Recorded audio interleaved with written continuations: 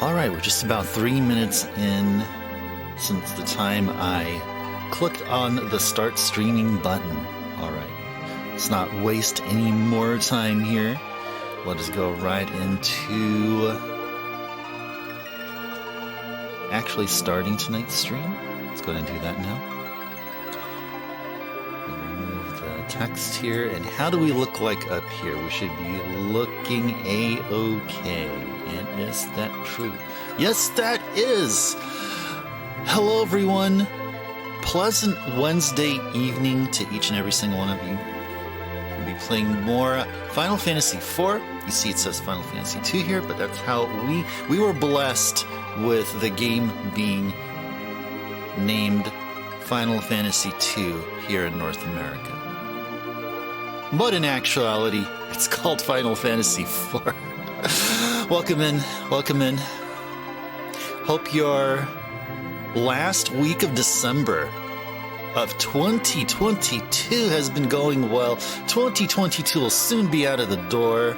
In about 3 days from now, we're going to be celebrating New Year's Eve, and highly likely we're going to be streaming on a Saturday. I was kind of iffy about whether or not we are going to be streaming on a Saturday, but I think thanks in part to conversation in chat last stream, I can miss myself. I have a good game to play. A really, really good game to play. Good game planned out for a Saturday. I hope to see you guys there. But before we even think about Saturday, let's get some pink puff grinding going here. So without any further delay, let's go. Okay, so all in all, we've had 8 pink puff encounters. Or encounters with a pack of pink puffs. They usually come in packs of 5. And we've had 8 so far. I believe we've had 5 on, I think it was Friday. And then we had 3 on Monday. So I believe we have 8 down. So, we've had no pink tail drops as of yet. We've had a few encounters which, after we kicked their butts, we've gotten absolutely no drops whatsoever. We've had a few Ether 2 drops, we had 1 Ninja Star drop, and then we also had an Elixir drop. But no pink tail as of yet.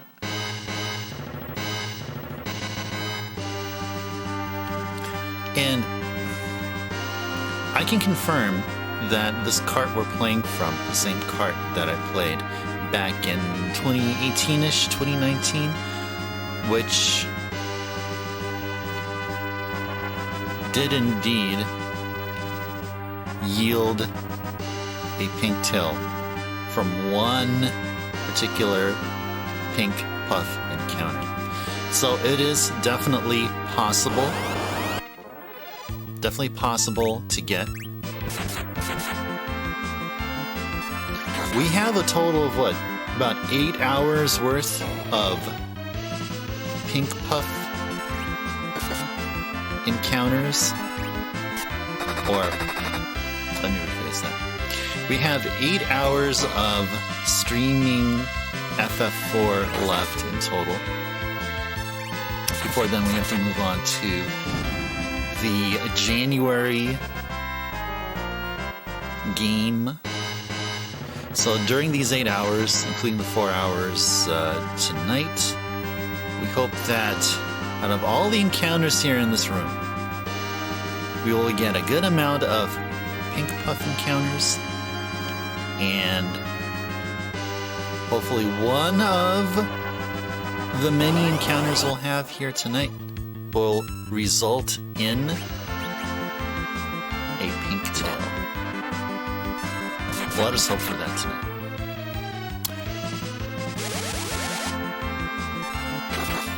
And I can say, and it'll be really easy to tell that we've gotten a pink tail. Now, not only will it say that, Not only will it literally say that on the screen, that we have found a pinktail drop, but the word pinktail will be in yellow text. Yellow text stands out. It stands out very well. It stands out very well. Now notice that the Elixir drop, the Ether 2 drop, the Ninja Star, that one Ninja Star drop from a Pink Puff encounter, they're all in white text, just like everything else. Pinktail is special. It's special enough that it's programmed to display in yellow text, or gold text, if you will. I think it's gold. I think it's really gold. Because it's worth its weight in gold in terms of time, effort, patience. It's all worth it. It's worth it. It's worth being in yellow/gold text. So look out for that. Look out for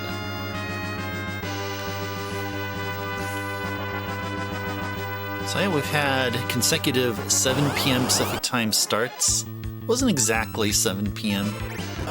Though it was like a little bit after. Just a tad bit after.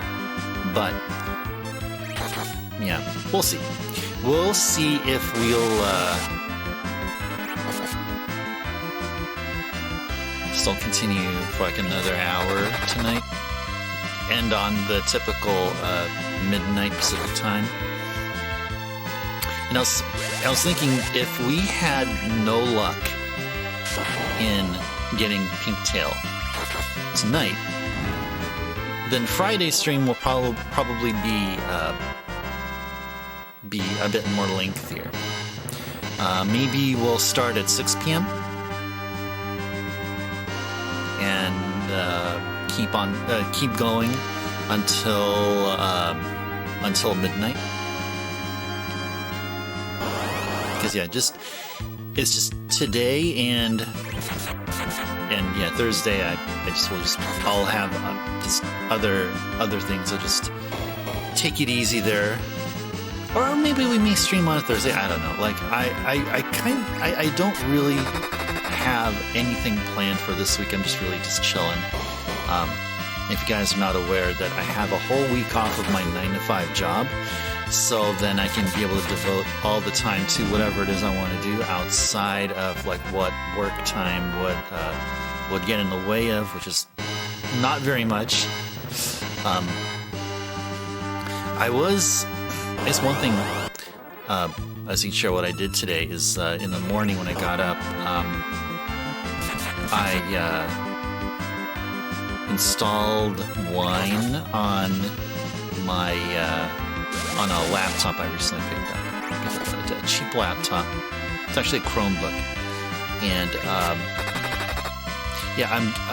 and the purpose is to install a Linux package, or a Linux development package. Then I installed Wine via the Linux package, and that's to get into NES development. Yeah, so the purpose of me grabbing a laptop is for it to, not only to be just a laptop. So I don't have to be a modern laptop. So I don't have a modern laptop with me for personal use. But now that I do, but it's also to have around if I ever wanted to do some NES game development on the go, or to have a platform where I have all my development tools and in a laptop where it's separate to my desktop environment right here, where it's all streaming focused and just general media stuff.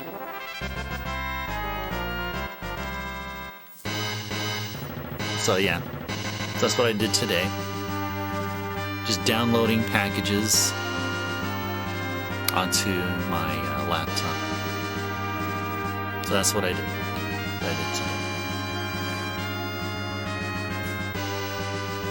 Yeah, preparing for the move, as far as like what to look forward to, as far as bills and other things. But other than that, it's been pretty chill. How have you all been? How has your day been so far?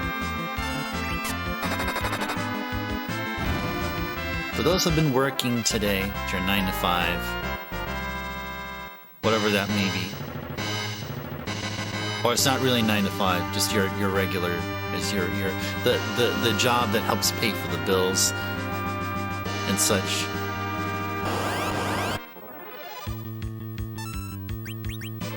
Hope all is well.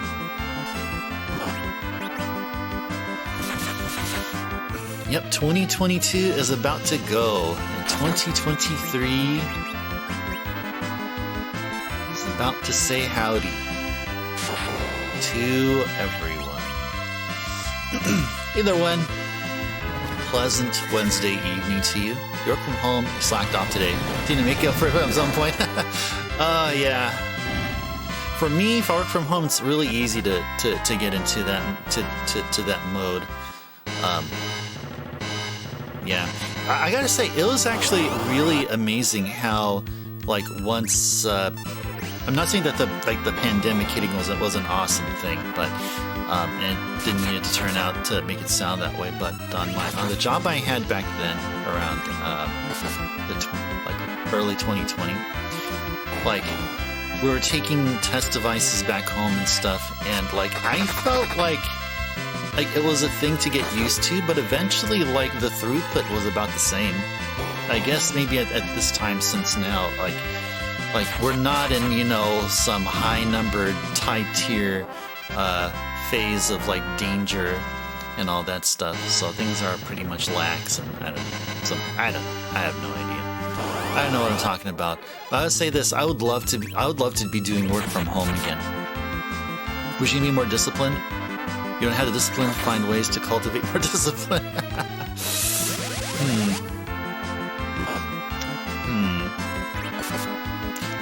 Well, one thing that I plan on doing to help me with that, because I have to admit I have to kind of sort of have that problem too, is dedicate a separate section of like the living room or the dining room or the bedroom in my new place, just so it'll be nothing but like work from home related tasks. So in my current 9 to 5 job, work from home just means just log in to the corporate network via VPN and just handle tickets. I guess for something more general, just handle problem tickets, and that can be done without a physical device in front of me. Whereas from the time that the pandemic first hit, my job, well, the job back then required an actual physical device to be with me. You've tried that. You tried to opt and make work area part of the space in your home that you use the most. Neither was preferable or work well. Oh gosh.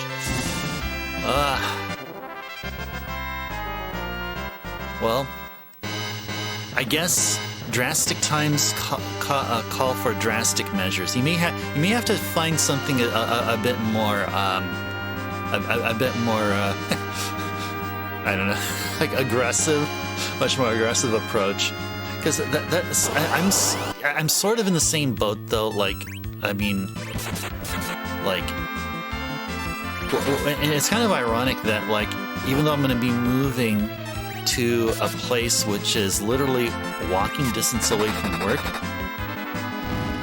the amount of experience I put in so far and how I ramped up and accumulated, knowledge enough, I am very much prepared to do work from home tasks. I mean, here it would have been so great because like I'm about an hour and a half drive away from, or from 45 minutes to about an hour and a half drive away from work. But then I'll be moving so close to work and like, oh, well, you didn't have to. It's like, really, it's like I didn't really have to. You're just spoiled baby needs to dig deep. Yeah, dig deep. Yeah, as we're deep diving into this pink puff grind, yes. You should make yourself. You should put in an agenda item for yourself and say, okay, Nintendo is going to figure out how to figure out a discipline, a tactic to help them with work from home and all that stuff. Oh, I wish you luck on there. I wish you luck.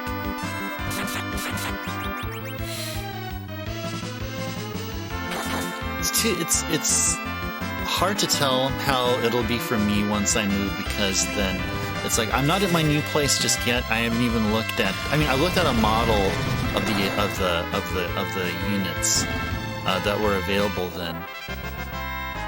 My new apartment will be a 1-bedroom, kind of sort of like how this one here is now.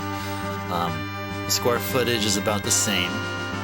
It's just maybe between 600 and 700 square feet. Around there. Maybe not 7, maybe more like 6. Mid to high 6.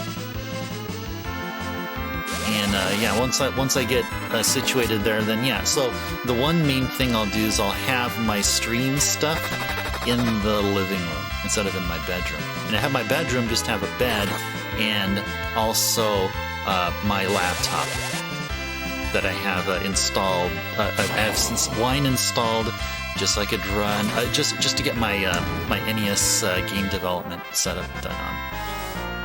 It's the right time of year for it. You have 3 days to nail down a New Year's resolution. Oh, there you go. Okay, let's start off with start off with a generic resolution and then work on it. Eventually, you'll get things narrowed down, narrower and finer, and something that'll work with you. Kind of like how in a year's time this channel went from whatever to something of a routine and a greater comfort level here. So you'll nail down something. Just keep at it. That's all I have to say. Just like for anything, any ambitious goal or project, even those that are looking into streaming, you see me here, and I get a lot. I get a decent amount of questions about streaming and stuff, and I'll just say, just go for it. I mean, advice is one thing, but the other part, which is the main part, is actually putting yourself out there and just trying it. Try something. If it works, toss it out, and then try something else. And if it kind of does work, then stick to it and refine it, and eventually you'll find something. So that's similar to like everything. That's similar to everything here. Routine is a good path to better. Yeah. Oh, yeah. Of course. Yeah. A routine will come ingrained into your psyche, and then you can then build off of these routines.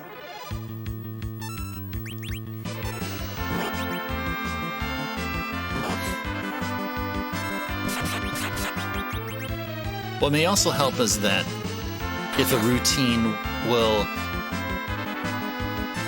like, if there's a goal that you want to achieve, and the routine will help you then get towards the goal. So the routine is the mean towards the goal. It's a mean towards the further end.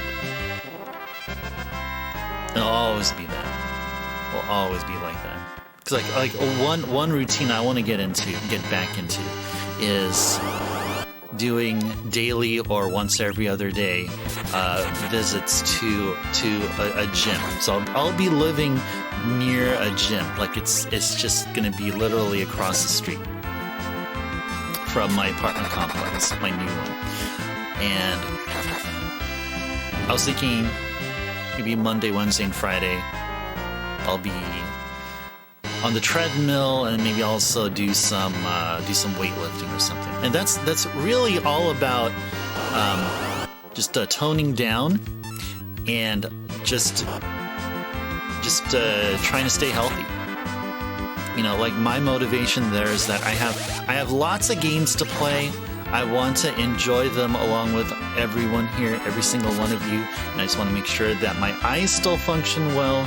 I can be able to still enjoy, you know, the audio visual awesomeness. So I want to make sure that I'm healthy. I got a lot of games. Guys, see that shelf you see back there? And that shelf over there? That's just a part of my backlog. I got a lot of work to do. I got many years of streaming still left. I just want to make sure that if you know that I'm as healthy as I can be. So that's the overall. That's what motivates me to get back into being healthy. So there's where like this drive, this motivation is derived from, and for me, like, and let's go back to the topic of work from home. So one of the highlights I can think of working from home is that I get to spend less money. I have all the coffee that I can have ever at home. I just buy myself a bag of beans and I have a grinder here, and I could make all the coffee I want without any issue. I love making eggs for breakfast the times that I did work from home. I miss that. I make some really good eggs. So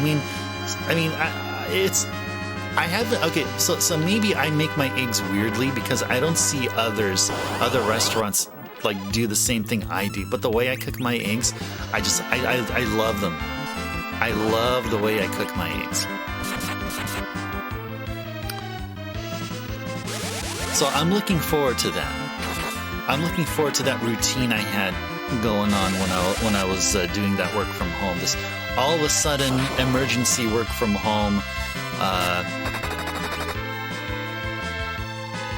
shift when the pandemic first hit. Grinding coffee is one of the best smells. Oh, I so agree with you. I agree. I have some really good coffee beans. I've actually been, unfortunately, I haven't been at home long enough during the weekdays to enjoy these nice fresh coffee beans. I've been on a monthly subscription to a bean company. And I have like about 5 months worth of beans that I haven't used yet. They're still in their original shipment, like containers, boxes, or one of them came in a bag. So they're still fresh. And I put in a hold on my subscription just so I can be able to get through all these bags of coffee.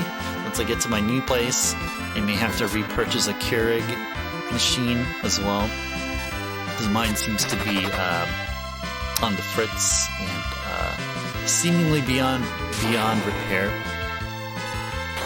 I'll have about 5 bags worth of coffee.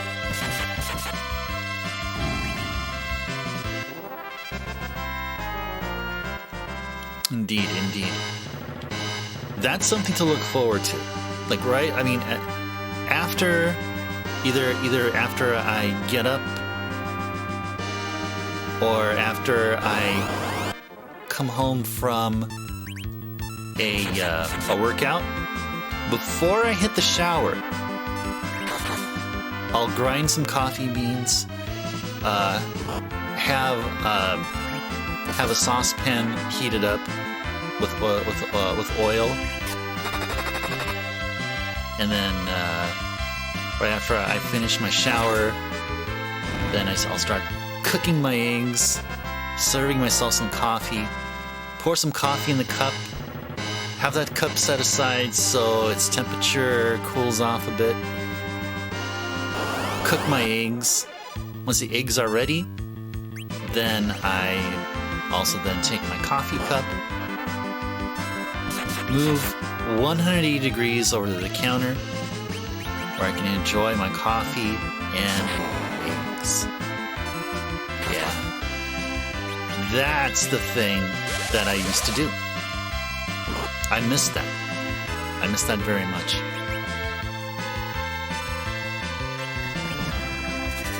I guess maybe one other thing that may have caused this disruption in my routine. I'm speaking for myself here. I think it's when I moved to this new area here and just getting adjusted to the climate. I want to say that okay, I know to expect here as far as weather in the Northwest, and I still don't like it, but I have to deal with what's dealt. And so then, okay, I'm happy with that. I'm glad that at least quality of life wise, I'll be closer to work and I'll have a lot more time to do whatever I want to do. The huge commute is going to be gone. Your cats are jerks and make all of that hard. Well, it's too bad. It's too bad that cats you can't just say, hey, guys, just chill. I'll go make you some coffee, and then we can. How about that? Will that work? If you just make your cat some coffee, just convince them that coffee beans smell good. No, you can't actually. They'll just look at you. They'll do the slow blink, and then they'll meow, and that usually means they're hungry.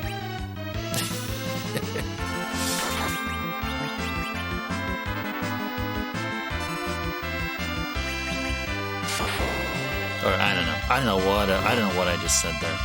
In some way, I'm thinking about what I just said. I think, wait, why did I say all that? Makes no sense.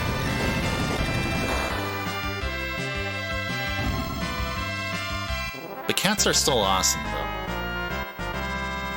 Cats are still awesome.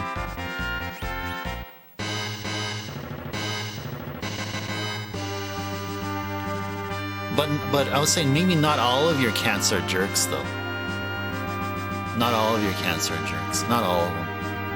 I know you have at least one cat which is all nice. Which is the nicest, though still a jerk. Is still the nicest out of all.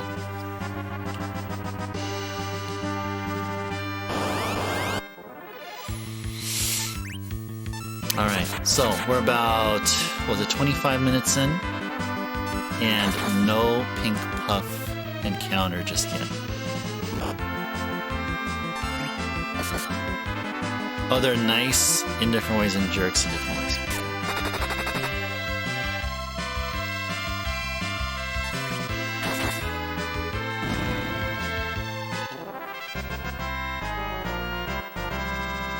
Well, man, I would think that if you used if you used a bean grinder and they're within close proximity, I think you might scare the crap out of one. They annoy you so much. I'm gonna say the one that leaves you alone the most is the nicest. Yeah, that's that. I guess that sort of logically checks out. I mean, mathematically, you would call it that. It sort of checks out.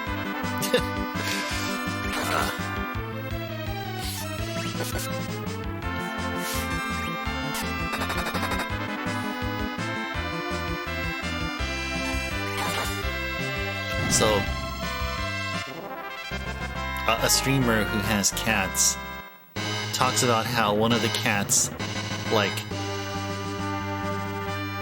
in the morning, wakes up their human by Like, and the human is like lying, like sleeping, you know, with their back down, just you know, like normal position, just flat on their back. The cat walks up to them and starts like pressing on their throat, choking their human.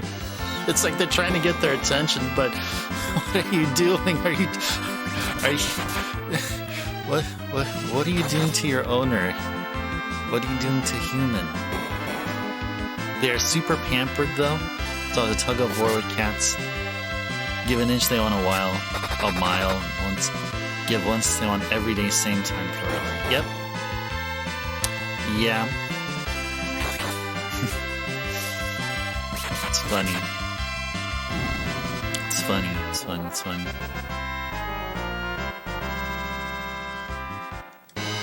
They're like no different than humans in that regard.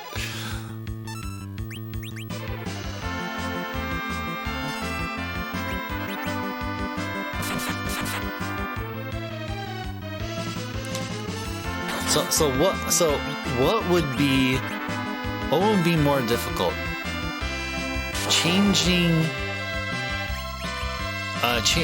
Improving on the work from home routine, or changing a cat's routine? Like, what if you start limiting the things you give to your cats? Will that be, in a way, like, the least difficult? How about this? So, similar challenges. The better either or similar challenges. Okay. I was thinking like out of all the New Year resolutions,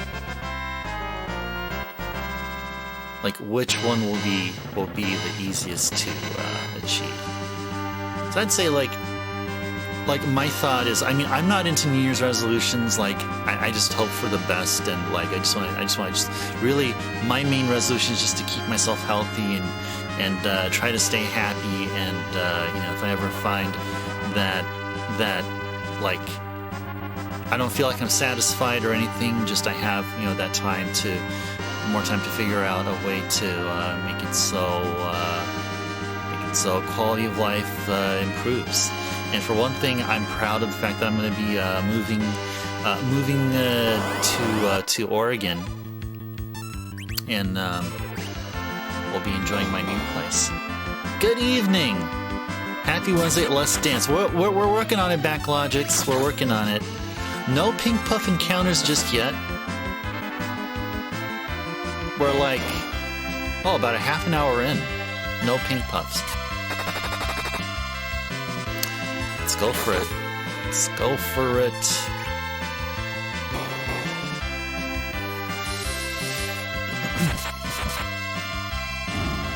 I'd say for 2023, if I would have a list of like stuff that I want to do, plan to do, just I know for sure I'm gonna go for the easiest resolution, the easiest one.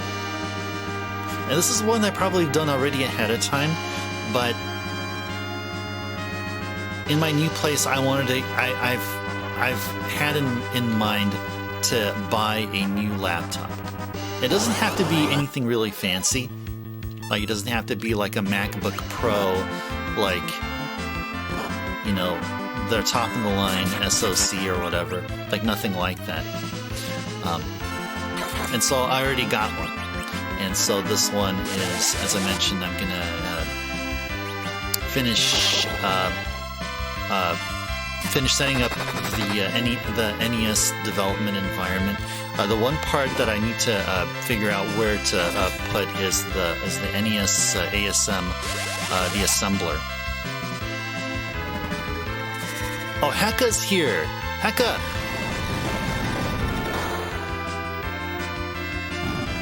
Pleasant Wednesday evening to you as well.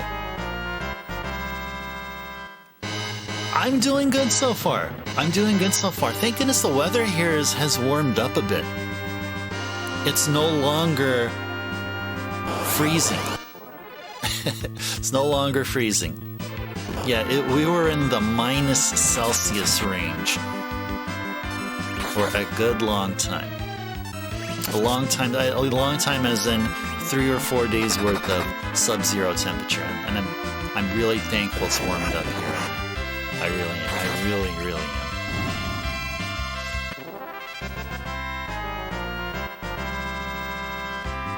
Everyday dance, yeah, it could be. It definitely could be. We'll be streaming nothing but Final Fantasy IV Pink Puff grinds. Our quest to get 5 pink tails. Everyone is equipped with adamant armor. Everyone's already going to be at level 99. Getting experience is like whatever. We'll just be running away. At that time, we're going to be running away from battles until we get our Pink Puff encounter. We can try.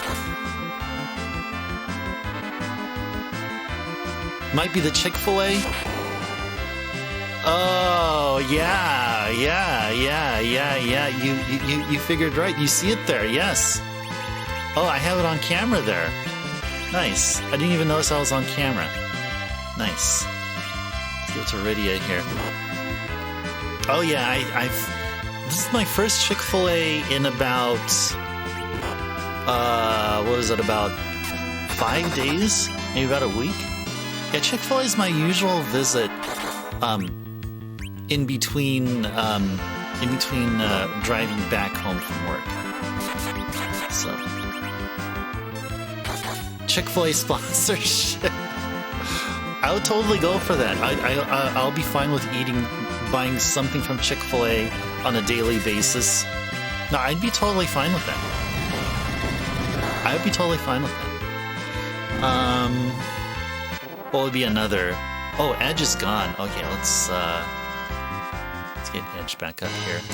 What would be another good one? Oh, water would be good. Like Essentia. I would totally like. I mean, really better than Chick-fil-A would be an Essentia sponsorship. I love their water.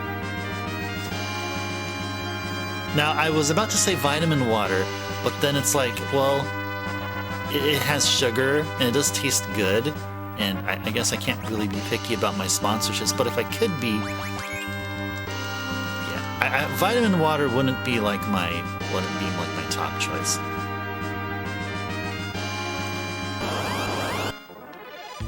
Whoa, really?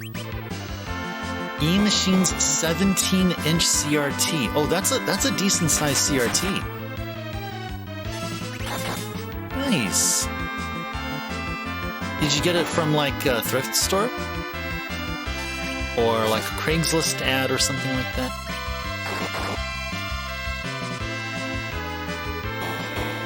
Nice. Well, in any way,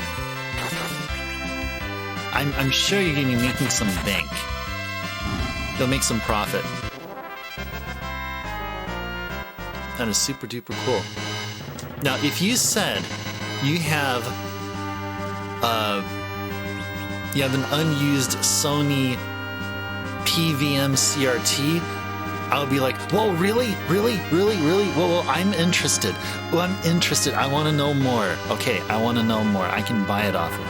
If you told me that, I would be totally interested.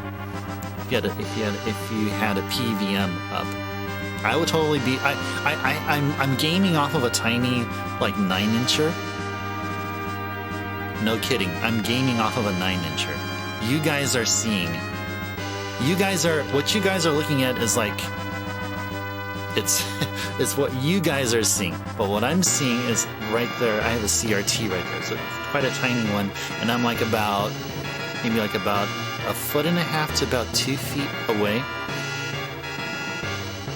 But I wouldn't mind having like a 14-inch PVM. Ideally, I'd want to get a 20, but those are really, really pricey. But it's worth it. To me, like one of those things, just like the discussion about like Rolex watches and like whatever, those other kind of things where like it's so expensive, but it's like worth it because of the durability and all that stuff. And PVMs are no exception. you get really nice quality, and compared to consumer grade CRTs, they are exceptional in their components and performance and all that stuff.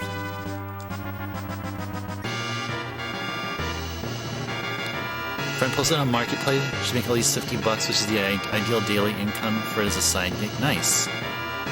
No, $50 in any way is better than nothing.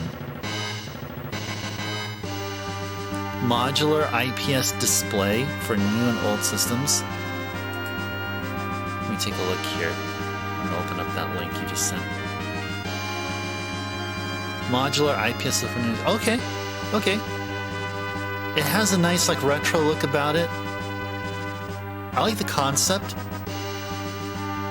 The thing is an IPS display and not really a CRT. I mean, CRT and current displays IPS or TN panel or whatever, they all, I mean, the way graphics are drawn, it's the same. I mean, from that perspective, but it looks like a CRT, and my brain is trying to say, wait, is this actually a CRT or is it not? And it's like it isn't.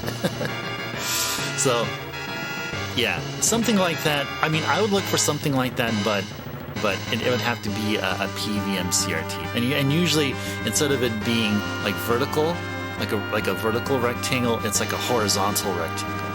So you see this box here, and then it's all like long this way. That is super cool, though. I should take a look here again.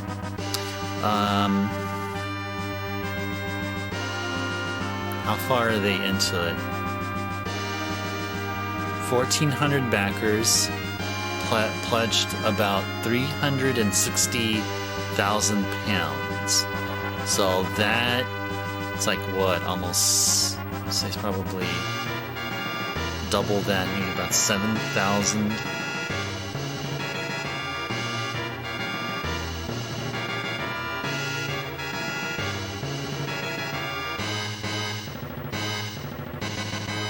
Oh yeah, they have an example of, I just have the Mr. running there. Okay. You too? Nice. You remember your Mitsubishi 21-inch CRT? Oh my gosh, 21-inch. Oh man.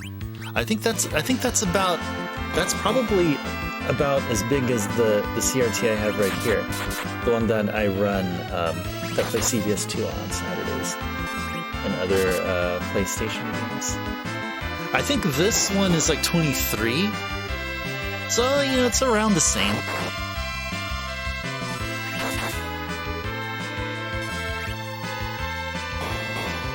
It's as close to recreating the features and output of a CRT as anything's gotten so far. Okay. Okay. That's a decent attempt, though. I mean, but the thing is, if it's trying to recreate features of like a retro feel, I mean, that's one thing. I mean, that's better. I mean, like, if getting a CRT's out of the picture, and I can understand because it's, like, and I'm just speaking about North America. I mean, North America, getting an old school CRT is not terribly difficult. Logistics-wise, maybe the only issue, but they're here. They're around here.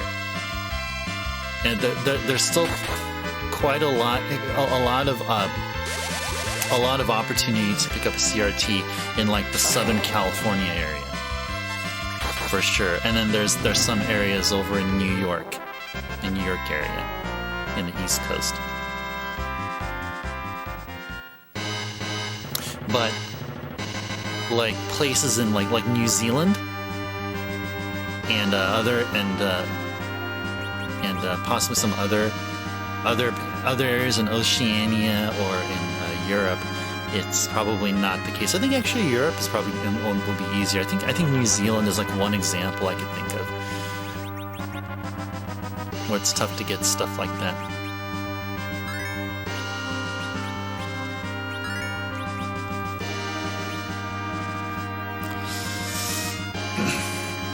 Portal to another dimension based on size and picture quality. Yeah. Oh, man. Well, you know, in retro gaming, I think the larger the TV, the better, because from a speedrunning perspective, where you would rely on pixel perfect movements, a larger TV will allow you to see pixels better and execute tricks better. Like one trick, for example, that I think of is the screen wrap in Zelda 1. So, I mean, I guess really you can do it on any monitor, any sized, or CRT, in any size CRT. The larger the CRT, the better pixels can be seen, and so movement can be more precise.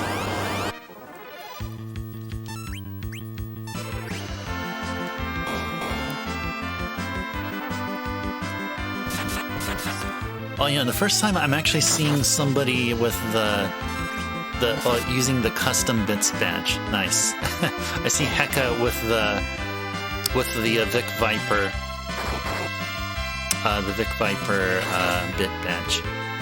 I think that's selectable. I think people that want to can either elect to have that as a bit badge or not, I think, or something like that. Cool. Nice.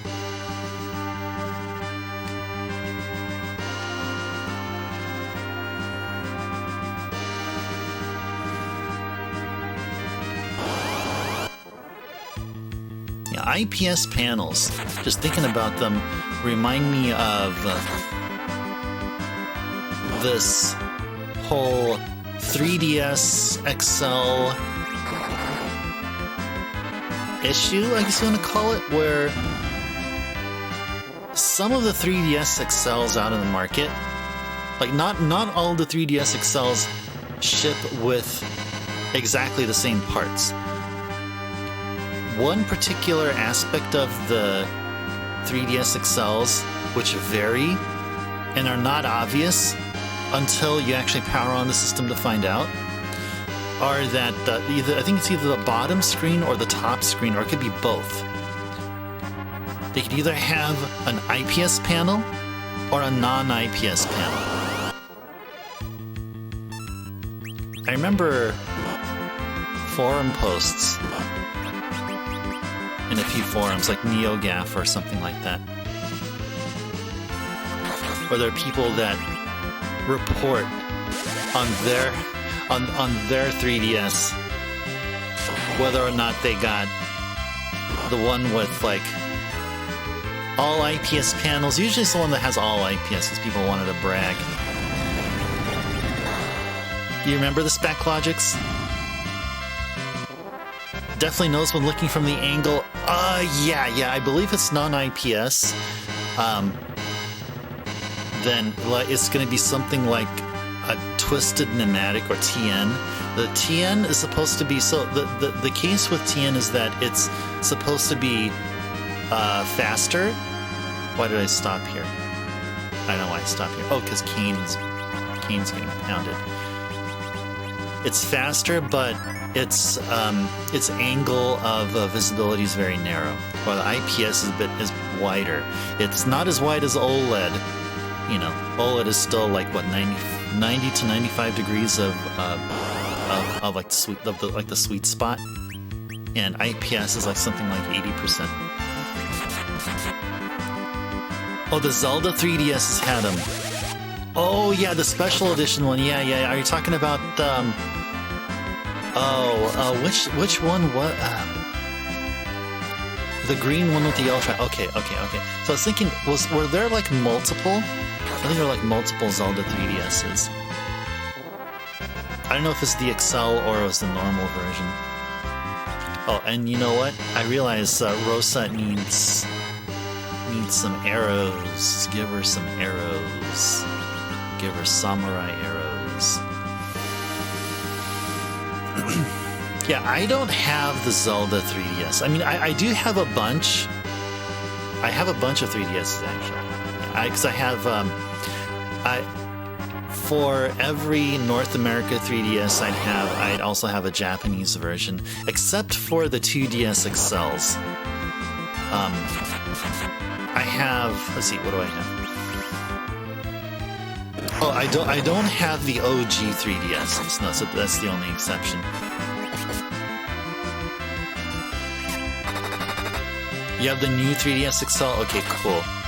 That's like the only one you need, really. I don't know how the 2DS XL like improves upon it. I mean, I like the 3D effect. I mean, some people would argue otherwise, but I enjoy the 3D effect in the games.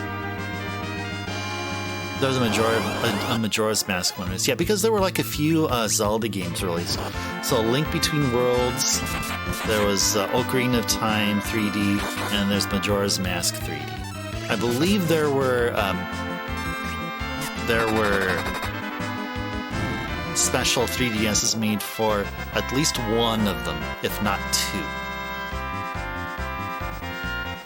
Yeah, 3D effect is great on certain games. Yeah, great on some, and just terrible on others. Yeah. What is one good example? Oh, like, Pushmo. We're talking about Pushmo. It just grabs me. It just pulls me in. It is really, really good. Oh yeah, Kirby's good as well. Yeah, the Kirby games I played. Yes, definitely for sure. Yes. Yeah. Oh, I was talking about my 3DS. So yeah. So I don't have the OG 3DS. I got in at the time that the 3DS XLs were out, and that was back in I think about 10 years ago. 10 or 11 years ago. So I picked up the first 3DS I purchased was a blue one. It was like blue. It was like blue and black. Blue and black. It had a blue outer clamshell, and then the gaming side was all was black. The screen side was all black. And then I followed that up with getting the Japanese version called the 3DS LL. They called it an LL instead of XL. And that one was all white. White clamshell, outer clamshell, and then white front on the screen side. And then after that, I picked up the new 3DS XL, and then afterwards I got a Japanese version. So the new 3DS XL is like paint's actually peeling off your current 3DS. It's seen some heavy usage. Oh my goodness! Need to get new cases for it. Don't feel bad about that backlog, just because that like shows history there. I mean, you made up for that purchase and more. I'd be proud of that. I'd be proud of the kinks and scratches on that 3DS. All right, I was talking about so yeah. So once and then my next set of 3DSs were, and then I moved on to the new 3DS. Right. So the new 3DS XL, I guess for North American games, was actually I actually bought it from an importer, and the version of it was, I think it was from like Saudi Arabia, or it was from UAE. It was from the UAE region. So apparently, the UAE region 3DSs are identical and are compatible with North America games. And so yeah, I got it. I powered, and I remember like it behaved no differently than a new 3DS XL you bought here. And the reason why I went out of my way to get the one from UAE or from Kuwait or Saudi area or whatever is because it was in blue. It was in a certain blue color that you can find here in the States. So it was blue on the outside and blue, the outer clamshell, and also in the inner part. So yeah, I have an all blue N3DS XL imported from Hong Kong, but was a UAE model. And then the Japanese version I got, which is the new 3DS LL, was the Super Famicom Limited Edition. So it was similar to the one we got here in the States, where it had the Super Nintendo like purple like look about it, but the Japanese one, it was instead Super Famicom based. And the one cool thing about it, the A, B, and X, Y buttons are multicolored. They're the same color as the Super Famicom controller here. Same color as this. I had to have it. I had to have it. So I can then transition over from using the white Japanese 3DS over and using the Super Famicom one. Super duper cool. Yeah. Oh, it's totally nice. Yes. Indeed. Indeed. Two really awesome 3DS machines. Yeah, and then afterwards, once the 2DS XL started coming out, and then the regular 2DSs, I wasn't really keen on getting the normal 2DS. It's like, why? I mean, the 2DS is like it's like a parental like gift choice. Like, it's really for parents that don't know anything about the 3DS. It's like, oh well, I know we'll make my kid happy. Like, my kid wants a 3DS, but you know what? This sales clerk at a retail shop convincing me about getting a 2DS is so cheap, and you know, like, it's whatever, and so they just buy it. Oh, that reminds me of the cheap Tiger game. Oh man, it kind of sort of does now, does it? Yeah, it does. It does. In a way, it does. I think I've seen it on kiosks, though. I've seen the 2DS, the regular 2DS in kiosks, and I was just not convinced. Like why? Like why go for the 2DS over a freaking 3DS? Like, I don't get it. I honestly don't get it. But then when the XLs came out, I was like, okay, I was kind of interested. I was thinking, okay, if this will be like the last of the 3DS's like life, it'll be like its last like thing ever, or a versioning that'll ever be like manufactured, or the last of its refresh. I was actually I was at that time thinking of picking up one, and I ended up doing that. I picked up a North America version, which was I think it was like aqua blue and black. It's just like the standard version. I have it set on the side, actually. Never opened it. I just have it on the side. And I picked up two Japanese 2DS XLs. One of them was the Dragon Quest Limited, which was silver and black with the slime logo. So I bought that on the whim. It's like, I have to have it. I mean, just in case, I had to have it. And then another one I got was a lime green 2DS XL, or a 2DS LL. I got the Metal Slime Edition. Yes, that's what it was. Metal Slime Edition, yes. Yeah, the 2DS LL, Metal Slime Edition. And I got another 2DS LL, which is just one of their generic ones, but it's a color that we didn't get here, I believe. I don't think we got lime, or maybe we did, but anyway, I got a lime 2DS LL. And I think it was on sale at the time. I think they were going for like north of 200 retail, and the one I got was on sale for like $100. So I thought, okay, cool, I'll pick it up. And that's kind of the same thing that I'm planning to do on the OLED Switch. Pick up at least one. Well, not at least. Well, I am just going to pick one. I'm not going to pick up multiple, but I do want to pick up an OLED Switch just for the same reason. I mean, just in case something happens with my normal, with my launch edition Switch. And the Switch I have is the one with the red and blue Joy-Cons. You love the silver and blue Monster Hunter one?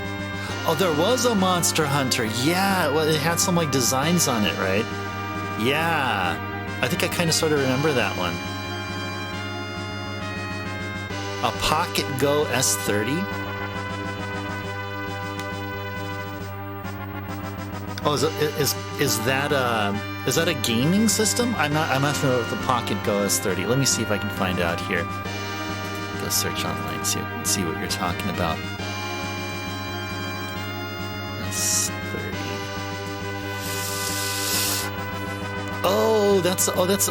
Yep.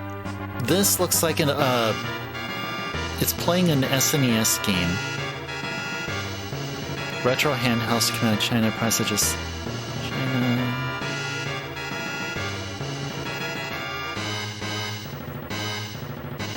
Oh, it's like an emulator, so you can like play like multiple stuff. Nice. On a way limited budget. Nice. Cool. Oh yeah, I was about to show you the here's my Switch here. This one. This is non-OLED. I gotta play games on this. I got to.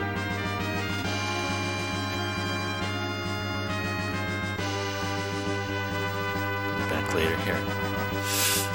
Those are. Yeah, the most recent DSD has a light. Okay.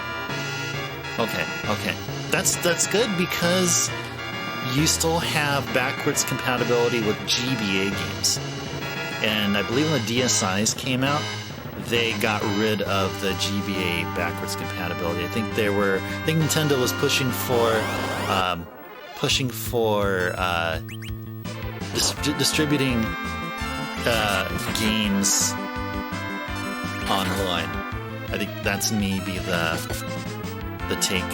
That's my take on why they did the thing they did. I put back my Switch and it's not. There you go. Okay. You guys heard a ka-chink? Maybe, slightly.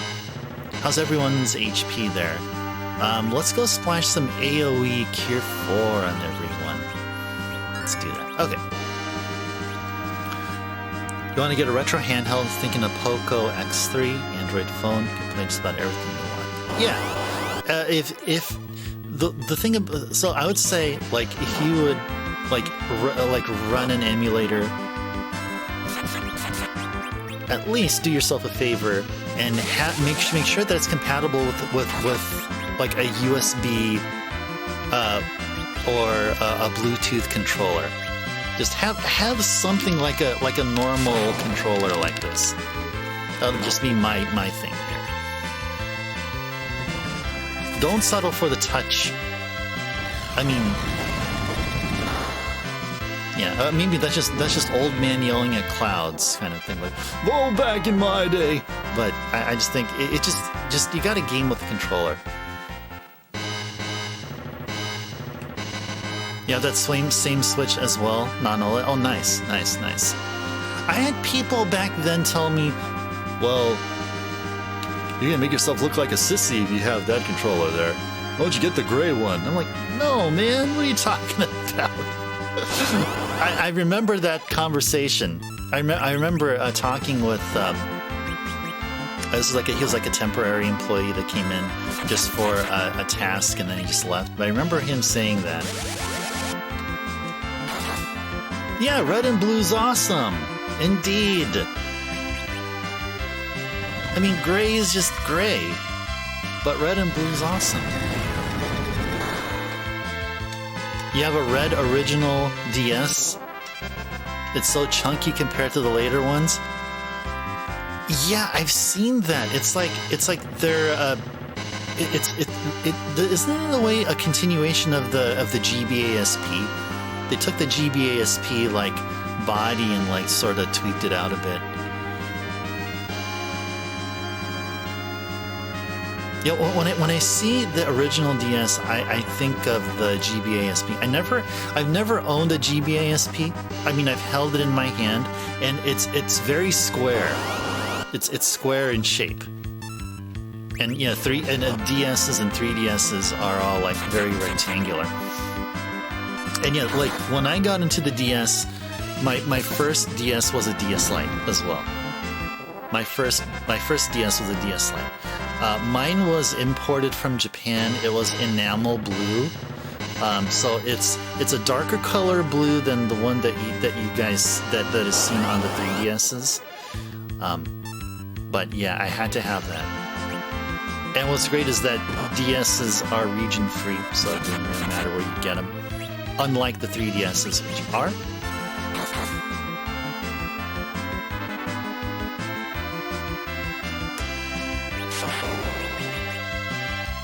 Ton of good Android phone controllers. You're reading chat. Gotta be playing. You used to have the GBA SP. Oh, cool. Did you feel bummed out that there was no 3.5mm audio jack? Because like all the ones I've seen, I think all variations didn't have an audio jack. I think even the Game Boy Micro didn't have an audio jack either.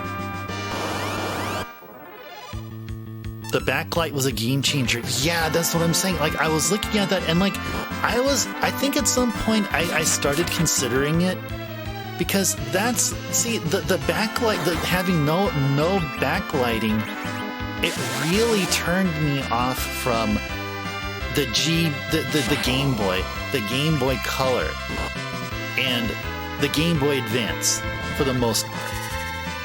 Like I had the original Game Boy way back when. I asked my parents to buy it for me. I even got, there was also a separate like battery charger or whatever, or a rechargeable battery thing. Took it back within like 2 weeks, because like I did not enjoy playing without a backlit screen. I was just that sensitive about it. Played Pokemon Ruby, and I think it was amazing. Never wore headphones. Okay, cool. It's for gaming. All right. See, for me back then, it's not with headphones as it is now. I think thanks to really streaming, this helps me check the audio and all that stuff, really. But really, I would have had audio out going to like a stereo system. Yeah, so I can get some nice crisp highs and nice beefy lows. Yeah, I would be pumping that out. That's how I would be doing with all my consoles and even like the handhelds. So when I would play 3DS games, they would be pumping out to a decent speaker system. But now, I guess, now that I'm a bit more adultish, like, I have to respect other people's, like, I don't know.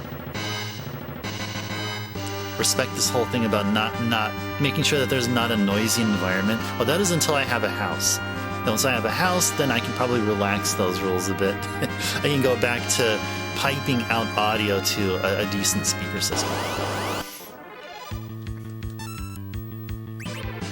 Hours of playing a night with that thing. Nice. Yeah, the OG Game Boy with a light boy and magnifying screen. Oh, I remember that. I had something like that with the Game Boy Advance. Actually, I did own a Game Boy Advance for just a bit. I think I bought a glacier white. It's like a translucent white. It's like a frosty white Game Boy Advance. It was part of a package in over at a Costco. I think there was Costco's back then. I remember going to a Costco and buying it there. It was bundled together with, I believe there was a game. I believe there was Oh, Circle of the Moon. I think it was bundled with... No, it was bundled with Super Mario Advance. Super Mario 2. Super Mario 2 Remake, yeah. And then I bought Circle of the Moon after that. I tried playing them, tried to enjoy them, and like in certain lighting conditions, they were fun. But that was just few and far between. All the other times, I was like, I can't see the screen. Circle of the Moon was impossible to play on because the game itself is dark.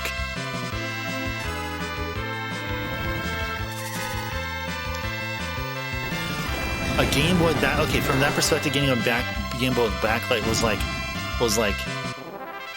a miracle. It was like a miracle.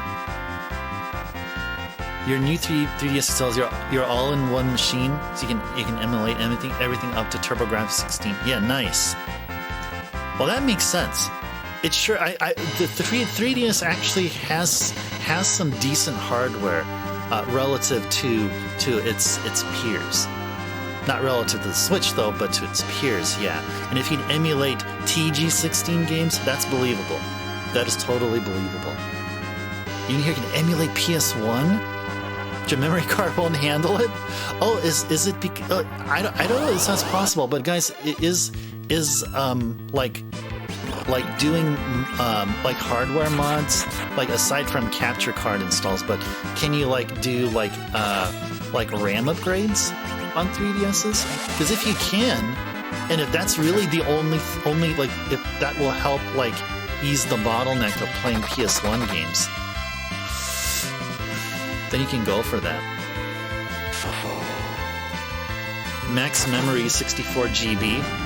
Okay, I think that's the max that it can work. If you put in something larger than that, then it's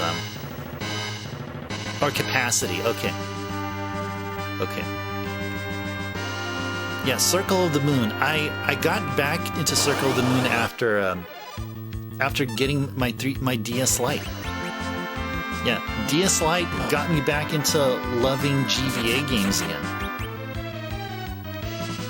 Yeah, so back in early 2000s, I had a Game Boy Advance, a Glacier White, and then I sold it. Afterwards, I was like, okay, this is not fun. Sold the games, and then literally about 10 years later, a decade later, I started getting into GBA games, and I had the DS Lite for like about 4 years before I started getting into GBA games. So yeah, DS Lite saw lots of play of new Super Mario Brothers. I loved playing the parlor games where Luigi, like you play cards with Luigi as the dealer. I think it was another bonus game. And a few other of those puzzlers that I talked about, I think it was last stream. And then, yeah, I started getting into GBA afterwards.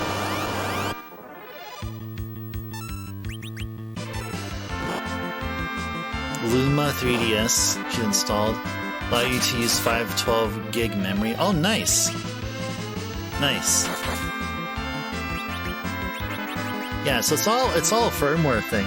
Nintendo firmware was making sure that you only use their own proprietary, they're not proprietary memory, but like memory cards with their logo on them or something. So if you don't see a 512 gig memory card with a Nintendo logo on it, then they don't want you to buy it because they don't get a cut of the profit or something. So you just want to make sure. So make sure no one gets it. No one gets anything larger than 64 or something. Oh yeah, Aria, Sorrow, and Crimean Distance. Yeah, and then those. Oh my gosh, Pink Puffs! The first one in like an hour. Let's dance, guys. Pink Tail. Let's hope for a Pink Tail. Let's hope for a Pink Tail. Oh my gosh! Oh my gosh! What a time to be out of MP and not be able to cast freaking Bahamut. All right, come on. Rydia, get back to you. Get back to your turn. Come on. Yes! Bahamut. Let's do it. Okay. they're not going to change songs as of yet, not yet. So if they do, then we may lose Rydia. But I think we're good here. I think we're good here. I think we're good. Come on, come on, come on, come on. We want to see. We want something. The thing we want is a freaking pink tail. Come on, come on, come on, come on, come on, come on, come on, come on, come on. Yes! Okay, let's go, let's go, let's go, let's go, let's go. Please. Please. Please. No drop. Okay. Alright. Stuff happens, guys. Stuff happens. Okay. So it's just the first Pink Puff encounter of the night. So let's be proud of that. We still have plenty of more encounters to go. You ran across a 3DS ROM hack of Dragon Quest 7 and 8 to add the orchestra music on the game. Way better than the mini versions. Oh, did you? Yes. Okay. Okay. That was a thing about even the what was it? I think that was a major complaint in 11. When 11 first came out, people were just not feeling the MIDI going on there. And then I believe the S version that came out, 11S, the re-release, brought back the orchestra. I didn't play the S version, I only played the original 11 release. But yeah, I did hear the MIDI and I thought, okay, well, it sounds a bit like, it's not very PS4-like. It's not a very PS4 game. You only had the S version? Lucky you. Lucky you. Yeah, the original had MIDI in it. And something about how the composer just wanted to make sure that like the orchestrated version just stays, like either it stays in Japan or I think it's actually he had Sugiyama-san, the late great Sugiyama-san. He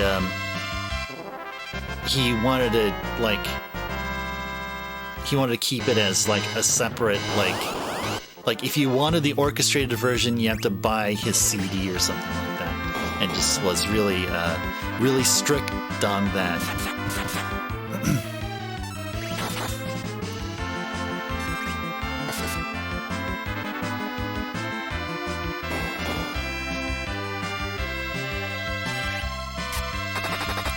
Yeah, they were making it hard. Yeah, it was like, well, I mean, I hope Dragon Quest XII isn't like that. Now, Sugiyama-san's no longer with us. He left Earth.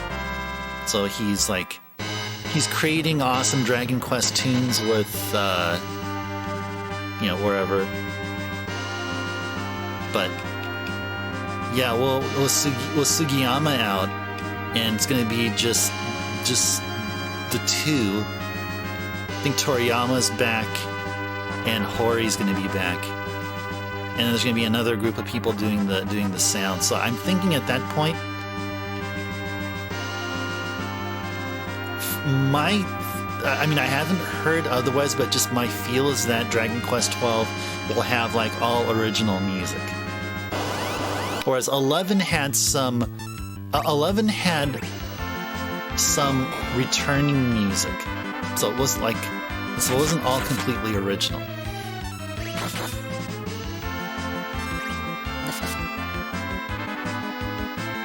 Your dog is someone who's influential for the fans that are here to love Dragon Quest. But give us a half experience. Yeah, it's a bit mind-boggling that like. I mean, this is no longer the 90s. It's not late 80s. It's not 90s. We're in the 2020s, and there's still stuff like holding back like awesome content from the Western world. And okay, maybe we'll just say maybe North America. I mean that it shouldn't be that way. I mean, Square Enix is a large company, not like they're limited in budget or anything, unless they're deliberately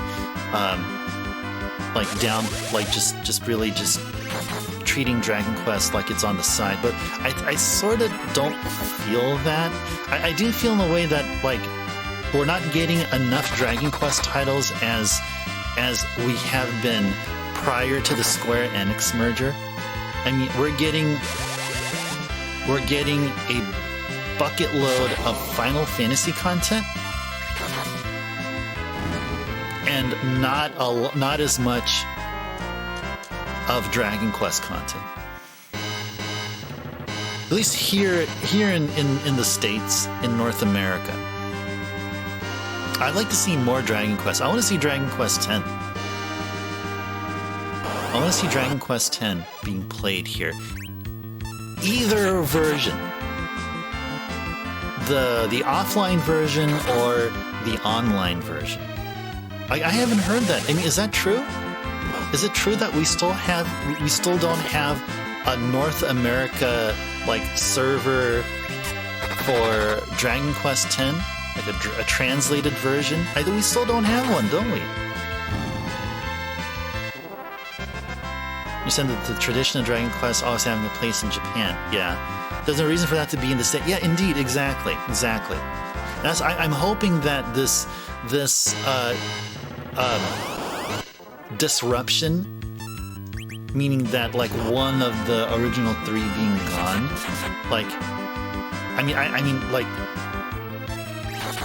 it's kind of hard to justify, justify that as being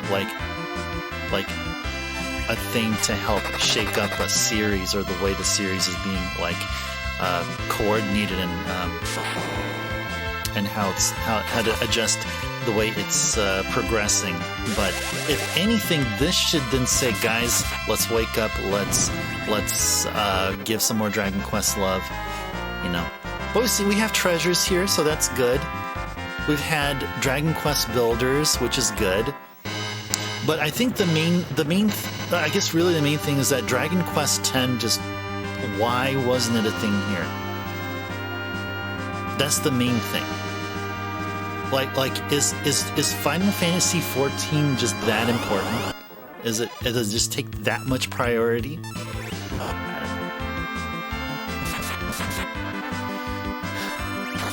Dragon Quest X in Japan only, and has been still. You have to VPN to log in. I see. There's an English translation. Go through all the mess to get it connected. Yeah, well, see, okay. There is at least a way. But really, what really speaks volumes is the actual the official Square Enix output of products in North America, and none of them are Dragon Quest X. So Square Enix, if you're listening, please bring us some version of Dragon Quest X. It doesn't really matter if it's going to be this year, this upcoming year, next year, or maybe 5 years later. Just bring us Dragon Quest X. You have a legion of Dragon Quest fans. Would play all of the games.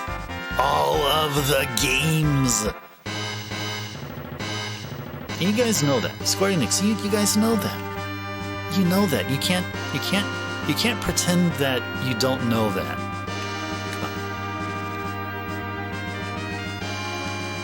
Yeah, it's like Final Fantasy XIV.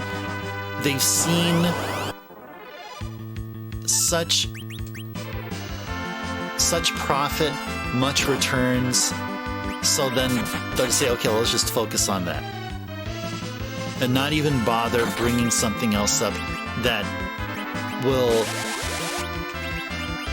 in short, disturb, screw up FF14's success. No, use it to your success. Build off of it. Dragon Quest X can help make FF14 be better. FF14 can help make Dragon Quest X better. It's like an inner struggle. It's like an inter competition, and competition can only do you good. You know? I mean, you guys understand what I mean, right? It's like, you know, Sony without Nintendo. I mean, Sony wouldn't be as successful as it is without Nintendo, and vice versa. And Microsoft is also thrown in there. You know. But those are different companies. But you're talking about an inter-company kind of like, it's a kind of a trade-off. You're like trading blows. You're learning off of your mistakes.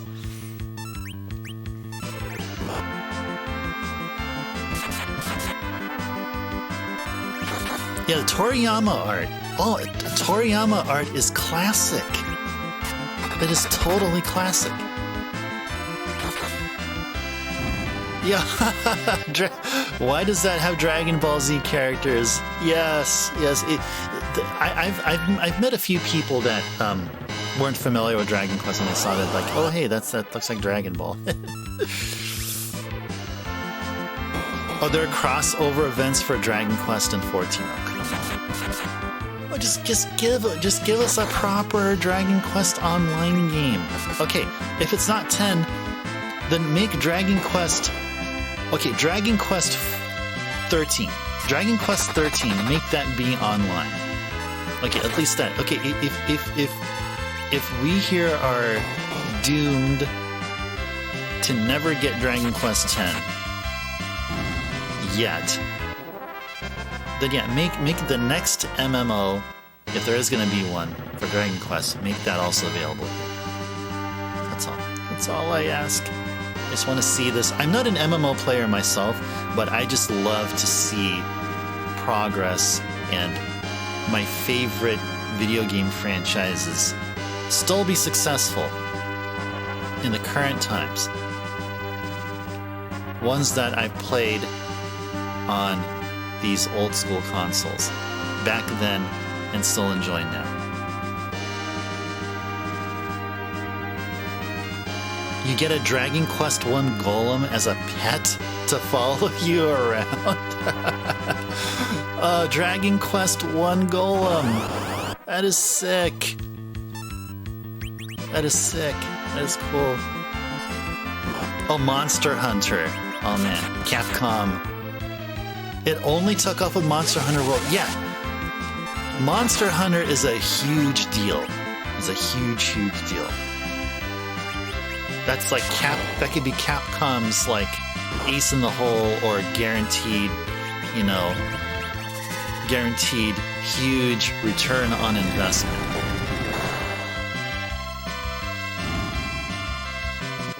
A PS1 remake of Dragon Quest IV? Isn't that really a port of... Oh, I think, wasn't it ported to the DS? Because that's what I've seen. I own the PS1 port of 4.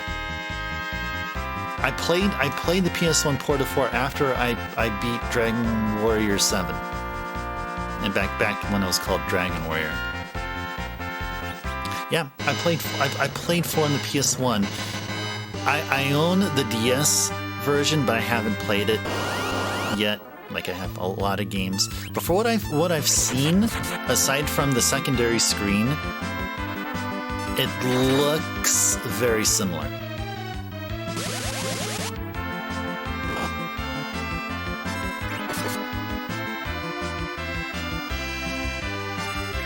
You got into Monster Hunter 4 Ultimate? Oh, I think that was for the 3DS, wasn't it? I think it was 3DS and maybe also for the Wii U, I think? Maybe not Wii U, maybe it's just a 3DS game. I haven't played... I have played Monster Hunter Tri on the Wii. Yep, okay. I have Monster Hunter Tri. I just want to pick up Monster Hunter because I heard it was like the thing. And so I wanted to get into the thing. I played just a bit of it. But then I had other games that had more priority. But yeah, I have it up there in my Wii shelf. My Wii section of the shelf. It's really fun. Oh, I bet. Yeah. I was just getting into it. I remember at that time, I thought, okay, do I really want to get into another world here? There's it's like a different kind of like naming convention going on there. Control scheme, I think, was a bit different than what I've used to. So I thought, I'd be totally down for getting into Monster Hunter Tri. Just never got back into it. Not that I hate it or anything. I just thought, okay, I just need to set aside. Need to find time to set aside and focus on a Monster Hunter game.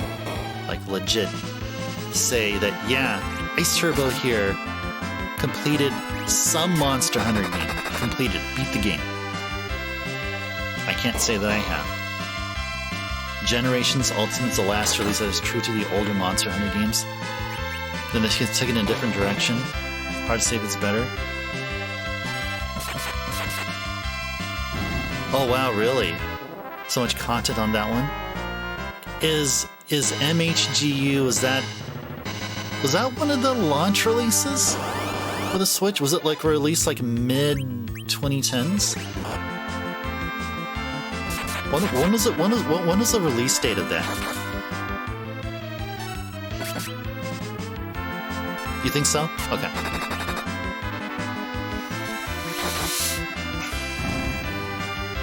Or at least shortly after. Okay, so it's probably just shortly after. What was it, like Breath of the Wild and Odyssey came out? Mario Kart 8 Deluxe.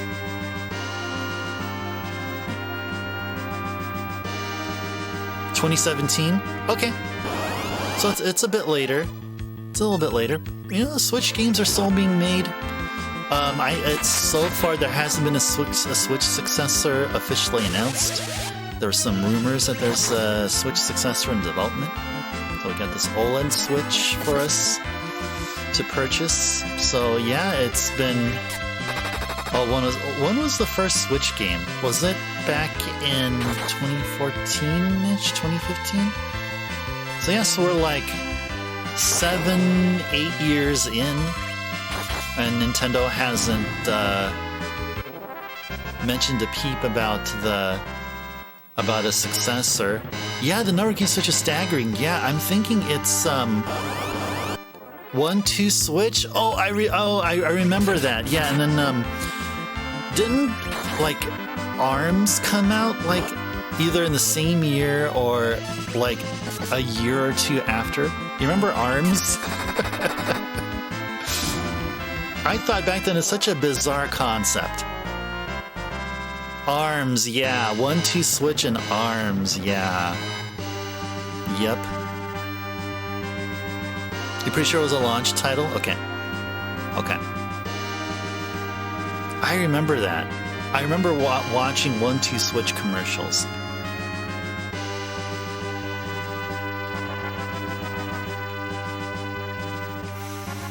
Yeah, the number of Switch games is reminding me of like the amount of PS2 games which are out, because the PlayStation 2, my goodness, there's so many games. And like I have as much PS2 games as I have NES games on that game list that I have out in the open for you guys. So yeah, I have north of 200 PS2 games. Now that's also including Japanese version games. Yeah, everyone is getting a title put on the Switch in some form. Yeah, maybe after I finish developing my game, maybe I should port it to the Switch. But the thing is, like, it's an 8-bit game. Why do you need such a powerhouse of a Switch to play my game? Like, what? I'd be more impressed if you'll play my game on like a TI-89 calculator than I do. That's like, oh yeah, I'm gonna port my game on the PS5. Oh, okay, like it needs all that power. But anyway, see, Rydia keeps running out of MP. Well, one of the games, like Wii U ports are aplenty. If they haven't been, I'm sure there's going to be at least one or two more Wii U games that are going to be ported, which haven't been. Maybe Xenoblade Chronicles X. What would be another one? Just looking at my Wii U collection there.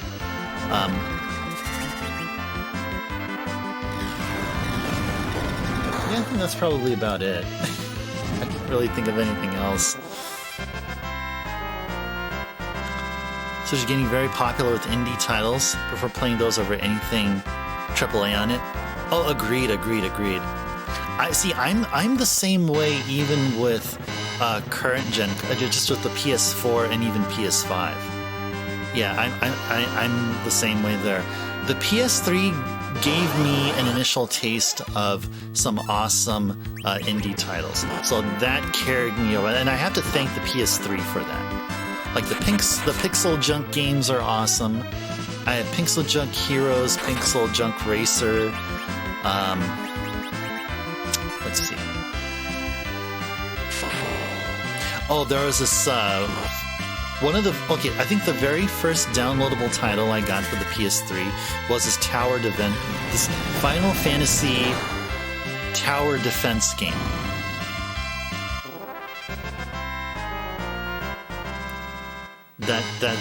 I soaked hours and hours onto that game. And then after that, I guess the main MMO I played, I know I mentioned I hardly play MMOs, but Fat Princess. I had lots of fun playing Fat Princess. World, you might be, no. That's, no.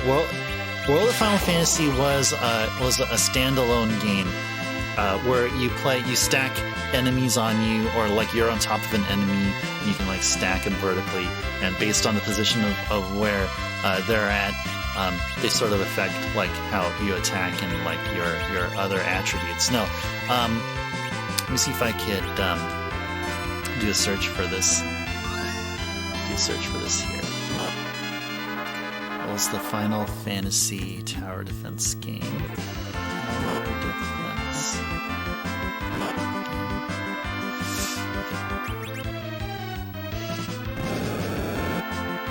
Oh, Crystal Defenders. That's what it's called, Crystal Defenders. That's the tower defense game I'm talking about, Crystal Defenders. Like, I'm not surprised if no one knows about it.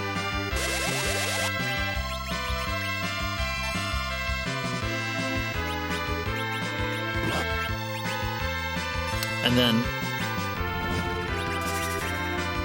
once I learned about Pixel Junk Heroes, and I learned that was a tower defense game. I thought, okay, I'll go for it, and there was like a lot of good press on it. And then I switched on over to playing the Pixel Junk version. Man, I can't wait to stream PS3 games. We can enjoy playing both of those tower defense games here. Oh, and another good game, another good PS3 game I would love to stream is 3D Dot Game Heroes. Such a fun game. And I'll share this with you guys. The last few times I played 3D Dot Game Heroes was at the time when I was laid off of my job.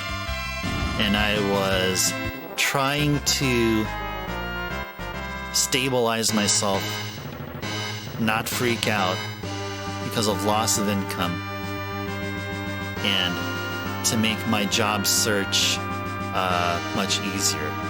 So 3D Dot Game Heroes was like my comfort game. It was like my game when I'm in need of help. So I hope that the next time I play 3D Dot Game Heroes, it won't be the same. It won't be due to the same reason. Somehow it turned out to be that way. But yeah, 3D Dot Game Heroes is such a fun game. Even regardless.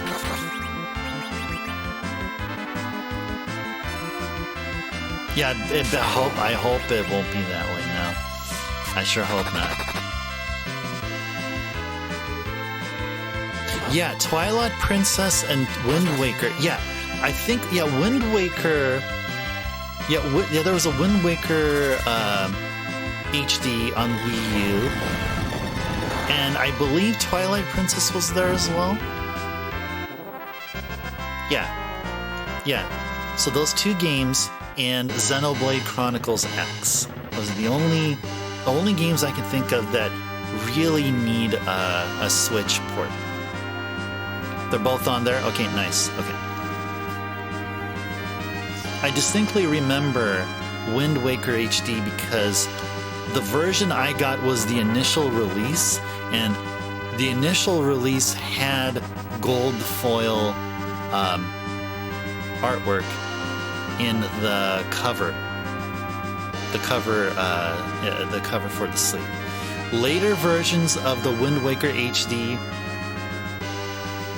copies for the Wii U did not have the gold foil design. But the one I have has some gold foil on it. And that was the initial release. And yeah, Twilight Princess HD was a later Wii U release, I think. It was released before Breath of the Wild. And you guys know that the Wii U also has Breath of the Wild. And Breath of the Wild, from my understanding, was the last first-party Nintendo title on the Wii U. Just keep in mind, first party, the last first-party Wii U game. And then we had Just Dance 2019, 2020. One of the Just Dances, or the Just Dance series, continued on the Wii U, and also actually for a while on the Wii. Oh, I think the Wii had Just Dance 2019 now, did it? Yeah, the Wii still had support. Still had some third-party support. Official third-party support. For a freaking long time. Now, I don't see Wii U games anymore on store shelves. I'm trying to remember the last time I've seen Wii U games on store shelves. And I want to say early 2022. It's either 2021 or early 2022. And it has to be a Just Dance game. Yeah, it has to be a Just Dance game. Okay, Ed is in need of caring. So does Rosa.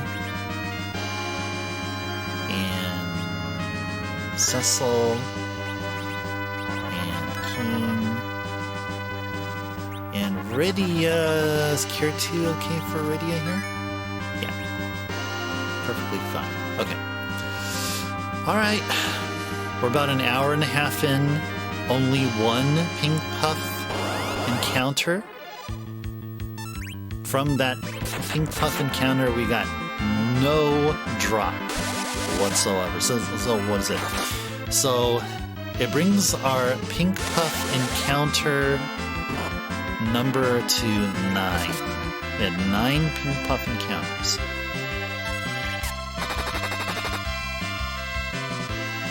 Yes. Yeah, my permission. Go ahead.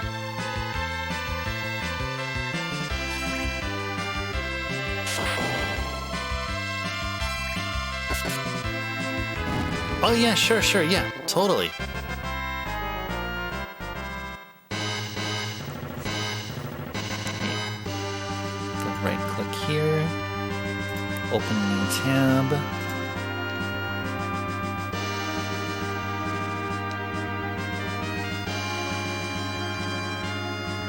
Oh, it's giving me a link. It says you're invited to edit a design created by some person's name. Is your name, of course. Start designing now. I don't get a link to some artwork. It's like a blank canvas.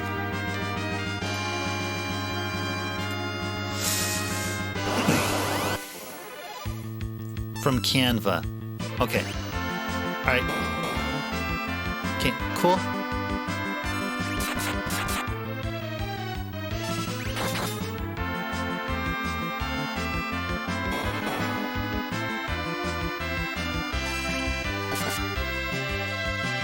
We need more pink puffs, guys. We need more pink puffs. Where are you guys at?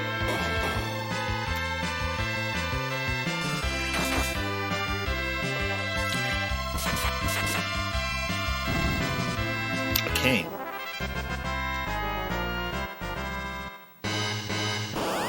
I think I heard a... I may have heard a Discord thing. So maybe he added something. Maybe it was you or maybe somebody else, but let me see. See what that's all about.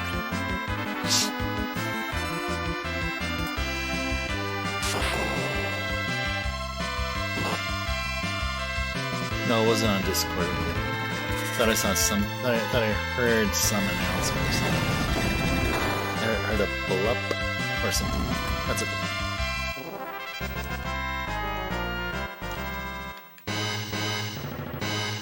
Ba-da-da-da-ba-ba. Pink puffs, where the heck are you? I know you're out there. You guys wanna dance? Well, we want to dance too. And then take a pink tail from you. Well, whichever is easy for you. Backlogics. Yeah, totally. It's all good. Ba ba ba ba.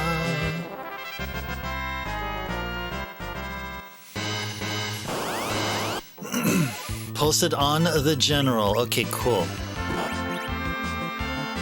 So after I get Vidya to... Oh my gosh, it keeps ruining... No, you know what? We need to, like, properly, like, ether to her.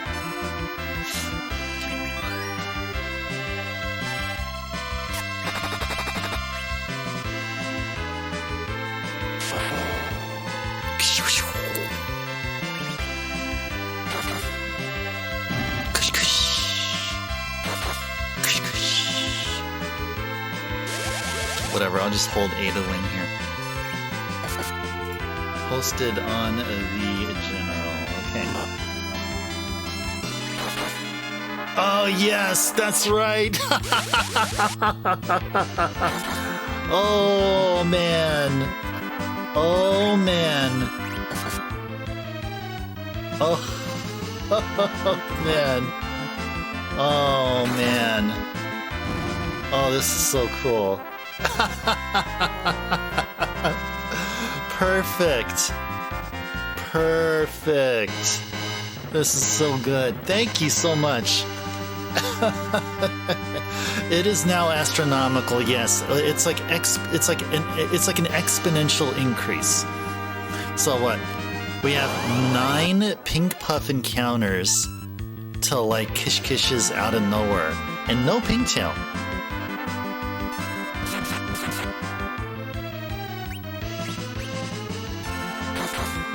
You trying to get the battle background couldn't find one that didn't quite require editing?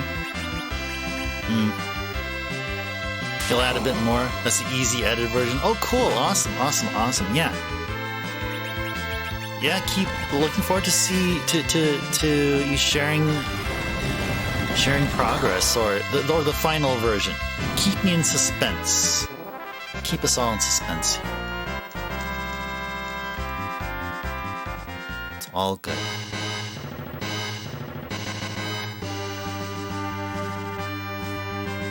But see, that by itself is actually good.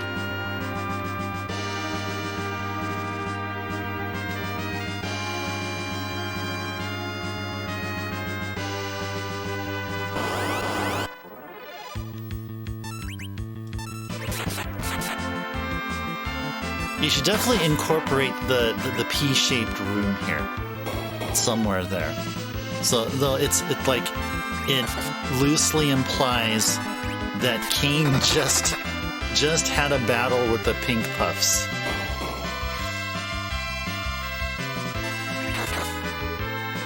That's also Vortex as well. Okay, cool. Awesome. Awesome. Awesome. Yeah, I thought that looked familiar. Found someone that made it for download on PC. Oh, nice. Nice, nice, nice.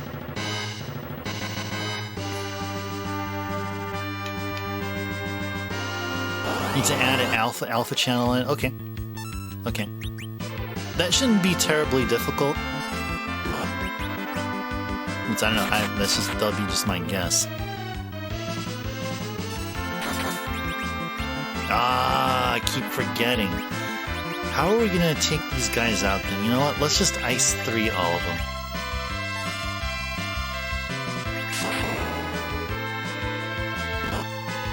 So it feels like it's about time to restock on Ether 2s. Uh-oh.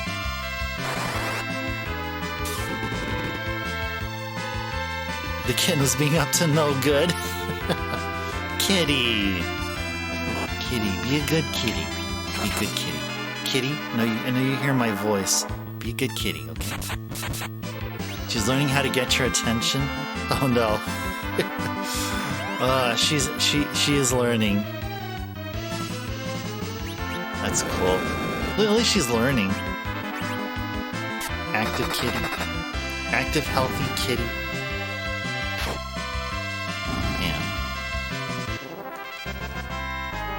Rosa gained a level.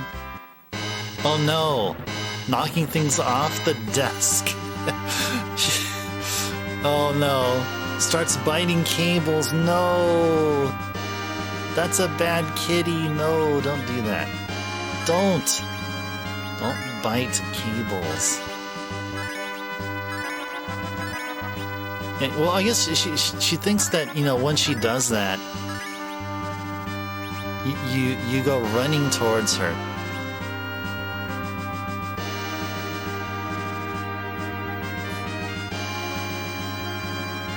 Now how can there be a way to make cats unlearn that, kind of get rid of that habit, make them do something else other than that? Like, I mean, you can't like spank them or something, or whatever, or punish them. Like, how would it be a way to like to de-learn that stuff from them? You go for a spray bottle. Okay. Okay. I think that's like the most humane way to go about it. Last cat bit through your razor naga cable. Oh no. One good bite and was completely ruined. Oh no. Just a bit of water. It's a good enough deterrent. Just keep doing that. Or maybe you have, and still not a whole lot of results though, but yeah, as humanely as possible.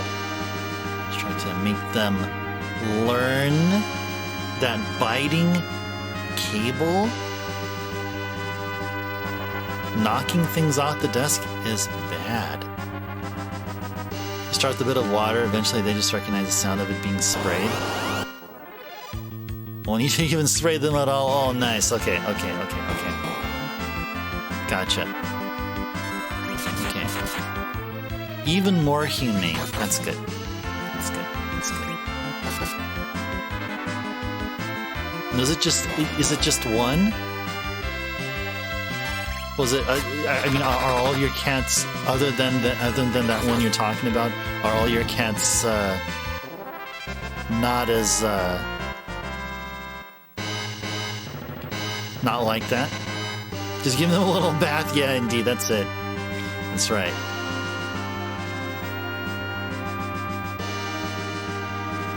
But that somehow, I would imagine that somehow it serves as like a negative response. Yeah, just the kitten bites on the cable. Others don't do it all surprisingly. Oh, that's...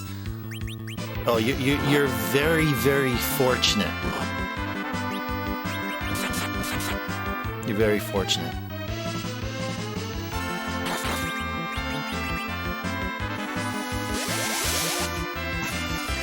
Da-da-da. Blitz.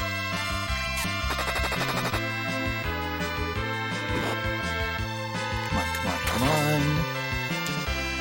Where are you, pink puffs? Reaching the 2-hour mark and no pink puffs yet. Come on. good numbers there. Some good numbers. Edge gained the level.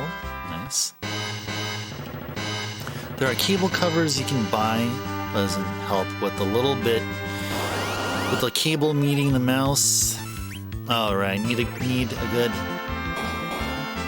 at least a little bit to move around. Can't cover it up with a protector. Oh gosh. It's like if they just see any part of a cable, they just think, ooh, I better bite it. Or the kitten does. Just a little to move. Need at least a little to move. Okay.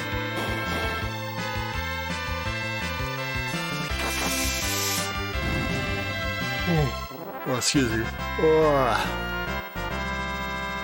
Rubber wire is good for teething. I wonder if there's products out there which are like cat-proof wire, cat-proof whatever.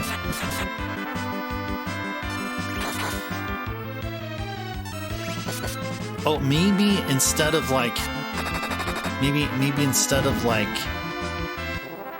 I was thinking like what would be a thing that a cat will be less likely to push off of a table? Now a cat can't push a brick off the table, right? Now, I'm just thinking just out there. I'm just thinking way outside of the box. So if a cat can't push a cinder block off of the table, right? So then instead of having just a regular mug, isn't there like a really thick ceramic mug you can have or whatever? A cat can't be able to push that off, right?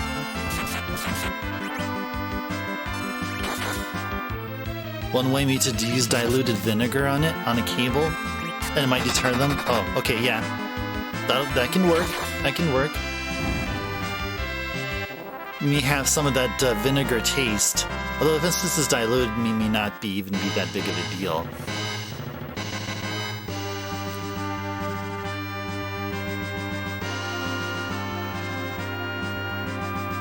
Yeah, like just cat-proof furniture or something, or cat-proof office equipment or something. Get one of those rubber mats put under the kitchen where to stop it from sliding around. Oh yeah. Can't remember what those called. Oh, yeah, I think I've seen them.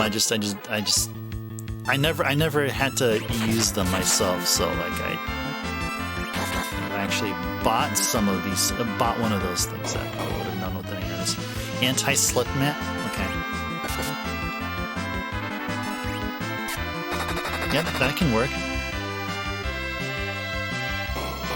That's definitely better than having like super duper heavy office equipment or something.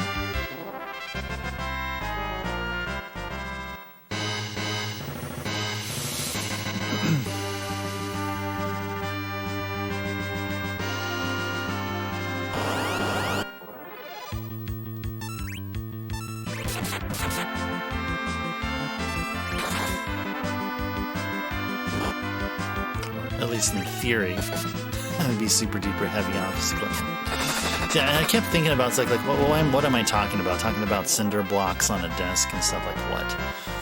I would be interested I wouldn't mind using a brick just as like a paperweight. Like literally, that's all a brick would be for. Just be for paperweight. If I had a cat come up and just get up on my desk and start like, going, like this and like, like rubbing its face on it and stuff. It tries to rub its face on a brick. The brick won't move.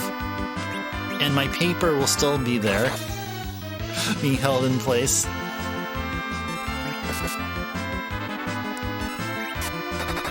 They don't get into too much trouble, only when they want your attention. It's usually walking over the keyboard. Oh gosh. Oh man. Well, hopefully they're maybe some of them are like watching the stream here, and if they catch on to like when there's pink puffs that come on, hopefully they walk walk on the keyboard in the way that they type out the emote for good luck. That would be a miracle. You ready to get some cinder blocks to make your desk your own do-it-yourself standing desk?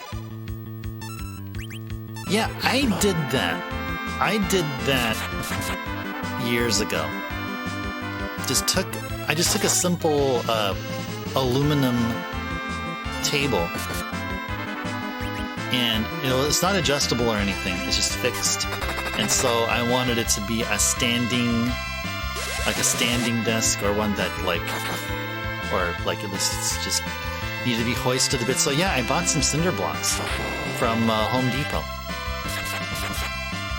They're really cheap. And you know what else cinder blocks do?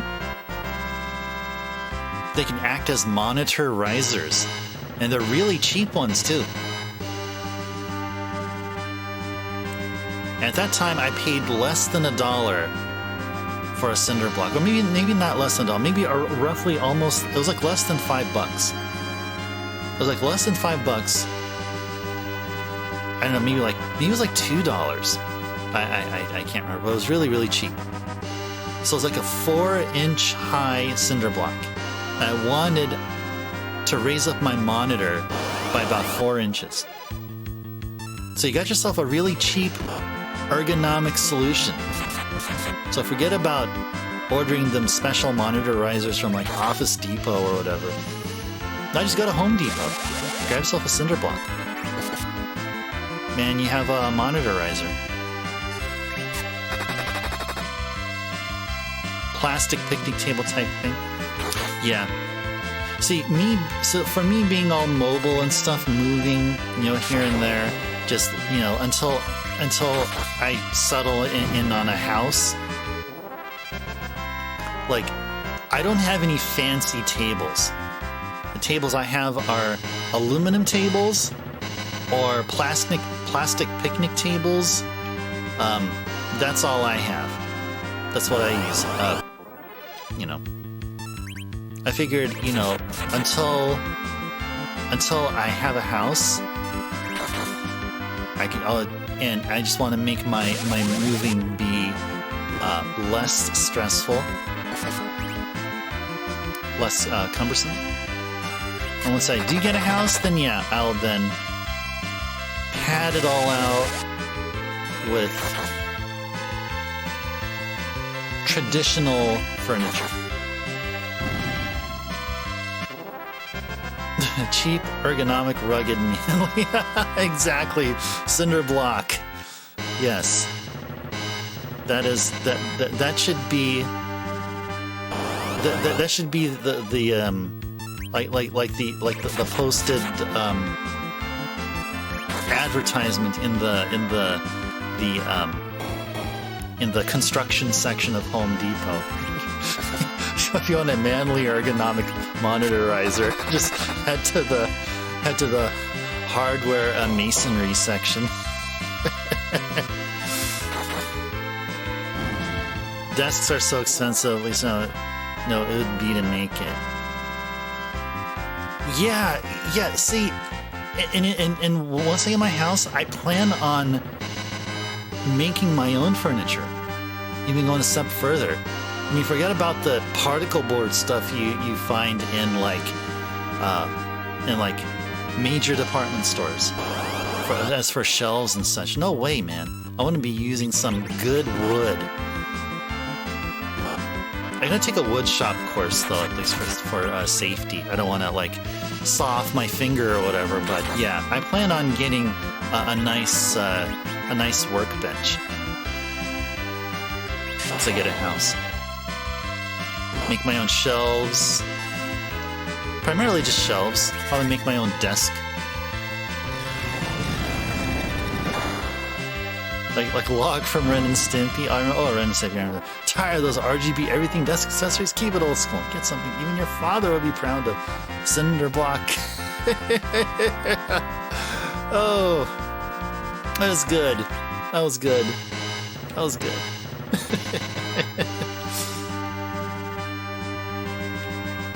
Cinder block, cinder block. It's big, it's heavy, it's stone. Cinder block, cinder block. It's better than bad. It's really good. Or something, I don't know.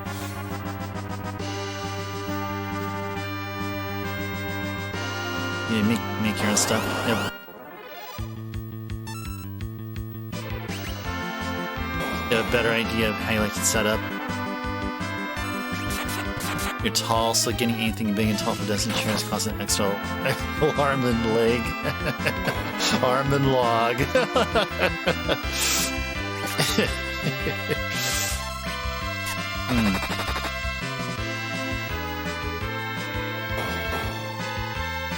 Nice. There you go. So you got the motivation there.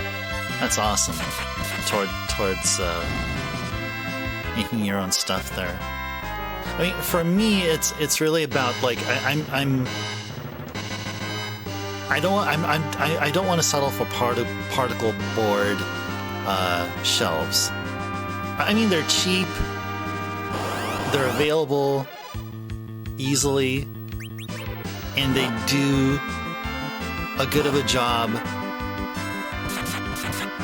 as shelves made out of actual wood.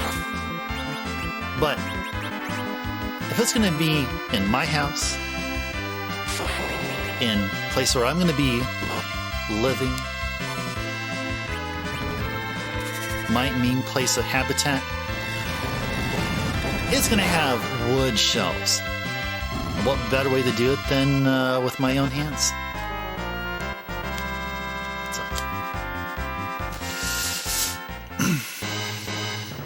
Getting any kind of furniture or shelves, it's almost nothing and so expensive for what little you get. Yeah, it's just the convenience factor. And yeah, I mean, the shelves I got back there, I ordered from Home Depot, so they're fine.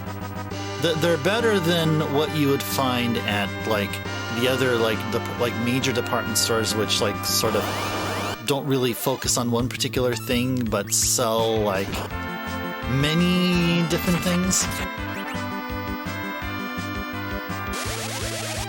But yeah, like if it's like from Home Depot or Lowe's, I mean, sure, I'll give them the benefit of the doubt. And plus, also, they seem quite more sturdier.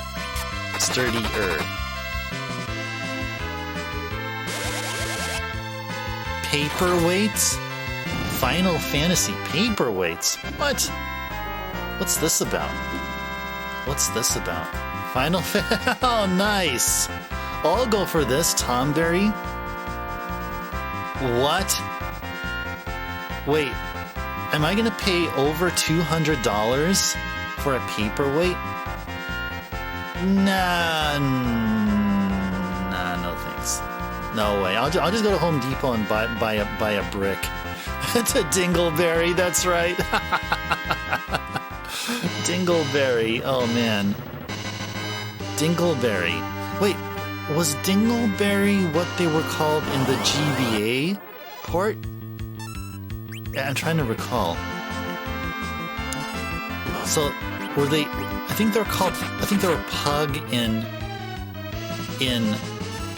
3US. And maybe they were not called Pug in the GBA version. I think in the GBA they were called Dingleberry. Didn't even see the price? Yeah. Yeah, not $200.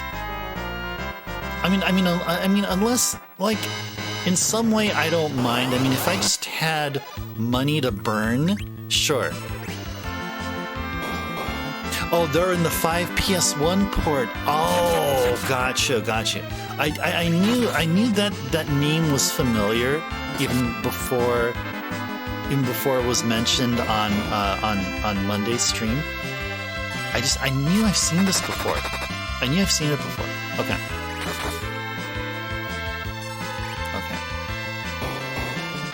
You look to find in their screenshots? Okay. So on FF5, in the Super Famicom version is called Tomberi. So Butts and yeah, he's called Butts and Dingleberry.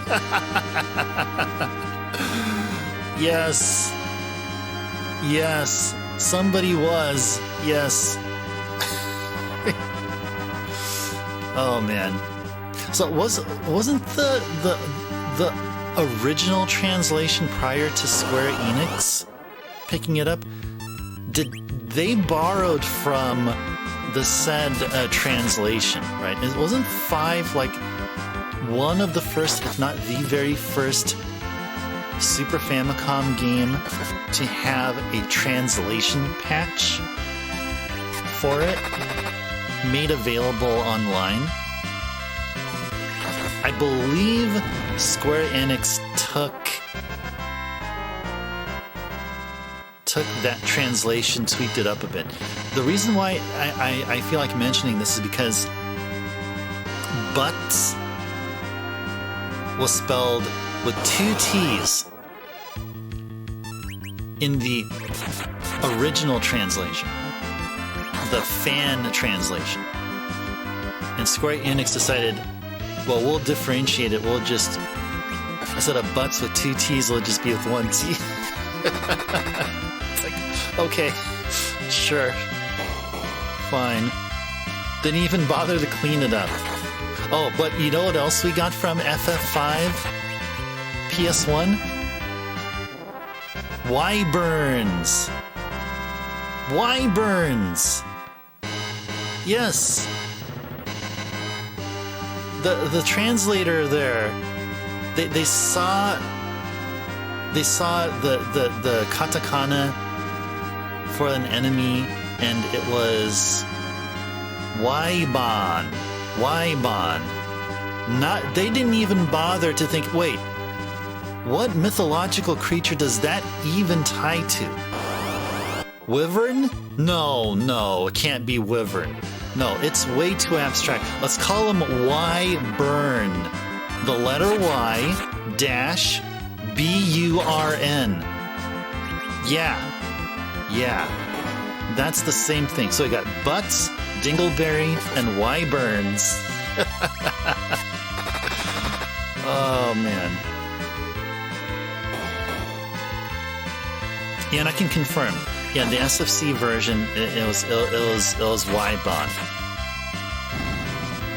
Dwells in the X Zone. I want to say yes. Yeah, he's in. Yeah, prior to going to X-Death's final dungeon. Yeah, he's at that part where you're walking on the invisible floor. That is until if you don't have a thief in your party. Yeah. Yep. Yeah, it's at that part when you're walking through Mirage Village and all that stuff. Yeah. Wyvern.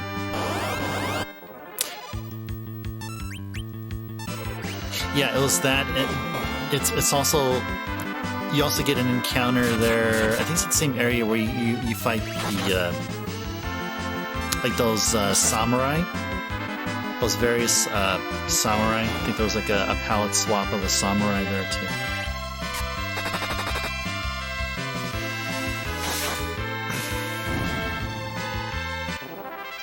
Yeah, and that's right before you enter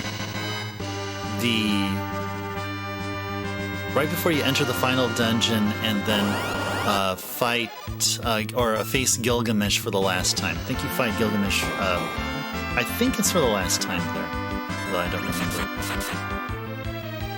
I think it's the first or the second to the last.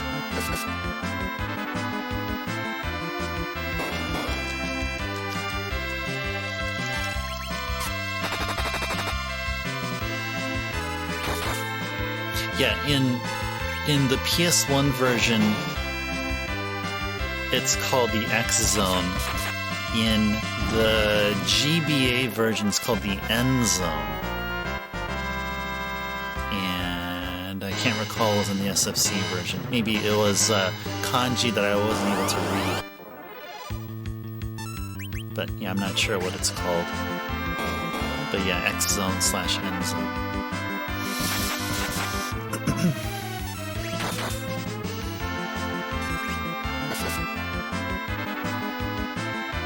Gotta say, the post-game content between FF5 and FF6 in difficulty, 5 is leaps and bounds harder.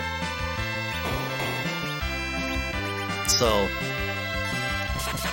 if anyone here remembers the fights in 5 and the encounters in the pyramid, when you're a 3-character party, you get to face these little like mechs that walk around one part of the pyramid, right? So in the post game portion of 5 GBA, you revisit such location, or you go to this special caves. I think it's like some sealed off cave or whatever, or entrance that you actually enter underwater. Those mechs you fight now, they're all Omegas. They're all the super bosses. But hopefully at that time you will be you'll be leveled up and kind of know how to take advantage of them. But those are all Omegas. Gonna be the T edition hack? Oh, nice. Nice. That'll be a good challenge. I bet it'll be a challenging one. Yeah, I saw that. I went over to Square Enix's website, and I saw that, and like, whoa, I want to pre-order, and like, none of them are available. Not even the standard edition's available. I would be interested in getting the Ultimate Edition. But yeah, of course, Ultimate Edition is gone, but I didn't expect Standard Edition to also be gone.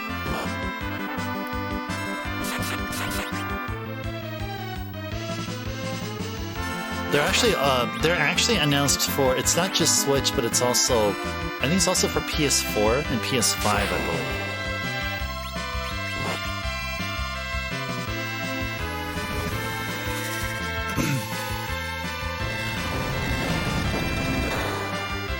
Yeah, PS4 as well? Okay. Mess up with ESRB? Okay. King gained a level. Where are we at now? Okay, everyone's at the low to mid 80s except for Rydia, just slowly crawling her way up. Slowly crawling her way up. Okay, so Ether 2. Ether 2 are peeps. Those that do benefit from Ether 2. Rosa is okay so far. Let's go to Rosa's magic. Splash some AoE Cure 4 onto everyone. And one more time. And let's see. Cecil, Rydia, and Edge can benefit from... Actually, the Cure 3. Cure 3 on Edge. Let's go back.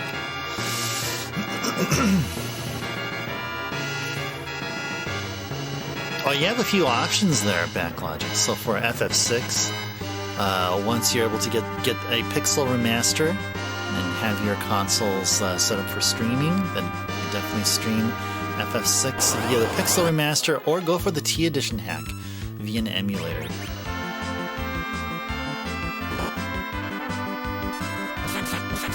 Oh, I think there is going to be. I think there will be a physical release. Well, definitely in Japan there's going to be a physical release, I think. But you do have the Pixel Remaster may play it first. Okay. Yeah, this will be my first take. I've been holding off on Pixel Remasters, like, really because it's a PC release and I just don't want to I don't want to get into PC gaming. I'd rather wait until they become available in console, and waited a while. I've been aware of Pixel Remasters for a good number of years, like everyone else has, and I'm glad to know that they're console bound. And then do the T Edition, and then try the Worlds Collide randomizer. Sounds like a plan. See, Backlogic's, that sounds like a good plan because you're prepping yourself for a randomizer which you'll definitely benefit from the multiple playthroughs of FF6 that you would do back to back. And that you would do, I'm presuming you're going to be doing this on stream. In streaming, I think it would be better, but you don't necessarily have to.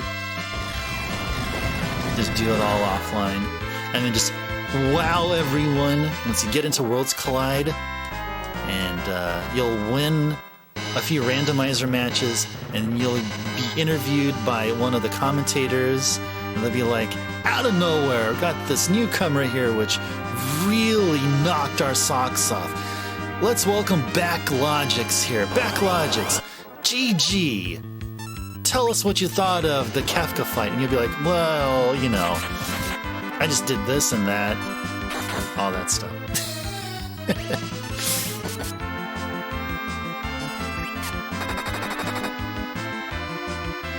That's a huge collection, yeah. 1 through 6. 1 through freaking 6. That got my attention. That definitely got my attention there. That would be funny now, wouldn't it?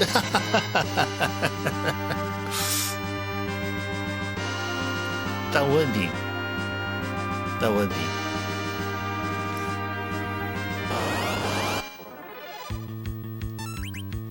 That is if you want to. I mean, like, a randomizer is just any old game. It's like, you know, it's whatever you want to make of it.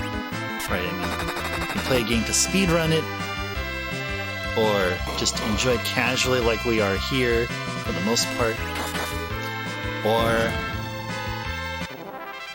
you know, train for a randomizer, or something like that. Yes, I've seen it. That's the one that I wanted to pre-order. Yeah, I wanted to pre-order that one. Totally. It has my most favorite Final Fantasy games. It has 5 and 6 on it. It has 1. It has 3. 2 and 4 are good too. Yeah, it includes games that really hit nostalgia hard.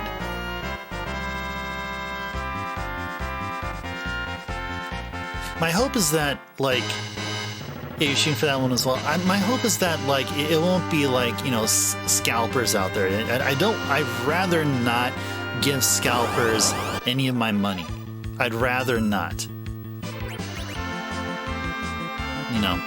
But then that reminds me of the time that, like, when Persona 4 Golden, the special edition was out, I so wanted to get the special edition. So I was such a huge fan of Persona. I played 3 and 4. I so wanted it, and like I missed it out. So then I went to a scalper and I bought the Persona 4 Golden special edition for like twice the price. So I mean, it's not a total no, but the thing is though, like, I won't mind waiting. Like, I would say after some time, Pixel Remaster will get plenty of firmware updates, plenty of downloadable content there. The one rumor I've heard, and it's probably not a big deal, I mean, it can be quickly patched, but the Pixel Remasters don't have any, like, there's no way to change the font. Like, the font will still be like, the font will be very like, well, it won't be font like that, like what you see down there. It'll be more of like the Arial, like, generic, boring kind of font.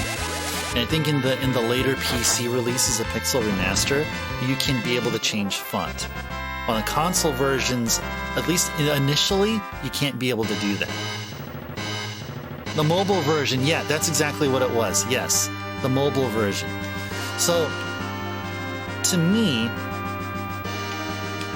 missing out on getting the Pixel Remaster, whichever version I get, the standard or the special one, on release date, won't be such a bummer. I just waited out for a bit until things for the package gets ironed out.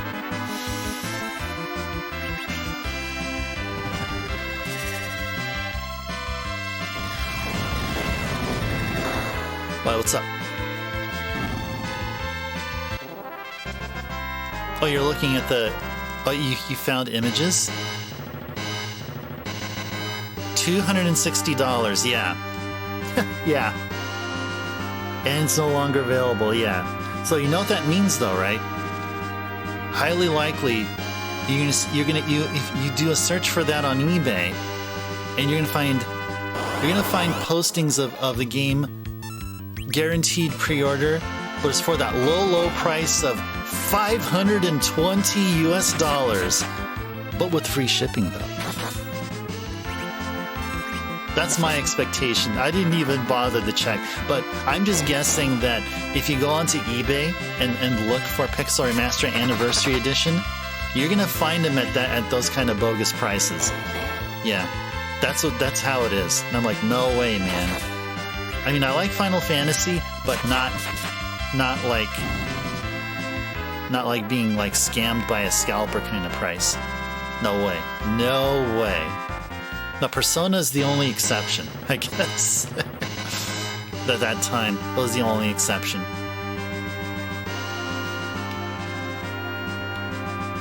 Yeah, you're good too. Oh man. If I'd spend that much money, I would rather like spend it on a complete in-box copy of like the original game. You know, like I can see myself spending like $300 US in getting like the Final Fantasy IV, 5, and 6 and Mystic Quest. Like a lot of those 4 games, complete in box with manual, in good condition, the Super Famicom versions, for $300. I would instead spend $300 on that. Or even more, maybe even $500. And $500, they'll also throw in, maybe they'll throw in a few of the Game Boy Final Fantasy Legend games. But not for Pixel Remaster.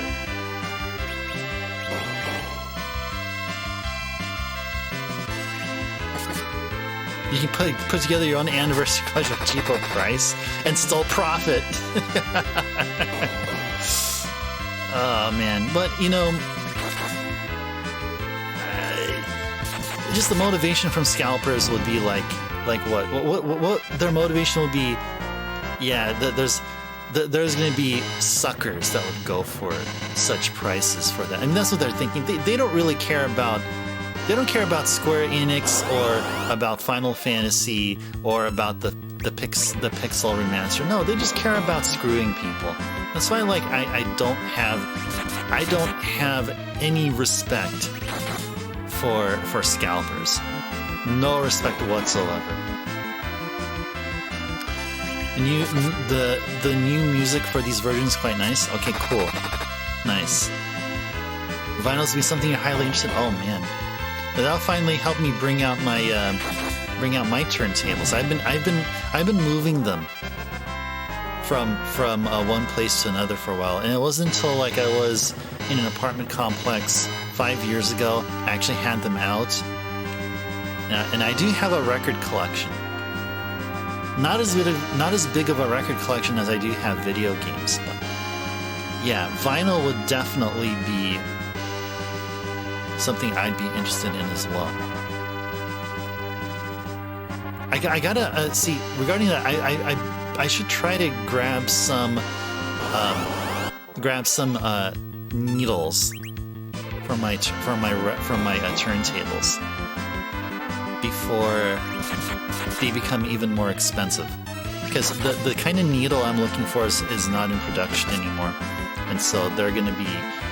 They're already skyrocketing in price. But I'd love to have, like, a handful of spare needles. I probably should... maybe I should also get a mixer. The mixer I'm using is...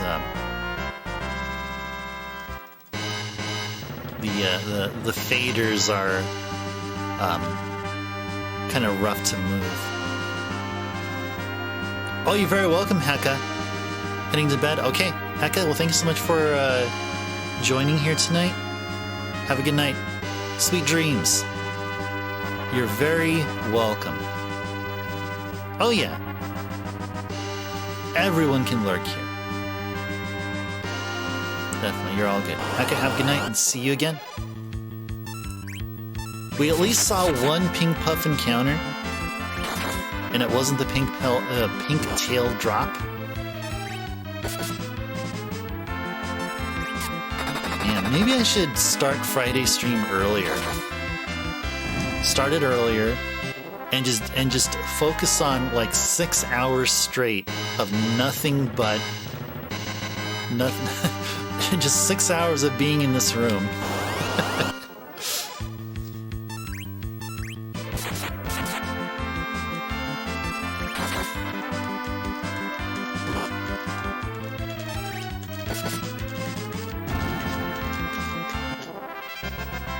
Glad that you guys are yeah, the colors coming into your feed is good. Okay, best room. Yeah, it's supposedly shaped like the letter P,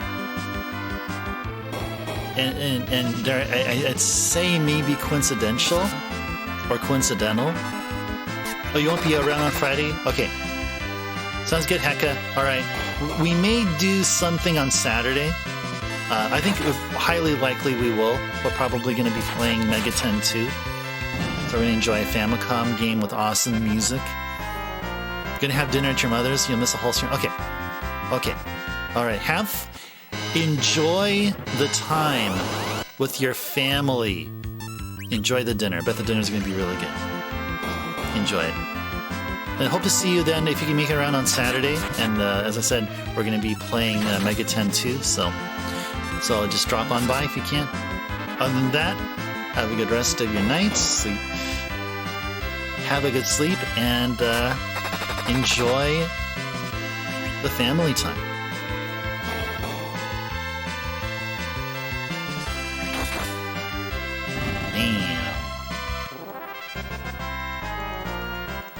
We just want one pink puff. That's all we want. That is all we want, game. That is all that we want. We want a pink tail. And we'll continue without fail. Grinding for those pink puffs, they like to dance. Just give us one more chance so we can get a tail from you. Alright. Alrighties.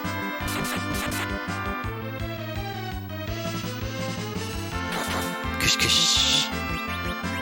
All of these times we hear kush kush, and it just never fails to sound awesome. It's one thing you can guarantee. One thing about FF4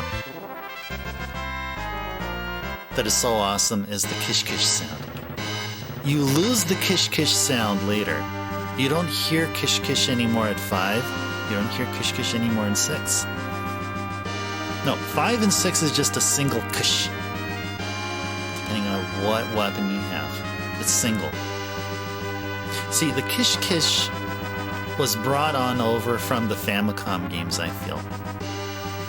Not like they had them, but 1, 2, and 3 had your character slash twice. It's always some double slash movement. Slash, slash, slash, slash for those that can dual wield. But then in 5, you just see this. And then at 6, you only see this. So it's just a single kush. Vidya gained a level. She's like, what, at 38 right now? 38-21. Okay. Alright. How are we looking at HP-wise? I can't think we're good HP-wise. Well, let's continue. King Ryu.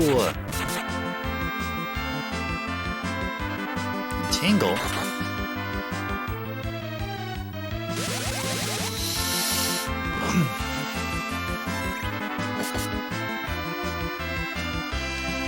It's my Chick-fil-A unsweetened iced tea here.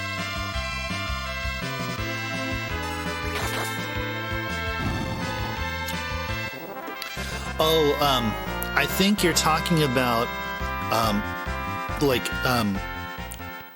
hit multipliers. Like that reminds me of Black Belt in FF1. So Black Belts are, of course, like you don't have to equip them. I think at first you have to because their attack power is really pathetic. But once you level up your Black Belt and they fight barehanded, so yeah, their barehand movements look the same all throughout. It's just that their hit multiplier increases. So then the amount of like raw attack power you get from them, like, doesn't even correlate to their animation, to their fight animation. Yeah, Chick-fil-A is a great iced tea, yeah. I see, when I first discovered Chick-fil-A, like many years ago, I never bothered getting unsweetened iced tea. I always got the sweetened one because, of course, everything has to be sweetened. Everything tastes better with sugar, right, guys? But then I slowly started minimizing the amount of sugar I had because, all the old people problems and stuff like what we talked about before. So then my iced teas are always unsweetened, and I've grown accustomed to them. Actually, I think tea and coffee ideally shouldn't have anything added to them.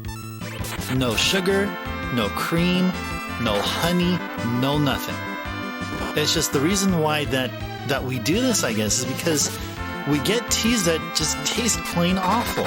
Like, is it just bad quality ingredients? Is the preparation not done right? I mean, is it just cheaply done just for the sake of profit?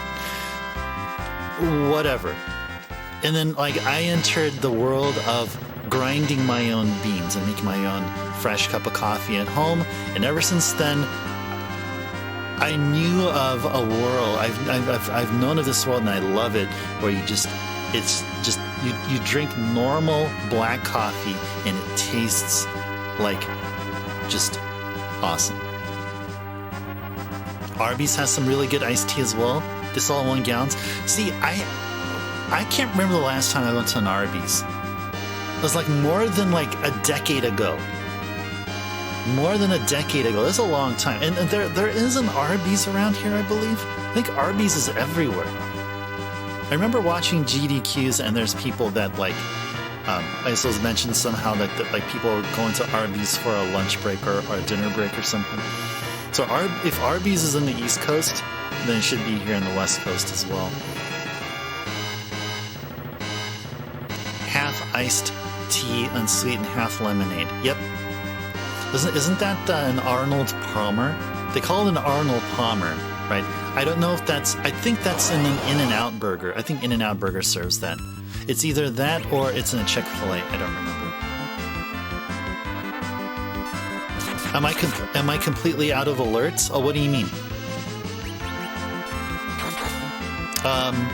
Like, I have all of my alerts that, like, I mean, the only alert that will never be used ever since the host functionality was gone was hosting. If someone hosted my stream, then there'll be a separate alert. Oh, I'm sorry. Oh, you mean alerts called Pink Pup? I don't know. I don't think I have an alert. Oh, it's an item. I get what you mean. Yeah, it's an item. I don't think I have an alert. I always say you should go there, but then never go. Yeah, kind of the same thing. Like Arby's, like, okay, well, I don't really. I mean, when I think of Arby's, I think of a ham sandwich. Like, do I really want a ham sandwich that badly? And then I look at Taco Bell and I'm like, okay, I'll just go to Taco Bell. if I'm in the fast food, cheap fast food mood. Where do you get alerts? Because I don't have any. Where do you get them? Okay. Well, let me go search. Let's search for a store that sells alerts. Oh, you just looked at Tower of Babel? Are they like from an infinitely responding chest, or only from the alert enemies? Oh, really? Really? Huh.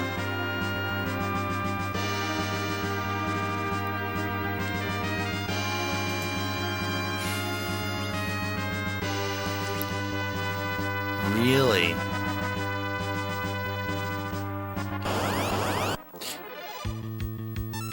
Oh, you thought I had some? No.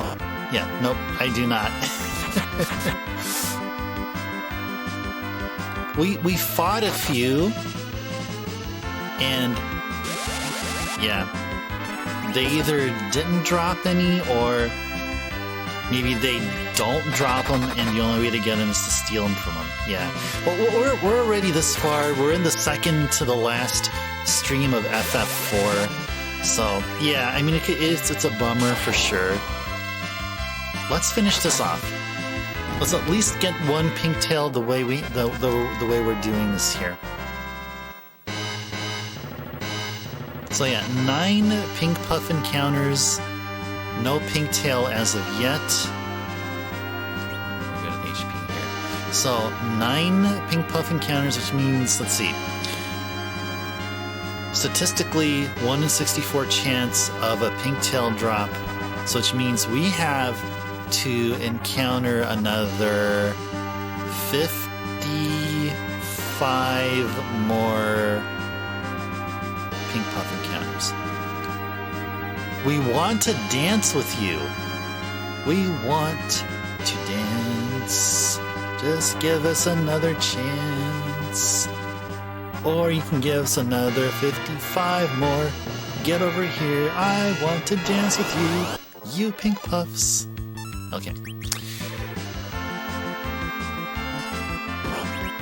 We all want to. We all want to.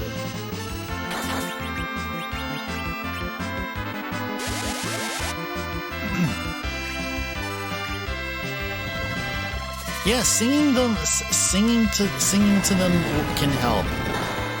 Yeah, sometimes like when you're in Dragon Quest, like the earlier games, like 2, I think 3 or 4, where you encounter like 8 metal slimes or like 8 metal babbles, right? So you just start talking to them. Just asking like, hey guys, how you guys doing? How do you like hanging out in the desert? Yeah, just talk with them. Just engage in small talk with them. And some of them actually will stay and like what you're saying. They'll stay there long enough that you'll get in your 3 or 4 hits you need to slay a metal slime in between the misses. You hear singing increases the rate? Pink puffs, we want to see you guys again. Come on out and play. No, okay. Alright. And then they'll come out and play. They love being in packs of 5, groups of 5. Okay, that's just the way they do it. They got their song and dance routine. It's all choreographed. Has to be 5 pink puffs. No more, no less. At least you start off with 5. That's what matters. You always start off with 5. And then whatever happens after that happens. Whatever.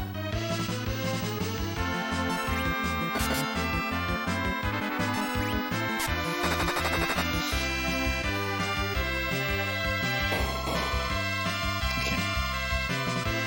You seem to be dealing more damage on Trigger. Seems like after a handful of level ups, the amount of turns it takes to take down Trigger goes down by 1. So there's some improvement here going on. We are getting pink puff encounters. We're not getting them as often as we would like.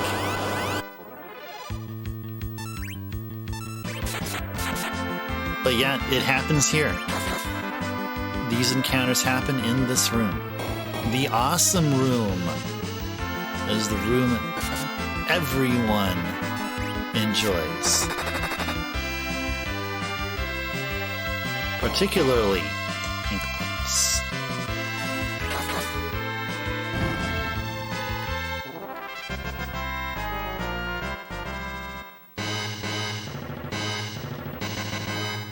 Yeah, prior to, I think it was either after the first of the post-game streams, I was looking into researching the pink puffs online, and I see they're called Flan Princesses in another version.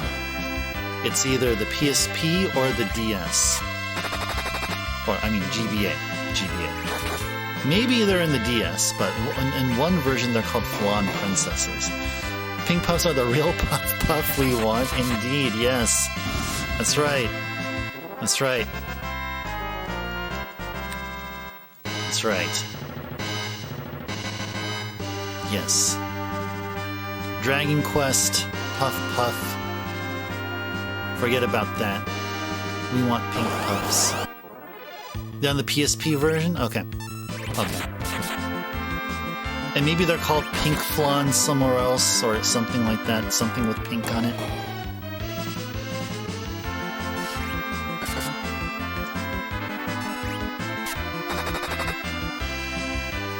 See, I see these triggers. If I stare at them long enough,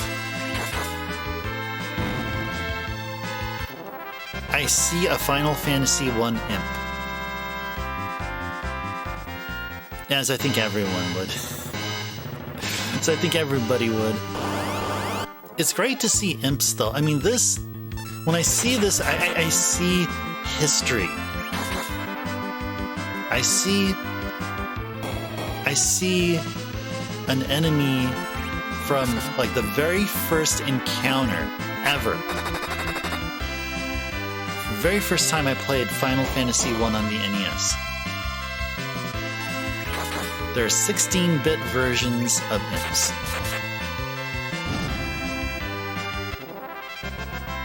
Final Fantasy TCG.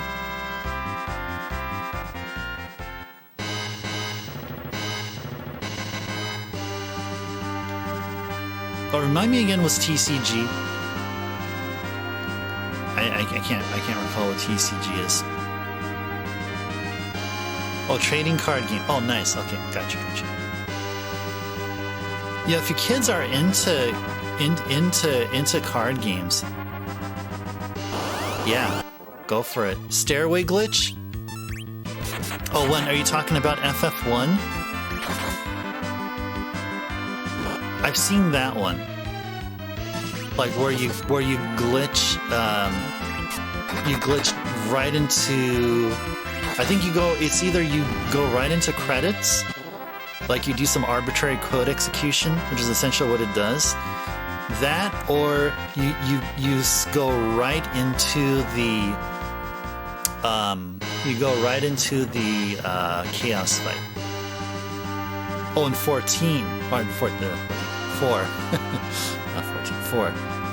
The iconic roll is to dash through the final dungeon or grind for all the best spells. So walk up and down the same staircase 63 times. Yeah. Oh, yeah. When I think I remember. I think we were talking about this, and you pointed me to a website which was describing the stair glitch. Yes, I've seen it. I mean, from what you posted, I remember you showing me that.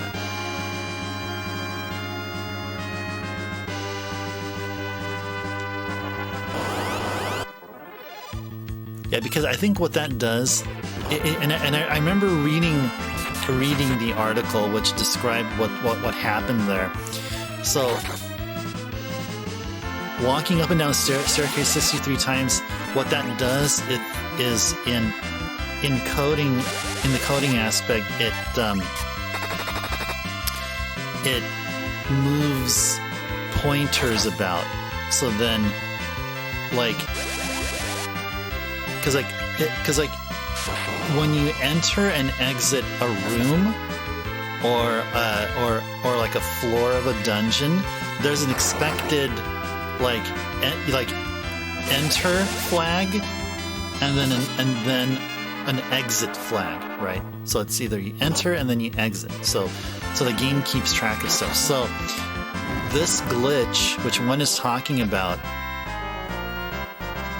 takes advantage of, I guess, an oversight, or it's either an oversight or just some unexpected behavior, where the amount of times you enter or exit. Oh my gosh, Pink Puff! Okay, let's do it. Okay, let's dance. Yes, please. This is our 10th encounter, and you know what they say? 10th time is a charm, right? Or 10th time is gonna be a pink tail drop. Let's go for it. Guys, haven't seen you in a while. How's it going? Love seeing you here. Look at that damage we're doing. That almost quad 9. Almost quad 9 damage. Now, why is Rosa punching? Did she just run out of arrows? Is that what happened? That's probably what happened. Okay, let's see, guys. Please. Take a deep breath. Okay, Rosa gained a level. Oh, man. No. It's gonna happen. It didn't happen now. Bare-fisted kill? That's right. Okay, so I didn't mention this, so just in case it needs mentioning before. So right there, that name right there, you see Ether 2. It's going to say Pink Puff, or not Pink Puff, Pink Tail all in one word, right? With the tail icon to the left. One other thing. It's the text is going to be in yellow. So it's going to be very, very obvious. Going to be very, very obvious. But we're getting close. Yeah, thank you for the good luck, Backlogics. Thank you so much. Thank you. We got something. We got an Ether 2, and it's useful. If we got an elixir, it would have been better. Okay, yeah, so Rosa. Yep, running out of arrows. Let's give her some white arrows.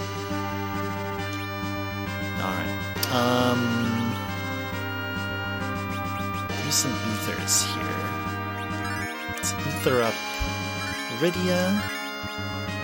And actually, you know what? Let's go have Rosa do some curing here.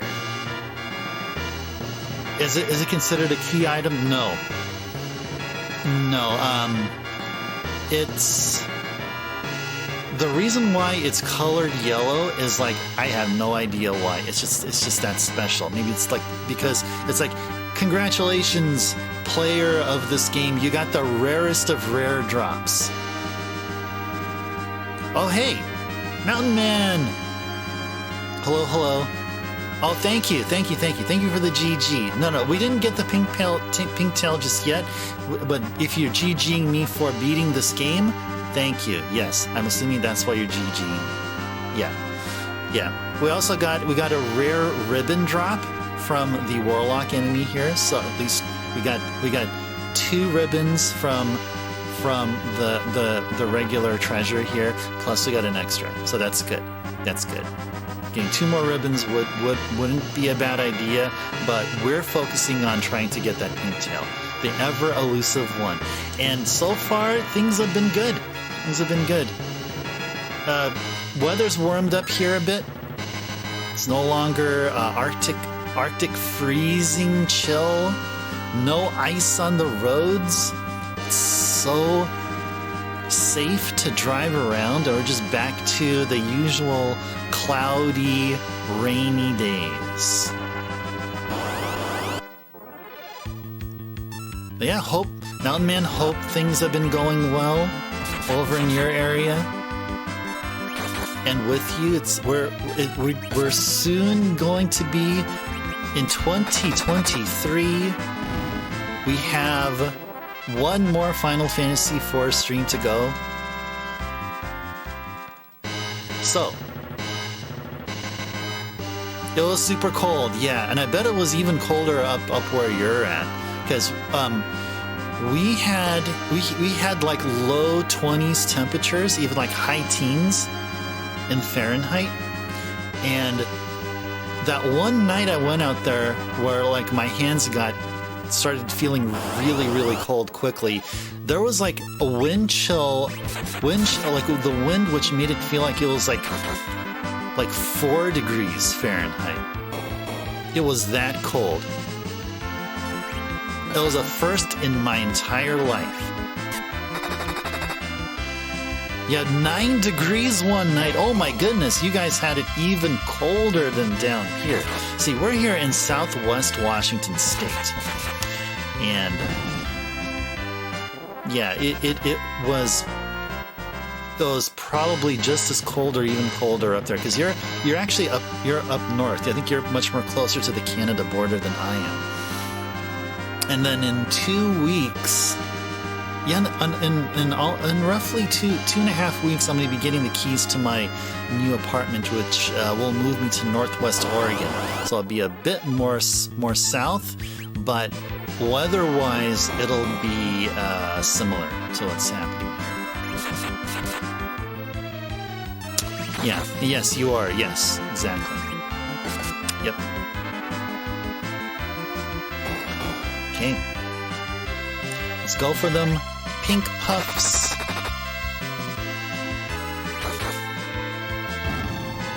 Yep. Thank you. Let's grab ourselves a pink tail. Let's see. So if we get ourselves... Okay, suppose we get a pink puff encounter within the next hour or so. Or if I feel like maybe you'll do one more hour after this. So suppose we do get ourselves a pink tail drop. Does that mean we're done with the pink tail grind? Oh, heck no! Because we can get ourselves another one. We possibly can. The thing is though, like, it's about time. We have a stream and a half left. If we don't get a pink tail, it's all good. If we get at least one pink tail, that is awesome. Well done, pat on our back. Success. If we can get multiple, icing on the cake.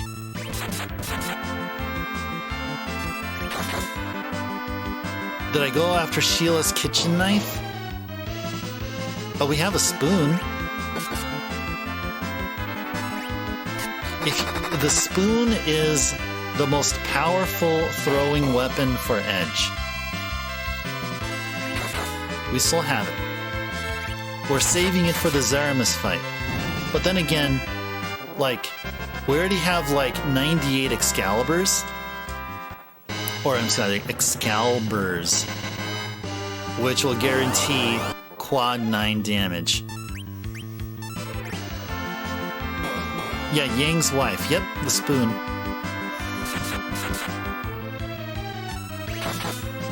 Yep, we indeed do. I can show you on the inventory once we're done here.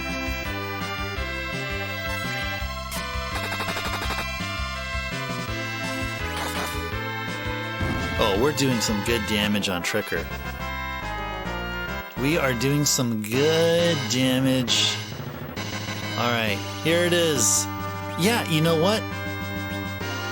The spoon here looks like a dagger now, does it? The spoon looks like a knife. That's not how a spoon looks like, game, but that's okay. You see those 97 Excaliburs? Well, there you go. Guaranteed quad 9 damage on Zeramus.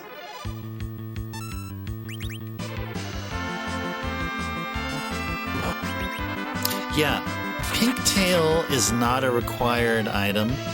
It's just that my take is that since the game has a place to trade the rat tail for the adamant armor, for the adamant, which was then used to create an Excalibur. I believe that's what that was. We traded that for an Excalibur. So that tail trading place didn't close up shop. They're still in service. They're still looking for tails. Where else can you get a tail? Apparently not from any rat enemies, because if there were rat enemies, we would find them in abundance, and they can be dropping tails left and right. No siree. We have it even more tough. The tails they're looking for are from seemingly the rarest of enemies in the game, which have a very low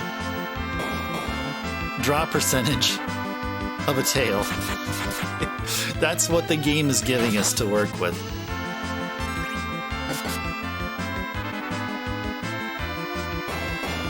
We put together the Onion set in 3. I played only the DS version of 3. I played it twice. I don't remember. I want to say... from what I remember, all my characters were Onion Knights. And I maxed them all out to 99, and they kicked butt.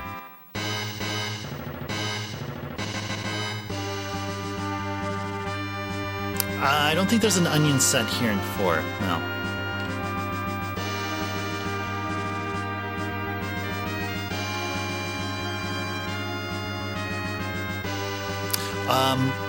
It is a recurring thing in 6, because in 6 you have the Imp gear, so I guess that's sort of, it derived from the Onion set. And I don't think there's anything similar in 5. Yeah, so... yeah, I don't think there's a special... I think Genji stuff in 5 doesn't do anything. It's like, whatever. Just armor. Armor with some status... status ailment prevention properties. And then 6 is where we had the Imp equipment. Oh, the pink tail? Oh. Trying to recall. Not in 5 and 6. I don't remember from 7 and on out. I don't recall. If anyone else knows, who's more familiar though. Offhand. But we'll be playing 7, 8, and 9 very soon. Towards the beginning, the first half of 2023. So we'll definitely be seeing what. Well, I'll be revisiting those games. It'd be great to fight tonberries again, fighting cactars, fighting Malboros, and enjoying the crazy storyline, especially 7s and 8s. And 9 will, from I recall, will go back to something more traditional. And yeah, we'll be looking forward to that.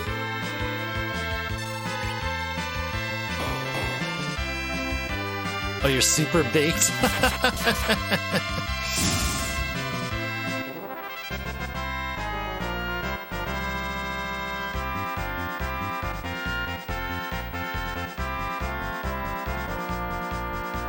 Oh, were you? Okay, somebody was talking about it when I didn't mean to target you or anything like that, or anything like unwelcoming. It's just I remember that was talked about. There was an article that was brought up, and they were, and the article was talking about how like the enter and exit. Oh yeah, and then the ping puff encounter arrived, and I was talking about that. Yeah, okay. So yeah, so the way to do what that glitch does is that I guess it's a particular staircase, or it could be any staircase, but the condition which is being exploited or not being met as a form of being exploited is where the number of enters doesn't match the number of exits, or vice versa. The number of exits doesn't match the number of enters, right? So like if you enter a room, then the flag for entering a room is set, right? And then once you exit the room, then either the exit flag is set or the enter flag is reset. So the staircase glitch that we're talking about here, it makes sure that logically, like you're entering more rooms than is allowed, and eventually, oh, now if I recall, so you increment the counter for either the enter or the exit status. You increment it so that it overflows. It overflows to 0. It overflows to 0, and then when you try to exit, then you get like some weird result. And it's like, in a way, it's sort of like arbitrary code execution. And that's my explanation.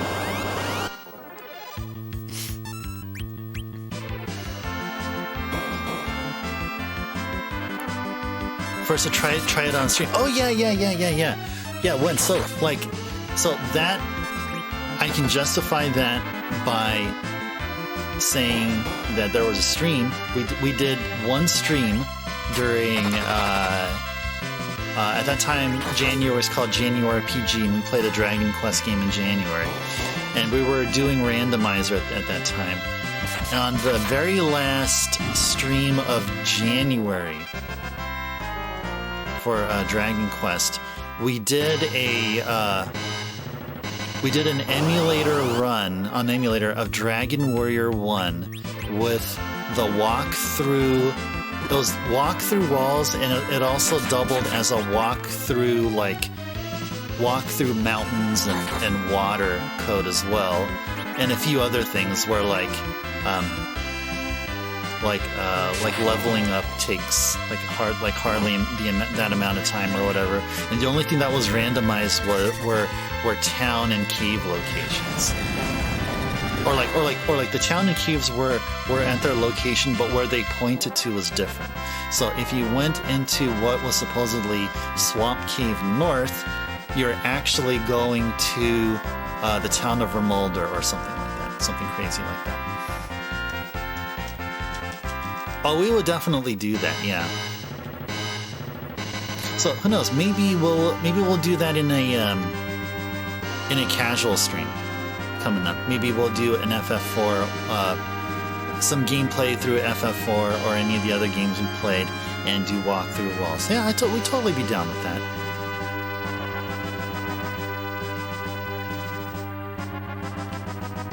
Oh, totally.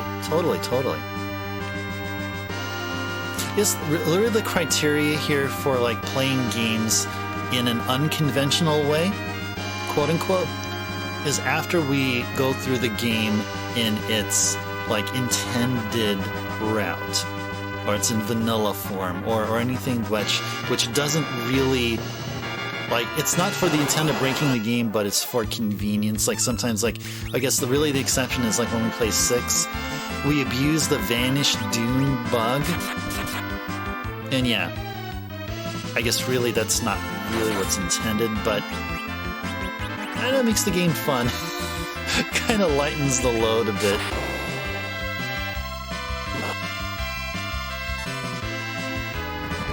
You liked it best in FF3 and DQ3, but you don't remember why. I can imagine DQ3 as being fun because like, it's a while until you get a ship, I think, in Dragon Quest III. So then, like, walking through the water to get to like the most advanced weapons, or you know, you can then, I guess, really, like in DQ3, you can find like regions where the enemies in that region pose not much of a challenge to what would otherwise be a low-level party. A party with a lower level than intended to be. And maybe the same thing for 3.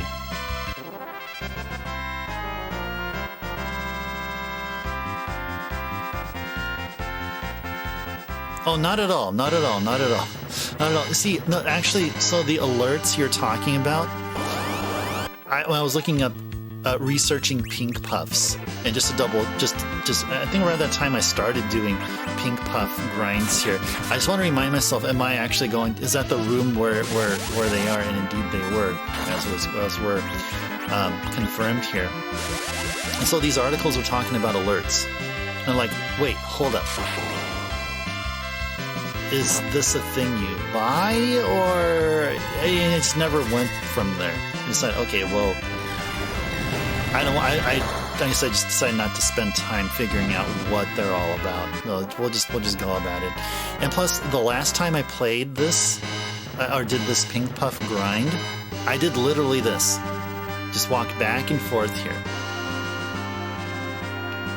Yeah, 99 alerts. That would have been ideal. That would have helped expedite things. I mean, look at all this back and forth walking we're doing here. And I'm wondering how much of a commitment would it be to get 99 alerts, right? Because like the item duplication glitches here can only be done with weapons and armor. So if an alert can also be an item that like Edge can equip or something, then we can easily do a quantity underflow glitch, so we can get 255 alerts, just like we did with Excaliburs. But getting 99 alerts are like, well, we're gonna have to grind off of alerts for like a whole day. We'll have a 24-hour stream where we do nothing but grind for alerts. But then at that time, we could have found two pink puff encounters, which would give us each a pink tail. So it's like, do the benefits actually outweigh the drawbacks? You never done a grind for them? Don't know how easy the alerts are to steal? Okay. Yeah, they were brought up, and like, maybe... Okay, I would say this. The next time we play FF4, we'll keep that in mind. We'll keep in mind grinding off of alerts. So we'll like dedicate one huge stream. Like we'll do maybe like an 8-hour streaming session where we grind nothing but alerts. I can see ourselves doing that. I can definitely see ourselves doing that. You're thinking item underflow alerts? Yeah. I imagine that would be the case. Yeah. But if somebody maybe ever first to do it live, yeah. Well, from what I've seen so far, I don't know if there's any, I don't know if there's other item duplication efforts there that can be done, but the only things you can dupe are, and I can show you here, is stuff you equip here. If you can't put an alert on someone's right hand or left hand, they're not dupable. The only other way legit to do this, and I've seen some people sort of do something here, is do some special arbitrary code execution, which involves item placement, magic, and stair walking, just some really crazy game-breaking stuff. That's really the only way we can do this, do the alert dupes. Because an alert is an item. Stuff that people have in their left and right hand are either weapons or shields, or staves, or rods, or whatever, like that. So.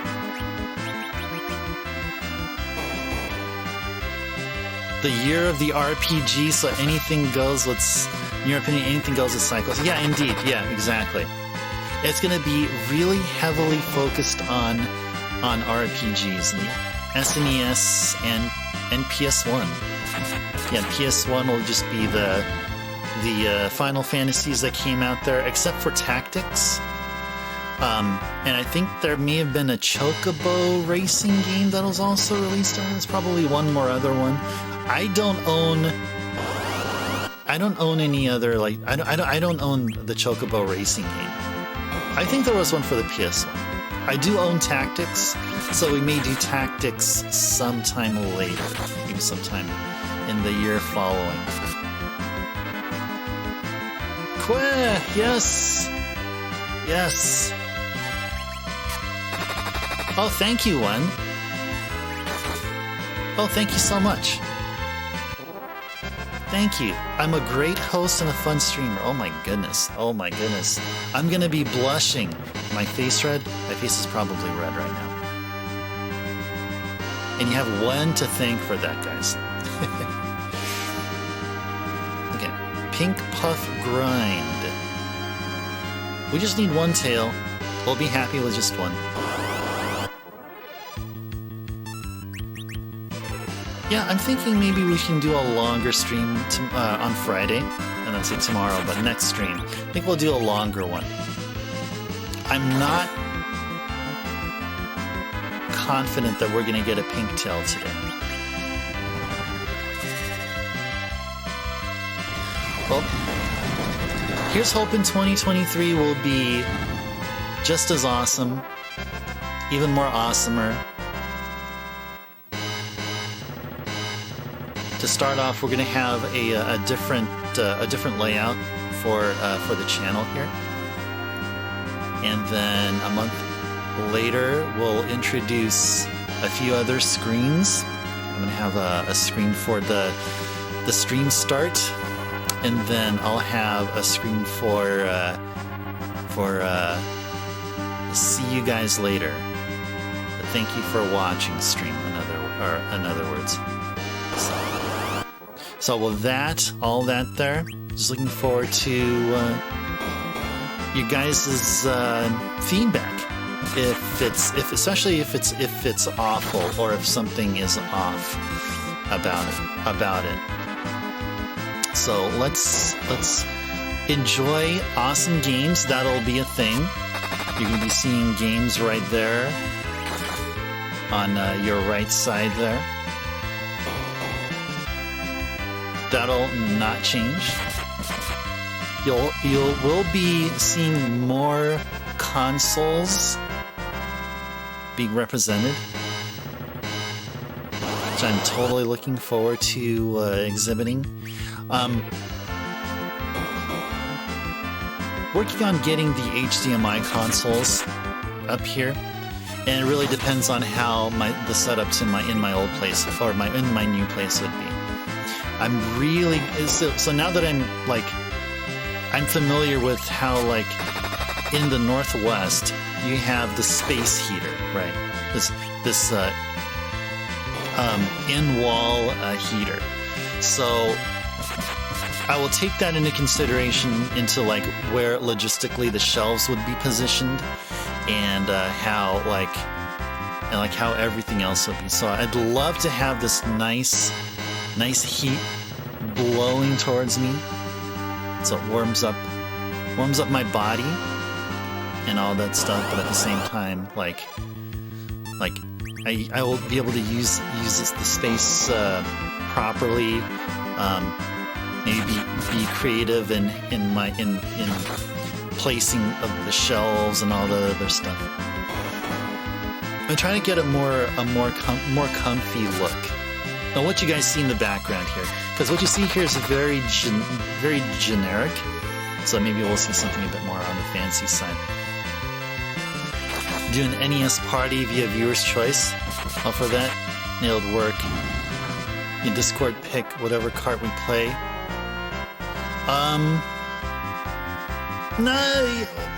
Well, I'll correct you. There isn't a no ME policy. It's just for exceptions.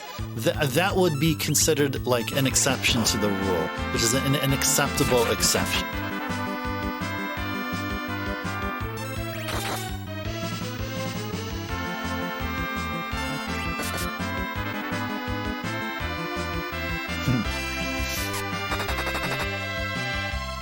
Well, it's just really amazing to hear that people are having a good time. That is really, really awesome. Really, really awesome to hear.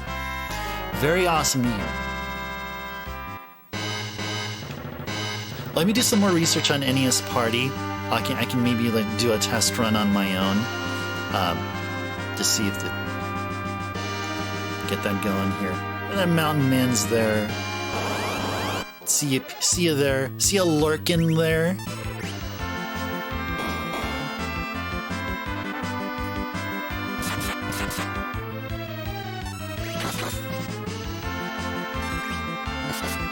Are any of you guys gonna be going? I know that Hecka is gonna be busy over at his folks coming up. Are you guys gonna be here New Year's Eve? You guys planning on, or not here as are you guys gonna have plans on New Year's Eve? Because for me, I'm just gonna be chilling here at home. And I was debating whether or not to stream, but then I thought might as well do it because, spend some time here with all of you awesome people and play one game that I played that it wasn't the first time I played on stream, but we'll definitely dedicate a lot of time on this really cool early Atlas RPG. It was developed by Atlas, published by Namco. You're planning on being here? Backlogic's cool. And Mountain Man's gonna be here. Yes. Nice. So the game we'll plan on playing is called Digital Devil Story Megami Tensei 2. We played it before. I want to say that we played it around, I'm trying to recall, I think it was around, I think it was like early February, I think. Yeah, like late January, early February. And we'll play through from the beginning and get as far as we can.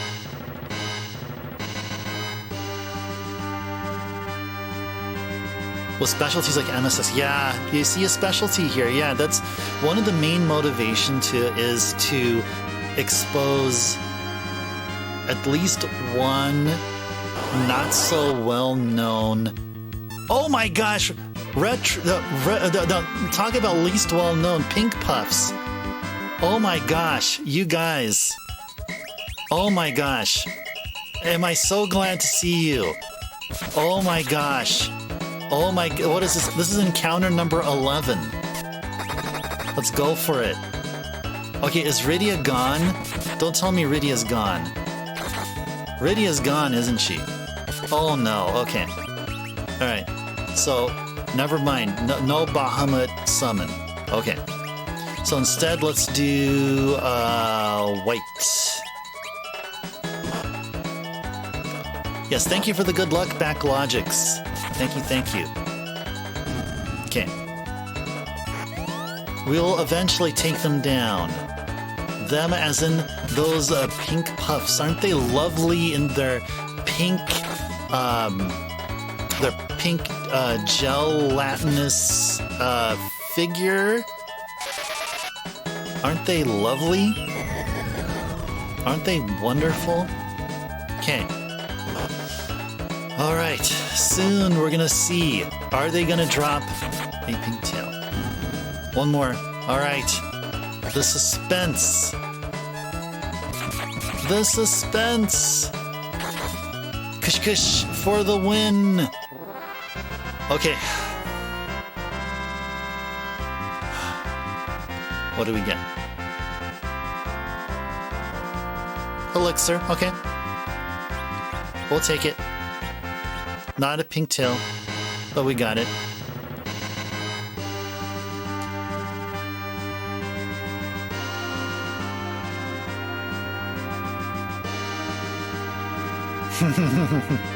There's some awesome MSX games, yeah. There definitely are. Glad you guys are enjoying it. Glad you guys are enjoying it. I understand that, okay, the MSX may be hit and miss with a lot of games there. I mean, I totally get that. I totally get that. And unsurprisingly,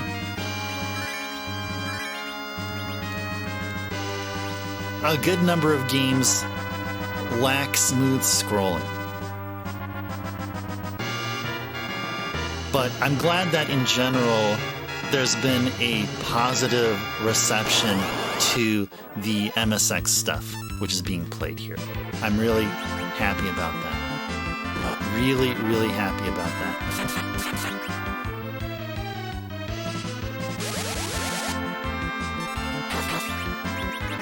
So yeah, I mean, the best thing which is happening here is that everyone's level's going up, albeit at quite a slow pace.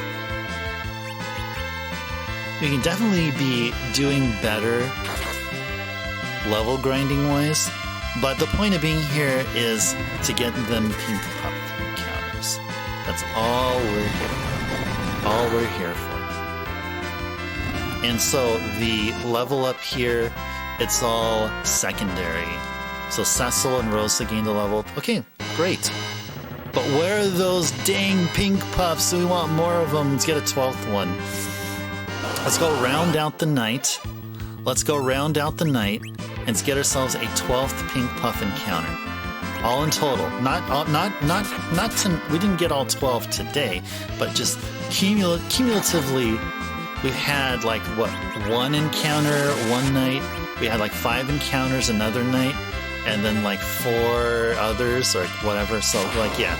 So I think if I got my math right, this is going to be our 12th encounter coming up, whenever that one be.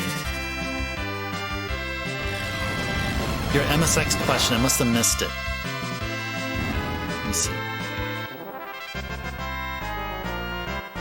Is there any all of the above? Puzzle games, RPGs, Konami, and MSX. RPGs, Konami, MSX. Oh, and speedrunning. We did a few speedrunning. I think it's not MSX related, but just in general. One other thing that we did here is we were speedrunning Mylon Secret Castle, and then before that we did Bomberman 2. Oh, Konami RPG. Oh, I'm sorry. Let me read that again.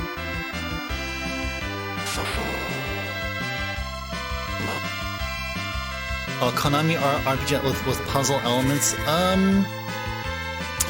The only one I can think of is the one that I think I don't think maybe we have played it just a bit, but I believe it's Shalom, which is Nightmare 3. Or if you count something like a Metroidvania-like with RPG elements, then that's it's a prequel, which is Maze of Gallius. which is Nightmare 2. And they're both from Konami. Yeah. I haven't played much of Shalom because there's a bit of a language barrier even for me, even though I know some Japanese. There's a bit of a barrier there. So if we'd ever will dedicate time to MSX, like one of the casual days that we'll have, well, we can focus the entire stream on playing Shalom. I'd love to give Shalom a good time. Plenty of time. Yeah, Bomberman was a while ago. Yeah, can you believe Bomberman was my very first stream ever? Yeah, we started on the Bomberman. I guess what were we doing? I think we started doing derusting or ramping up. It's really ramping up. We were ramping up on Bomberman 2, yeah, and then eventually we started doing speedruns. I think the very first game you've seen on screen here was Life Force. So the focus was that, like, Life Force sort of brought me into being a huge fan of gaming from the historical perspective. And then everything else that follows suit was just, a culmination of all this positive experience and fun and enjoyment I had playing NES games. Yep. Yeah, and then at that time, we got second place in the Bomberman 2 all items category, and then I last checked, and now we're in third place. But we're still there. We're still there.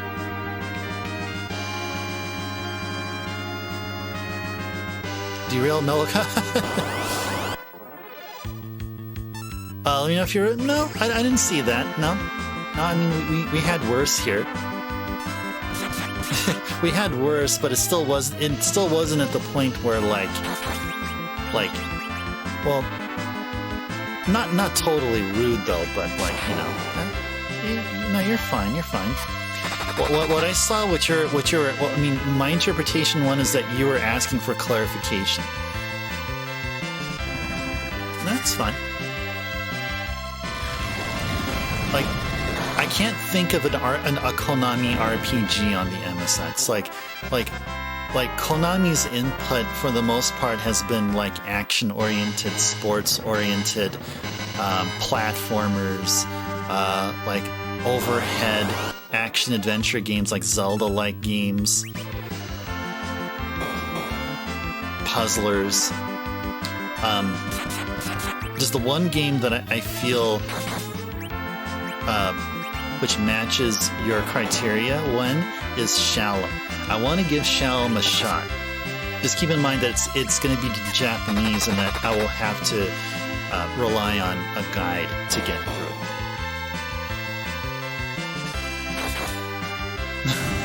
No worries. It's awesome that you know how to type. I remember taking typing class when I went to I went to a trade school after high school, so I had no idea really what I wanted to do in life. It wasn't until later that I went into the engineering route of stuff, but at that time I remember taking a keyboard class, and the criteria for passing the class is that you have to type 40 words per minute, and I was able to do that very easily. Oh yeah, MSX does. Yes, it does one. It's just not in the Konami side. You have so Final Fantasy I was ported to the MSX, if you can believe it. It looks like the NES version, albeit there's some choppy movements here and there. The one benefit though, compared to the NES version of FF1, is that there's more colors available. So if you can imagine how the battle encounter looks like just some just generic encounter in FF1, right?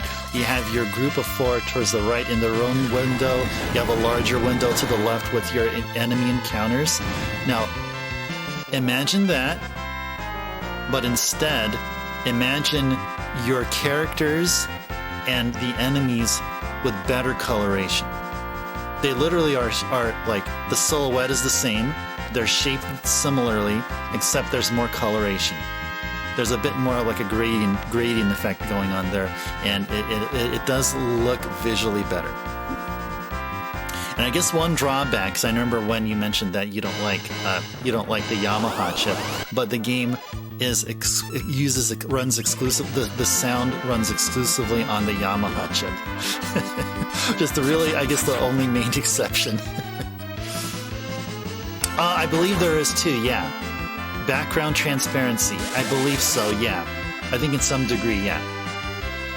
I think in some ways it's similar to the NES, I think in that regard, maybe. Maybe slightly worse, but coloration-wise, it's better. You won your state typing competition in high school? And you lettered in typing at the school assembly? All the jobs for lettering and typing. Didn't fit me at all. It was hilarious and cool and so on. Nice. Good. Oh, it was bad that you had people that those jocks were rude. I think the background transparency, I think for the overworld it may be an issue. Maybe it's for the overworld, and we're talking about MSX Final Fantasy I. I think the overworld may have that issue, but the fighting though, the battle scene there while you're fighting looks much better. You took typing in high school. Prerequisite for any computer class, you should remember to type. Mr. Henry, thank you for the follow. Thank you so much. Welcome in. You make us type from this book. As an EverQuest player, so typing was mandatory for you already. The one page you're required to type in the first 5 minutes of class would sleep the rest.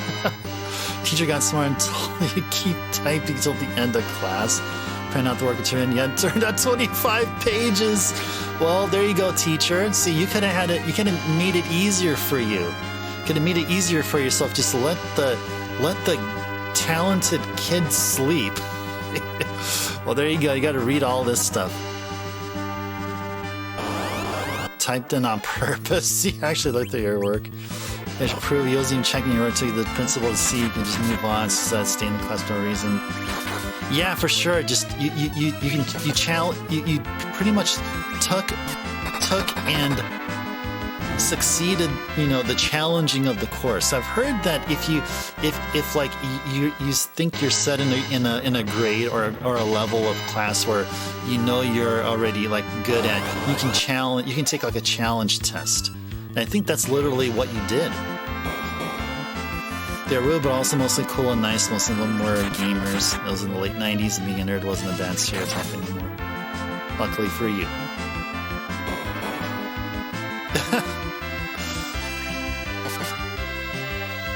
Yeah, no reason to waste 6 months. Yeah, for sure.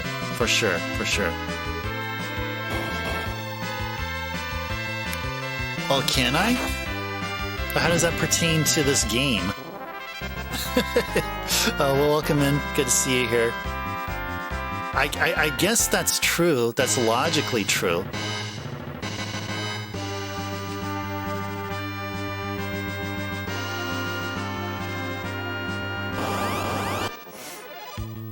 Yeah, I remember taking a keyboard. It was like a separate keyboarding class for a trade school.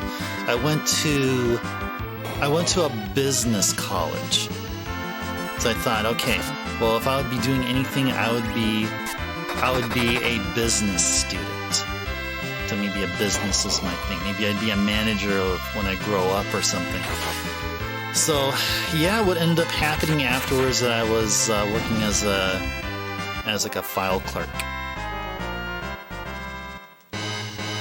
And yeah, a handful of years passed. I thought, I should be doing better.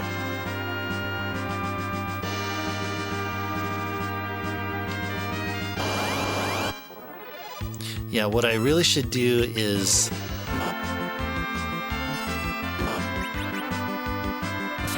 probably just play video games. jocks were legit mean. Oh no. You won Homecoming King?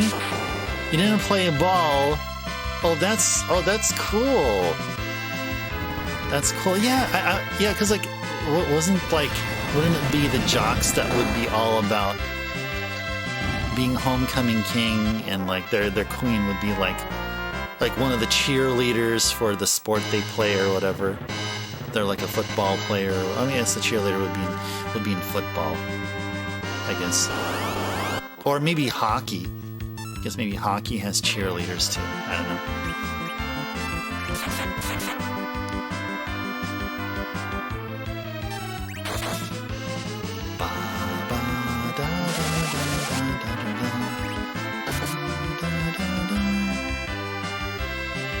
Oh, you went with the head cheerleader? So she put you on the ticket? Oh, nice. Nice. Nice.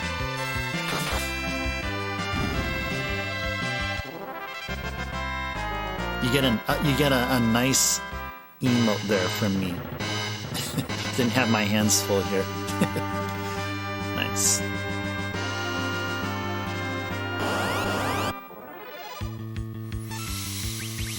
Okay.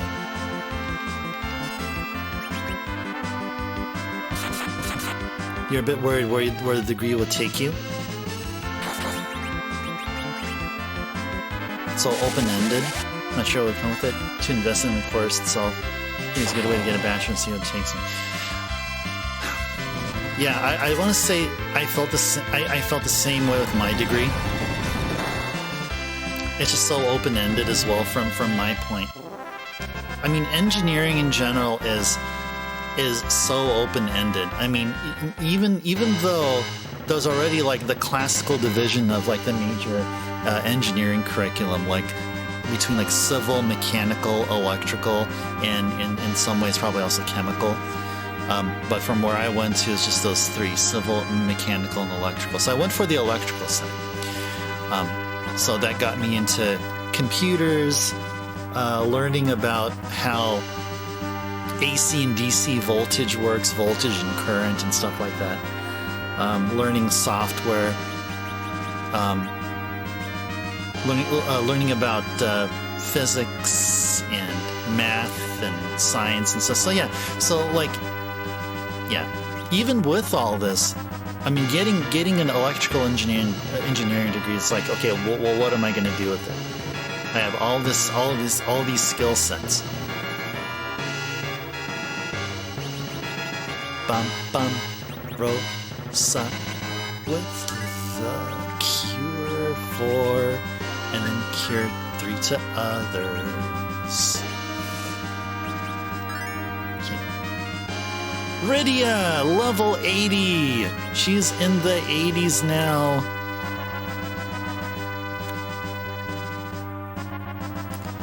That came to your computer store when you open it. The jocks and the cheerleaders helped you refurbish a ton of old IBM PS2s for your opening. I mean, a projector movie party. That's sick. Dude, that is so cool. Hope you didn't peak in high school. That seemed like you did pretty darn good. Well, when didn't you also, weren't you an admin, or you're either an owner or an admin for, was it for a website? I forgot which one it was that you mentioned. I remember bits and details you talked about that you were an admin. You're there with me, Backlogic's cool. Yeah, sweet. Sweet. You know, we're talking about like school and education. I would have been interested in. I'm sort of like on the side interested about knowing about nuclear engineering, because nuclear has been around for, like, the nuclear curriculum has been around for like a long time, right? It's not a new thing. And so, like, at that time, a nuclear engineering degree, I feel, would get me into like working for like any of the power plants here or scattered around the country. But I don't know. I feel like nuclear power will be like a main state thing. Because it's a thing in the military, so it'll eventually make it over to the private sector. So unless, like, maybe nuclear would be a thing, like, I'd probably be working for the military. I may need to get a clearance or whatever. But that's something that I sort of thought about. At that time, I was really into electromagnetics and, like, with making lifters and stuff like that. But I'm glad I chose electrical engineering. Like, it has the perfect mix of just the right amount of chemistry that'll keep me interested in, just the right amount of physics, plenty of math, and focusing on computers. Yeah, I'm proud of getting my double E degree. You really do babble a lot. You're admin for a chat site. You put Penthouse in the name. Got tons of traffic as a keyword.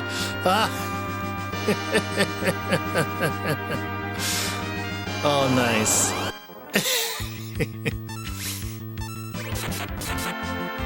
You want to get into video game development or design? Might be the next program you go with at your school. Hey, you were talking about that. You were definitely talking about that. So maybe yeah, school would be your great your starting point. Like you get your foot on the ground, or both your feet on the ground there.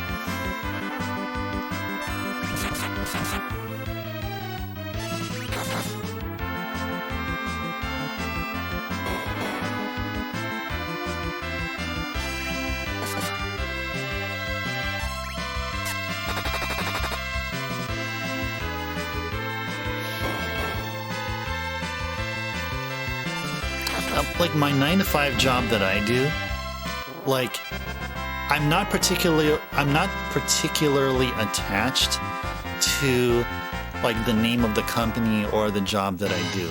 Like from my experience, okay, so I take that back. Maybe like if it was about a decade or so earlier, I may probably have been a bit giddy about it, but now from my experience, I'm not really attached to my 9-to-5 job. It's all about, okay, I'm there because I have the skill set required to do my job right here. I have the skill sets required to do my job here and here, right? So, and I'm there to help whatever the business requires of me, right? So, and I'm thankful for that I get a steady paycheck to, to support a roof over my head, and I can be able to do this fun stuff I do here. But as far as like for video games, I'm sort of also on the same page because like it's really a passion project. So I'm not doing video games, and kind of like streaming here as well. It really is a passion project. So like for me, like I have all the time in the world, and if the way I want to do game development, I'd rather do an NES game and make sure that it runs smoothly, and have all these things I want. Like have a checklist of stuff I want to achieve for my very first game and all that stuff. And the way that I'm choosing and doing it is trying out assembly, just starting from scratch, and just use minimal tools. Get graphics done, sound, all that stuff, collision detection, and up on the higher level having a title screen, and then like what the selections you have, what happens here, is there a password system, what genre it is, and all that stuff. And I'll be doing my own debugging and testing, and may also ask for external help at some point. So essentially, I think eventually it'll happen.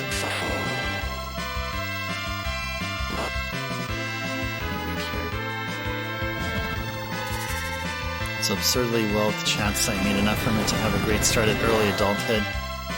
But you went fully sideways when you started poking Smod and have never reached that level of success again. I just wonder if 80s Say No campaign was right. Oh no.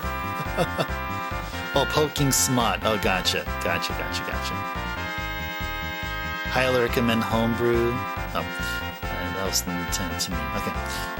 You're on a 2-year break from being in IT, and you just want to move forward with something different. Computers, everything you can find for remote work is more customer support related. Kind of over at that moment, really need a break from the customer support side if you can find it. Let me ask, Backlogix, was you be interested in going into a traditional 4-year school? Like, I think you are getting a bachelor's though, but like, is this, like, I didn't get if that's where you were going. But like, yeah, I mean, if not that, then if it's possible, you can try going for a graduate level. Going to the graduate level if you can. That can definitely help you secure something outside of customer support. Yeah.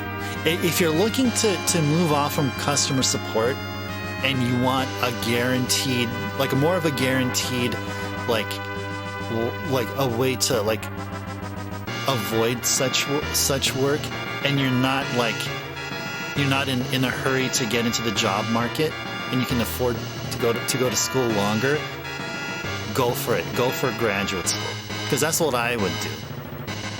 I didn't do it because like my parents passed away, and so my support was gone. Like any financial support, it would be very hard to get. So I had to help expedite things. I was almost finished with my bachelor's degree. So then, yeah, I had in my mind to go back to graduate school at some point. I've gotten pretty far in my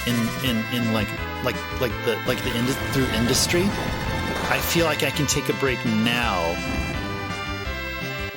but yeah, I still have that in my mind. I'm not going to let age get in my way. I mean, age is just a number.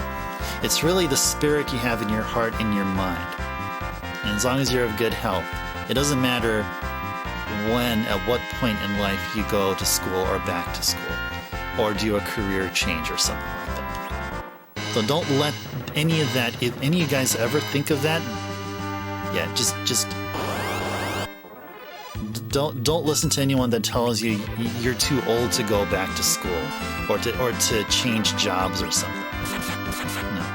As long as you're passionate about it and you like it and you feel like, well, not necessarily passionate about it, but you're willing to go through the work,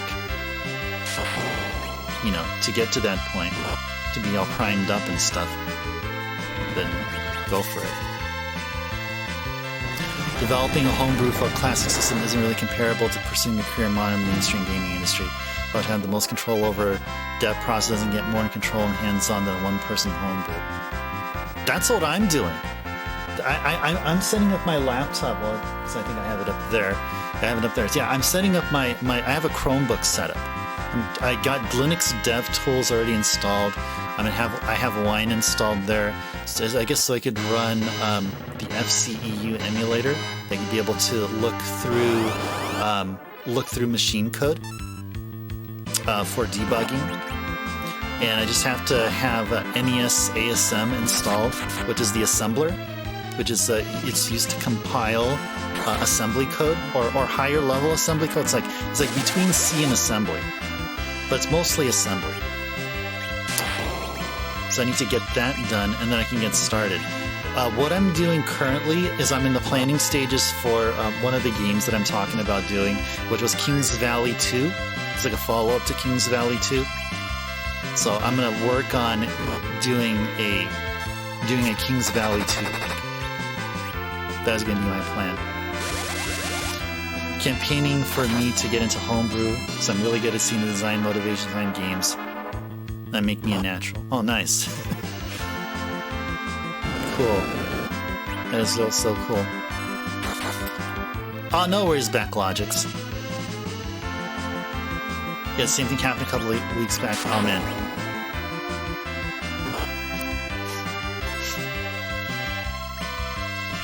Yeah. Hope things have been alright. Hope things... I know it can be quite a shakeup. Hope things have been... smoothing out, if not totally already. Oh, yes. Good words of encouragement. Yeah, welcome.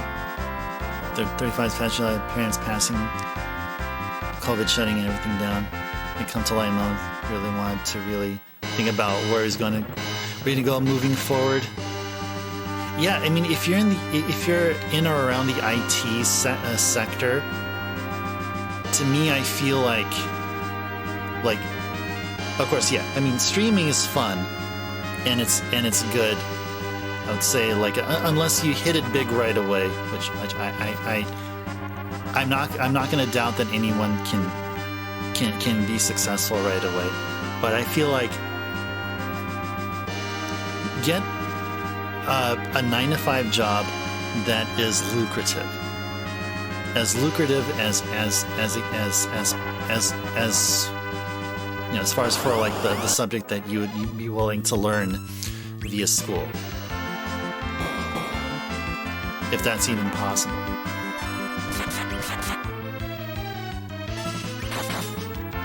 Then at the same time have the silly hobby in the background or on the side, and just see what happens.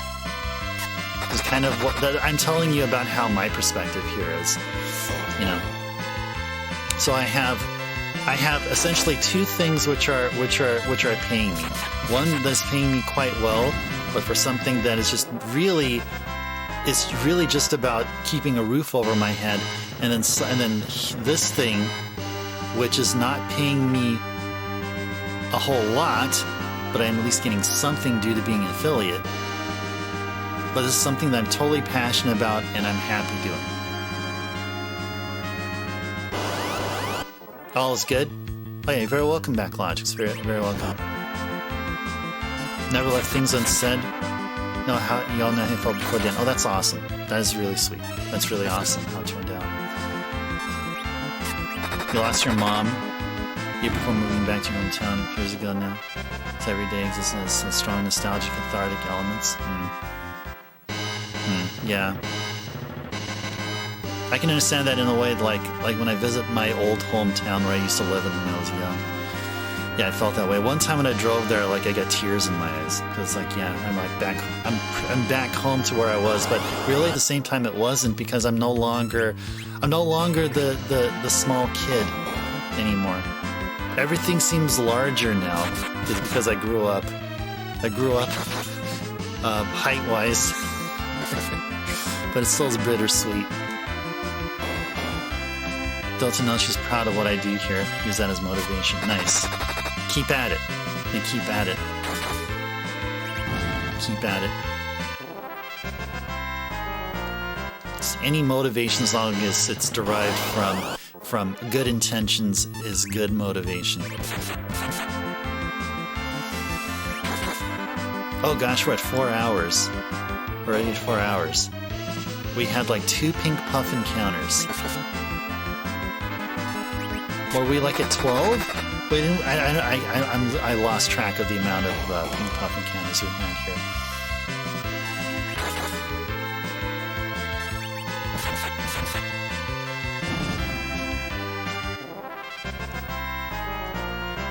Let's keep going just a bit more. Okay, let's get one more pink puff encounter for the night. One more. Right, I know you guys are there. One more. Actually, yeah. Let's keep going. Keep going. Let's keep going until we fight a pink puff. So hopefully we'll get one within the next 5 minutes, 10 minutes. Yeah, slight in the mood with some Chocobo music, yeah. Let's do it. Let's dance. Guys, okay, pink puffs. If you guys are there, we want to dance with you. I didn't even get a chance to finish up a line.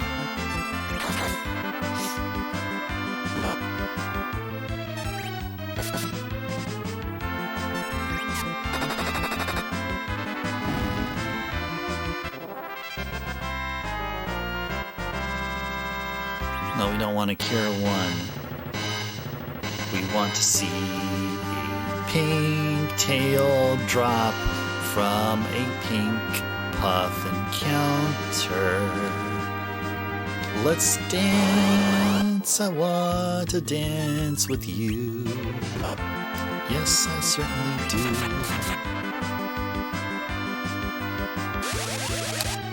See, these guys are just roaming around. It's probably some other part of this small opening here. They're like around like the edges of the. They're like, I don't know where they're at. Guys, where are you guys at? Pink Puffs, I'm looking for you. Where are you guys at? Where are you guys at? Where are you guys at? Where are you guys at? Where are you? There's no like walkable like I'm trying to see like where are you guys at? Is there some like a wall that you can walk through and you see like a place where all these pink puffs hang out? Pink punks. Is there like a disco ball like right above them and stuff? Are they like dancing? Are they doing like the John Travolta like Saturday Night Fever pose or whatever? Oh, did you know that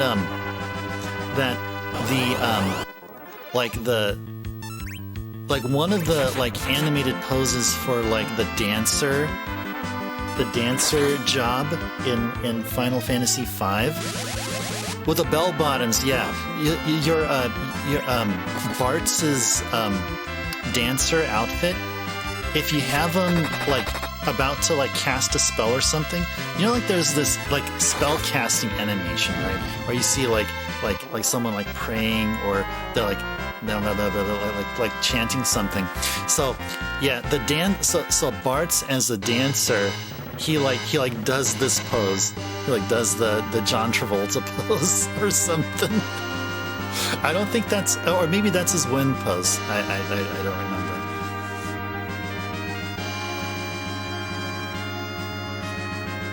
Had the best time just hanging out. So no use sharing stories, even though this is just a channel. Tell there's good hearts in the channel. They'll be right in due time. They are now. Oh, yeah. Great. I agree, Backlogics. I agree. You guys have been really, really awesome. Really impressed. I'm really impressed. And one easy way to tell is that you notice that there's no mod here. Like, how many channels you've been to and there's no mod in the channel? Well, maybe there's a good amount there, but like typically there's at least one member here among chat with the green icon with the sword. So we don't see that here. No, the only other person you see is like, well, Nightbot with the check mark. You know, and let's see. Who else have? You know, I haven't seen any official Twitch employees here, and you would know that because you would see a wrench icon. I haven't seen anyone with a wrench icon here just yet, so they can come in and go if they want. But still.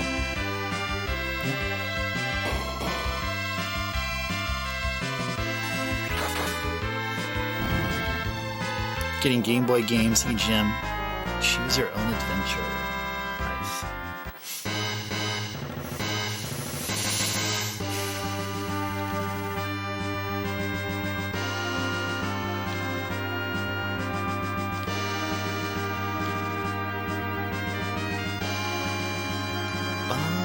Ba-da-da-da. Where are them pink puffs? Guys, you're over there. You're there. You're somewhere here. You want to dance with us. We want to dance with you. Let's dance. Let's have some fun tonight. Wait, that sounds like a lyric from a lyric from an early '80s song.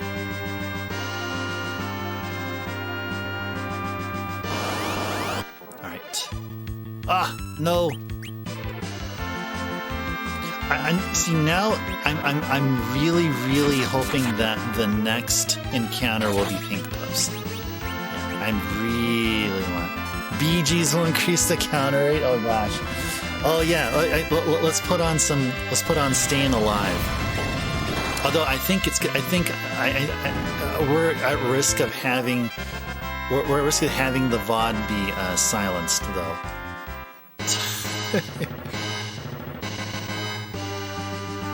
Or maybe if you sing it, I guess. Yeah. So Pink Puffs. I heard that you guys are. Each of you are a woman's man. You have no time to talk.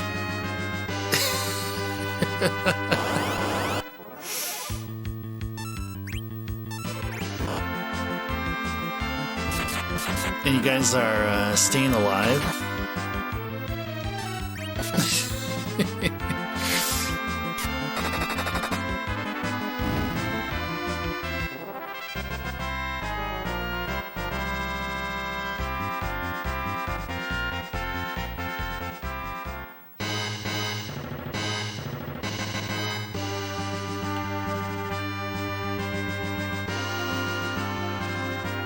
I think Bee Gees did the entire... No, actually, they didn't the entirety of the Saturday Night Live soundtrack, no. But they did a lot of songs there.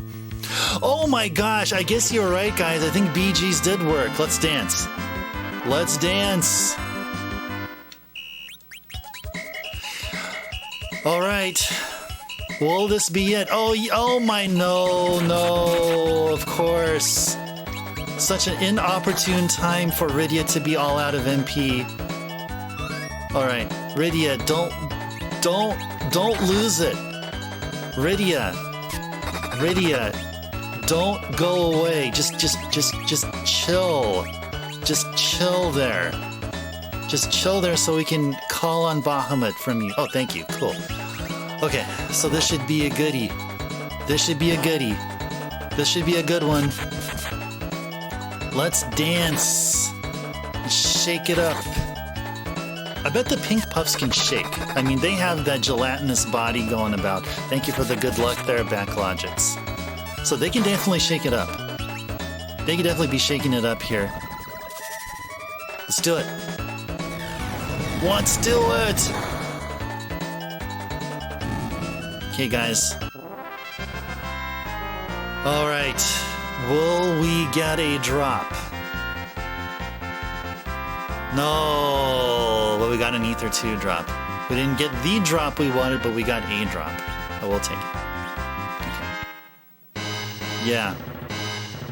Explain yourself to alien visitors. See, human politics and policies are all over the place. Your team love and justice, where the greater force the universe could ever produce. Know how they react? That just feel. Yeah, they're cursing us there. But this is like, what, the 13th encounter? So, yeah, it checks out. A 1 in 64 opportunity. Yeah. It could happen. It could have happened right away. It could have been the very first encounter, and we got a drop from them, and that drop happened to be the one and only pink tail, and it could have been like, okay, well, we're done. Or maybe not. No, if we did get a pink tail right off the bat, we would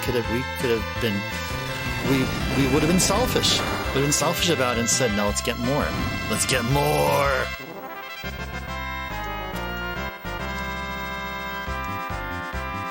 Yeah, I think you're going to be very much liked by alien species. I think they'll be on board as well, because like if there is already like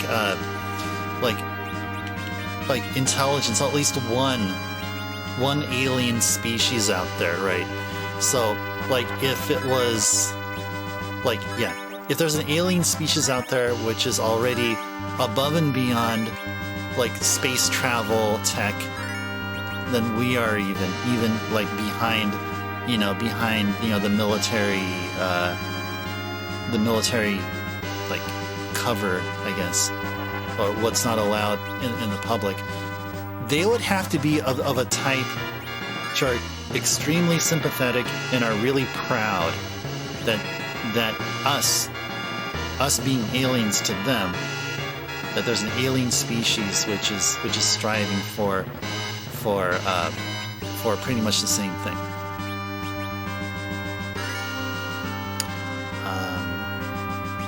And you do Cure 3 on King. There we go.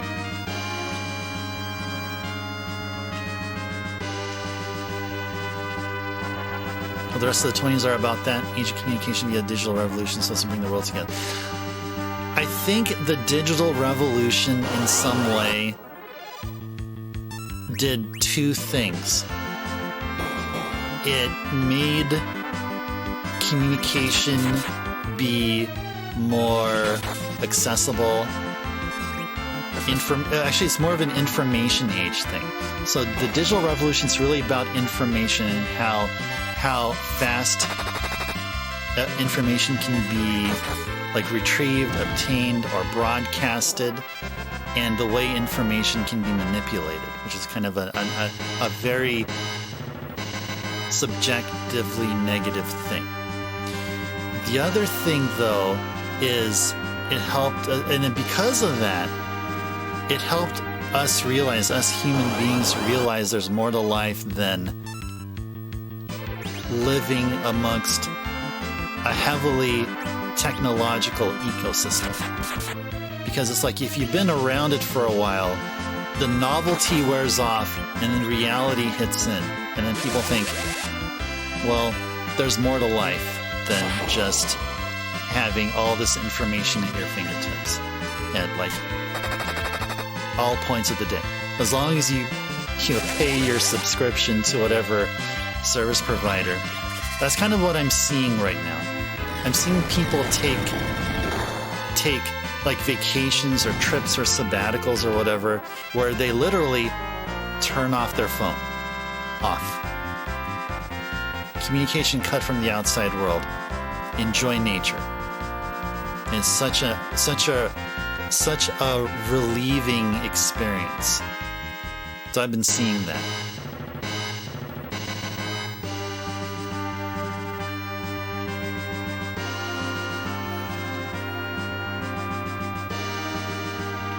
Shaking hands with an alien life form if possible. Old-fashioned like that. The new norm be fist bump? No, I think the new norm would be via telepathy. Like you would send a certain brain wave, and they would send you a brain wave. I think that's probably what it is. I don't know. Maybe. I have no idea. 2 years now, no cell phone. Are you talking about just for yourself, or just in general? There's going to be like hardly like the need for getting the latest the latest and greatest iPhone from said companies. Like the need for it will start diminishing rapidly. Oh, for yourself? Okay.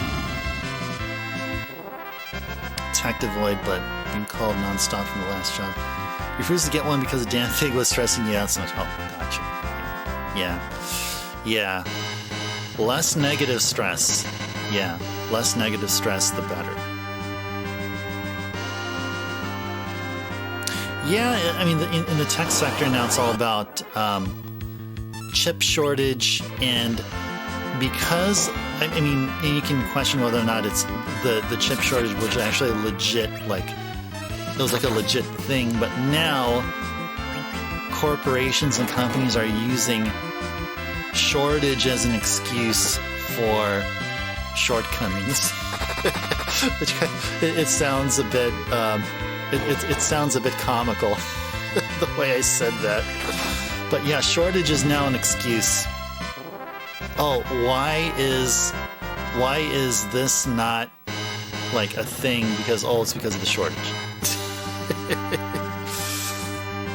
Borrowed your wife's phone when needed, but refused to get one. Ringtones and texts, and I just noticed the notification causing your heart rate to go up.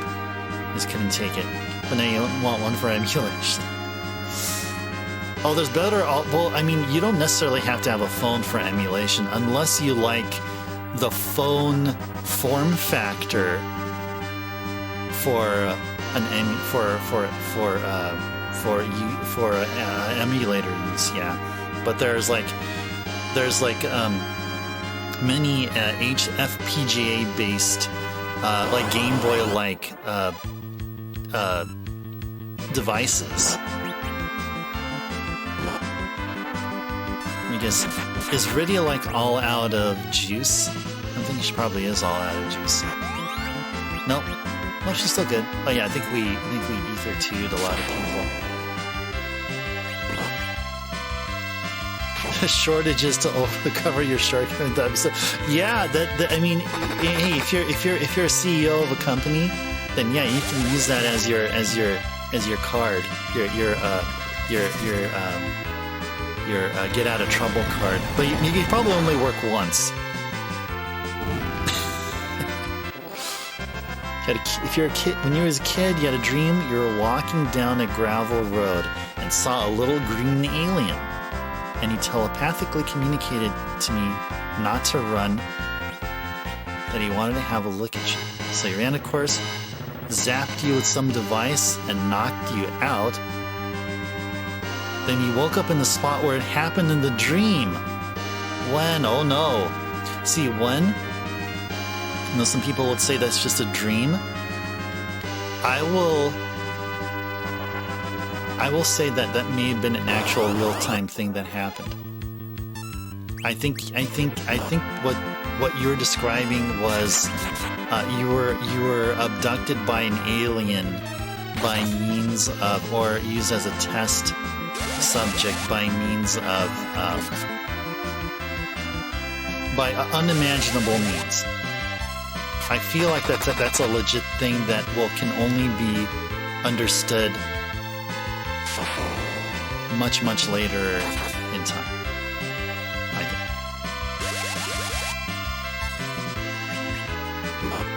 think. It could be coincidental though. It could coincident. I keep saying coincidental. I don't know why. It's supposed to be it could be just a coincidence though. Oh, that's another. It's a likely possible. It's likely that could be it, but I can't rule that out because it's way too. What you're saying is way too. It doesn't sound like a dream. The way you described it, that didn't sound like a dream. You want a retro handheld, want something to play up the PS2 as well by the time you get to that price point? Better off buying an Android phone for that price and you do that plus one. Oh, okay. Gotcha. I have a colleague at work, and I met him at Portland Retro Gaming Expo. He showed me this thing that it looked like a Game Boy. Like I'm trying to show you a Game Boy. It's like a white colored device, and it's basically an emulator. And he was playing SNES ROMs on it. He was playing Super Metroid on it. So I figured if it could run SNES games, then it may be possible to run maybe N64 or PS1. But if you're talking about PS2, then yeah, I may have to try to recall what the name of the device is. But yeah, it looks like a Game Boy Color like form factor, except it's all in white. If you guys know what I'm talking about, I wouldn't be surprised if you guys don't. Relatively rare for anyone to have resolved, so to not have a model cell phone. Cell phone puts anyone goes away ahead of the pack. By the time you were a jock, did aliens abduct you and make you a super nerd? Probably. Call the Inquirer.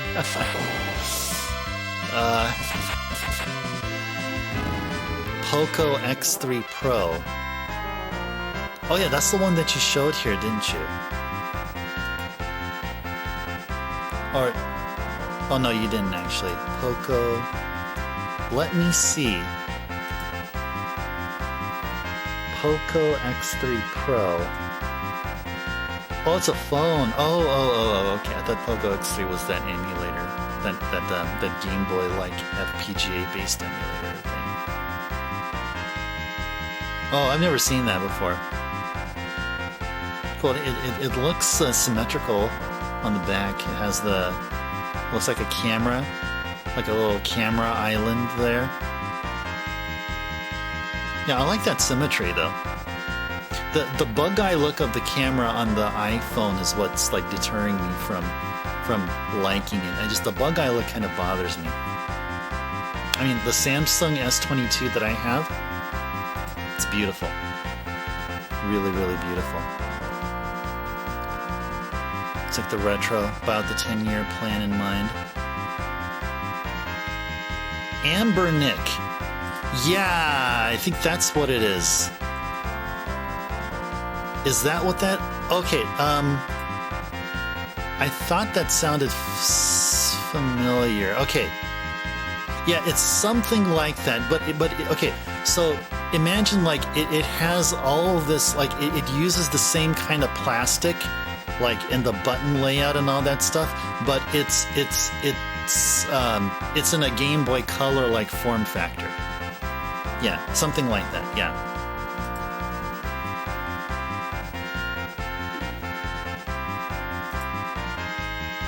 Oh, yeah, you're playing me here. Almost. Yeah, no, it's like, oh, that's like, it's like, yeah, it should actually be like a bit like longer in length. Like it's like that, but like if you had a gap between the screen and the buttons, and it kind of looks like a Game Boy like form factor. Yeah, but it's a bit longer. Yeah. Yeah, but it is very pocketable. Yeah, there's so many of them. Yeah, that's why it's kind of hard to tell. Yeah. Well, I was thinking, yeah, something like that, like having a dedicated machine. But I guess from what you're saying, there isn't one that exists that can do PS2, or if there is, then it's pricey enough that it would warrant you to get yourself an Android phone. Gotcha. You enjoy the form factor and SNES theme so much. It's very capable of all means. Yeah, that's a good thing. I mean, like just having it just for like one purpose is like, yeah. I mean, it's good and all, but yeah. I mean, it's capable. It means that it has some power on it. It's available there in case you need it.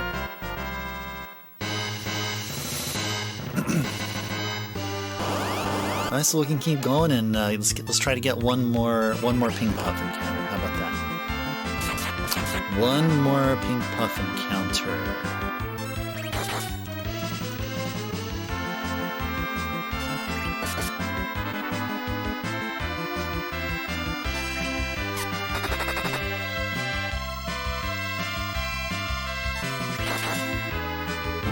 Oh well, $30 and shot way up after. Oh wow. Yeah, whatever you guys are comfortable paying, yeah, go for it. And playing games on it anyways, either games or the GPS translator. Yeah, GPS is really, really useful. Yeah. Yeah, I would totally agree.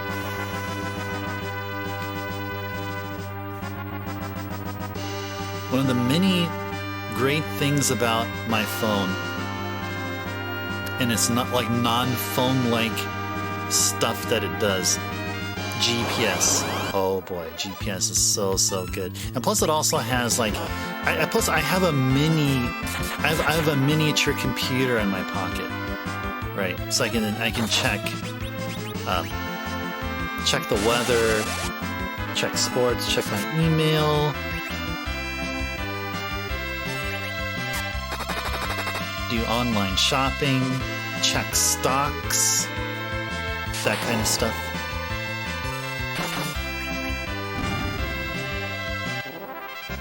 And you like fact-checking people too? Yeah, there you go.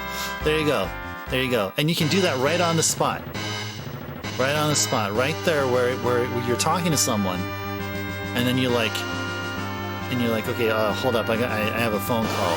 But you really don't have a phone call. You just turn around and you start fact-checking what they say, and then you turn around and then you think, okay, you're cool. And then you think they're cool, and then you continue conversating with them. You'd be like, liar, indeed, yes. Yes. Oh yeah, price-checking things. Yeah, I've seen a good amount of people do that. Yeah, and they go to a store, and or especially when, like, if they're in the video game store, and or the video game section of the store, and then they check, okay, well, hey, you know, Walmart has, wait, or they're like in Walmart, and they say, oh, hey, like, Final Fantasy 15 is going for like $59.99 here, but oh wait, but there's a Target just like 2 blocks away selling it for $49.99. They're like, you know, I'll just drive over to Target.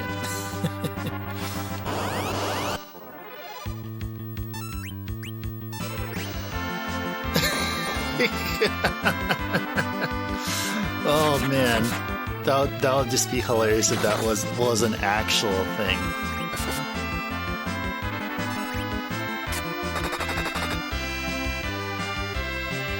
The RG353VS, and choosing a US seller not to cut out the middleman. The small part to preserve electronic cell diversity. Yeah, indeed. Yeah. So like the Amazon link is like, yeah, it's like I mean yeah, Amazon is, for me, Amazon is good for like if it's a new thing. If it's a new video game that just came out, and like, you know, if it's a thing from limited run, so people like especially the Shantae games, or like either like wherever, like either be Amazon or Best Buy. So there's some Shantae games ported to the PS5 that are going on sale. So I thought, okay, might as well start. You know, because I'm sort of interested in Shantae because, like, you know, I like platformers and stuff. So, yeah, if limited run, like, runs out of all that, typically everyone buys it, then I just go for whatever, for Amazon or whoever would stock it. But for everything else, especially if it's specific, then yeah, I'd rather go directly. Or if it's something old, like if it's an item that, like, was in retail like years ago, 5 years ago, and you see an Amazon listing, then Amazon listing, so here's the one thing, Amazon listings are not necessarily accurate. It's like, if you post something on Amazon, the due diligence required in making the item be accurate is not up to like how it is for an eBay listing. So just keep that in mind. That's from my experience. Maybe that's just my problem. Maybe Amazon hates me. Maybe they just don't like my guts. I don't know why.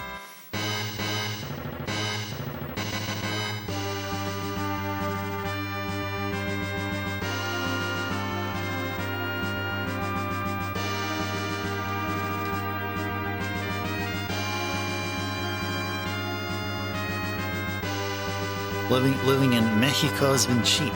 Nice. Good to you. Good. Oh, man.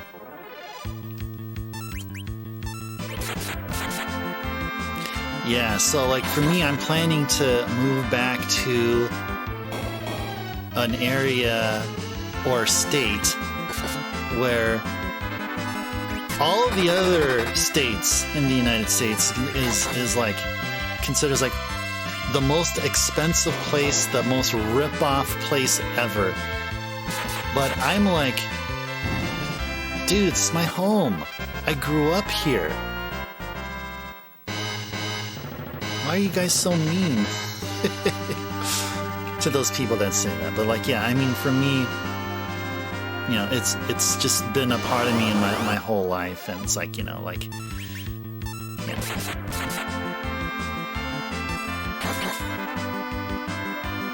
Yeah, Shantae. Yeah, there's gonna be a total of like 6 titles that have been ported over to the PS5. The original Shantae is slated to be made available on the PS5 by sometime in 2023, like mid. I don't know. I'm not sure if it's gonna be summer or late 2023. But there's a bunch of other Shantae games I managed to pick up here and there, like Shantae and the Seven Sirens, Shantae and the Half Genie Hero, Shantae and the Pirate's Curse. There's a lot of Shantae. There's a lot of Shantae. Cool to hear people immigrating to Mexico.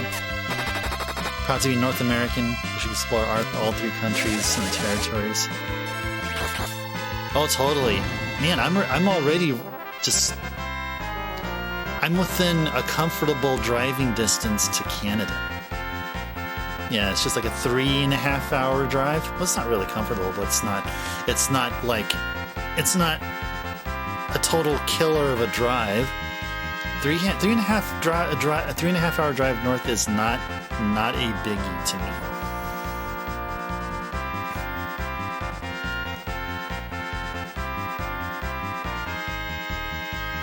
Okay, let's keep going.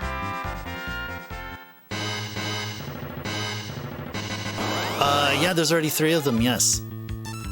Yep, I played the original, and I also bought the second one digitally on the Switch. I didn't play through 02, I played through 01, and there's a bit of a cliffhanger that occurs there, which implies there would have been a sequel in the works. So might as well play 2, right? But I just never got a chance to get into it because just backlog priorities. And then fast forward a handful of years later to back in, when did I go to PAX? Well, beginning of September, Labor Day weekend this year. I went over to PAX. I went to their Inti Creates booth. They were selling games. I bought a game there. What game did I get? It was a Japanese import of Blaster Master Zero's trilogy. The Blaster Master Zero trilogy. And I have the collector's edition of it. They're selling brand new import collector's edition. Blaster Master Zero 1, 2, and 3. 01 is... that is true for maybe the first stage. Maybe the first stage and half of the second stage. It then goes on its own tangent. It becomes its own game. No, 01 in its own right is its own game. It's not an exact one-to-one of NES Blaster Master. You'll have a couple hours into Missouri from St. Louis. Thanks for saying from Missouri, wasn't from St. Louis. But I can't say it 1,000 times. Tails make me listen. Is a reboot of the reboot? Probably. Why are we here, Henry? Because we're doing a thing called a pink tail grind. So what that entails, no pun intended, is this one particular room in the game is where a rare encounter with pink puffs occur. There's a 1 in 64 chance of encountering pink puffs. Okay, 1 in 64 chance. When an encounter with pink puffs occur, there's a 1 in 64 chance, and it's multiplicative here, of getting their most rarest drop, most rarest item drop. And that item is the pink tail. Now, why is it worth all this trouble? Because a pink tail is the requirement to getting the most powerful armor in the game. It's called the Adamant Armor. And so we're devoting the remainder of the Final Fantasy IV streams this month to getting at least one pink tail drop. So we're devoting the entirety of this week grinding in this room here, looking for pink puff encounters and hoping they'll drop a pink tail. So that should answer your question there, Henry.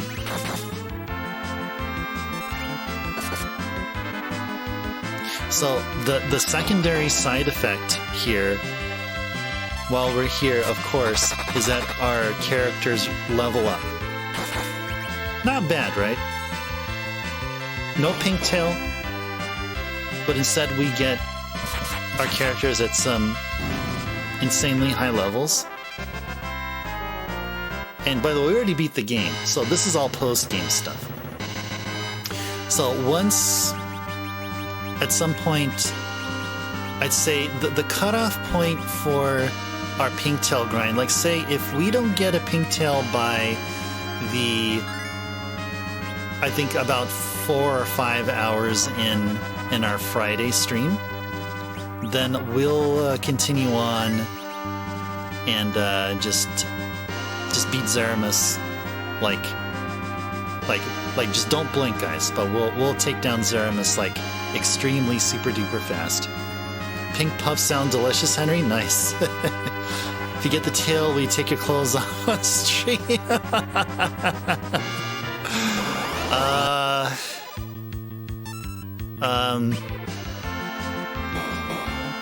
I will not. No, I will not. What I will do instead is I will be a bit more expressive than usual in excitement over all this work and dedication and resource we put in.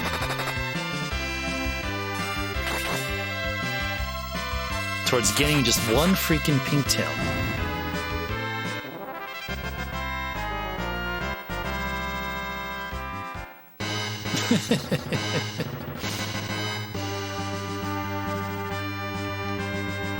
I'll just let you know. I mean, even if that was even an option of me taking off my clothes, I'm gonna guarantee that it wouldn't be worth it. Just saying, it won't be worth it. Just wait until like I move to my new place and I start working out. Then maybe there's a chance, but you'll see something good if I do. But like until I'm confident otherwise, yeah, clothes dropping's not gonna happen.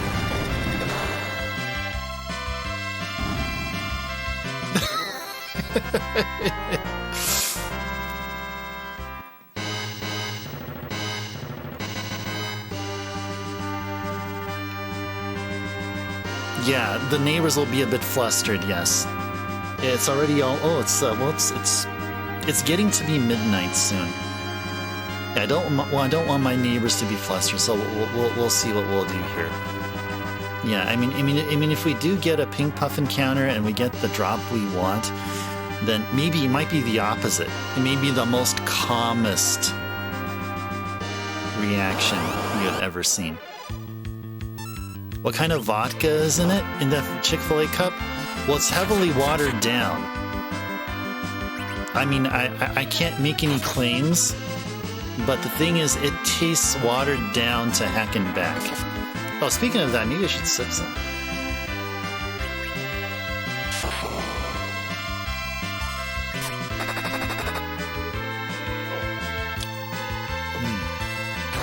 I sure hit the spot.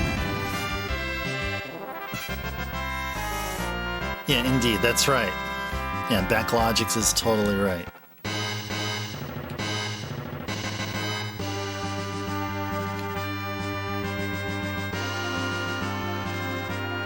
I figure Indiana and Missouri probably share about the same weather. Although I'm not. Although really, what dictates the weather, what I would presume would be any mountain ranges. It sort of does this natural like subdivision of climate, but I'm assuming Indiana and Missouri are around the same climate. And then you have like a place like California, where you have all these different climates, which makes the state so beautiful, so wonderful.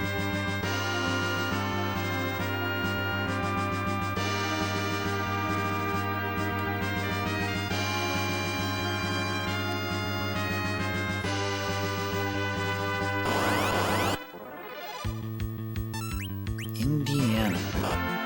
Home of the Indianapolis 500. Yeah, I had a elementary school friend where I used to in the town I used to live in. They moved to Indiana. I don't know it's because of their parents or so, but yeah.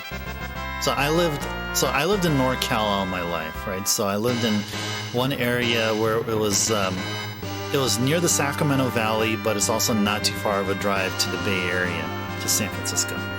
And so yeah, I had a few really good friends there. A few of them that moved, unfortunately. So yeah, one of them moved to Indiana, and even at that time, when I was young, even the early 80s, yeah, I'm old, but in the early 80s, I even knew about the Indianapolis 500 back then. Didn't call it Indy 500, I call it Indianapolis. Like it's special. You would say so? I think Missouri's a bit more of a wild card with temperature changes. Indiana just gets cold/warm in line of the season. I see, so Missouri's a bit... Okay. Missouri has a bit more of a, like, unpredictable factor, I guess. Your nieces and nephews have a full spread with environments, rural/suburban/urban. So interesting to see the pros and cons of it all. Oh, nice. Nice.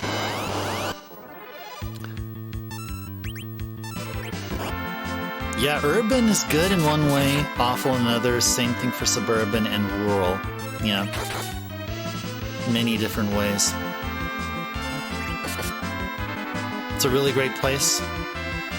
You know, in more of the rural area, and you went back to your hometown, it's pretty much the exact same as you left, and you loved it. Oh, nice.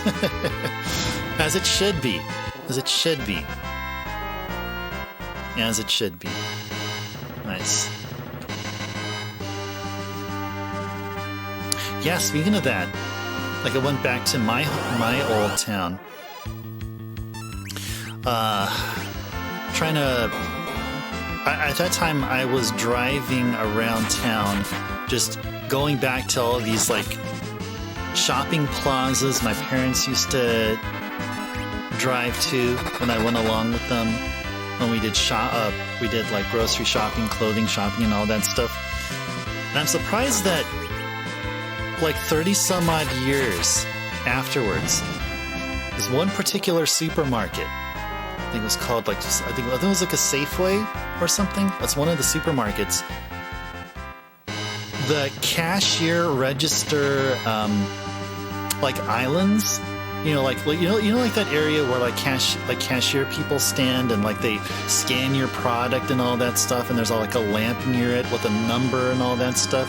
Because before like customers, like that area hasn't changed. It still has that, like,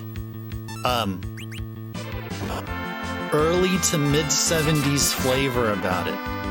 So if you go there, it's like you're back in time.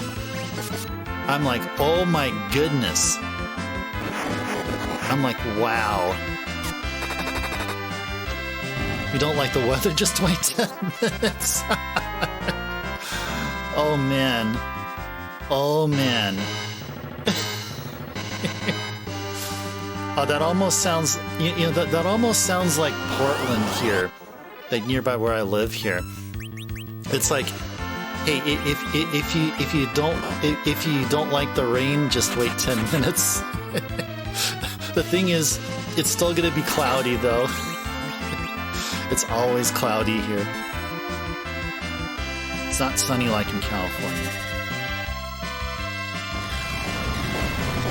Similar experience to yours. Here, that's unfortunate because not even your kids, just their uncle feeling 100% more for their parents. Your hometown is the same. Had yearly festivals, parades. It's a big deal for the town for those things. Yep. Nice. Very, very cool. I think I didn't get a chance to read Gwen's, or saying that.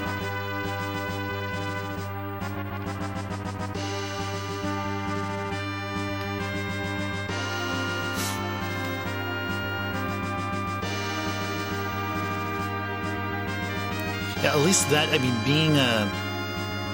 being like an influential figure, at least doing something. I mean, it may not be like textbook what would be required, but at least being some kind of a good role model, just a way to show like kids around, you know, the world, or make up their world in such, you know, good, you know, good experiences. I mean,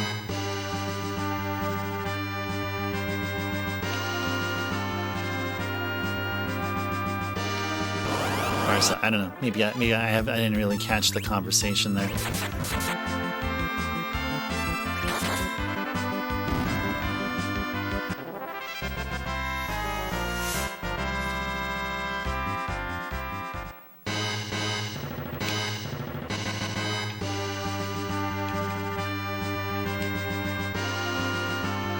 Maybe I shouldn't have stepped into that conversation. That I was missing out on what there's. Okay, I'll just focus on this here. All right, we need one more pink puff encounter.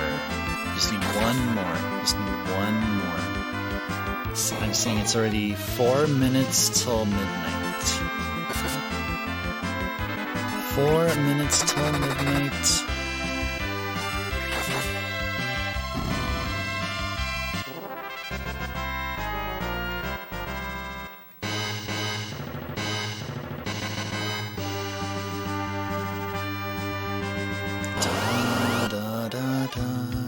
Tricker.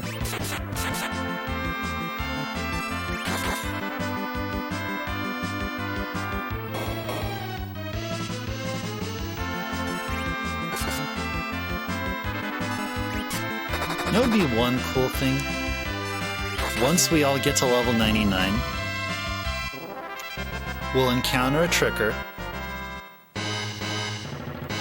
And then we'll like zap it with lit, get it all ticked off, and then we'll see if we can be able to take down the tricker before it takes down us. Let me a dragon. Politics is nope.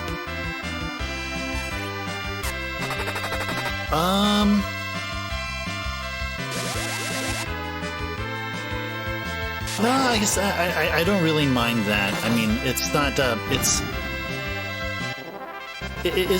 would be more concerned if other people were getting like if it turns into like a heated argument or something like.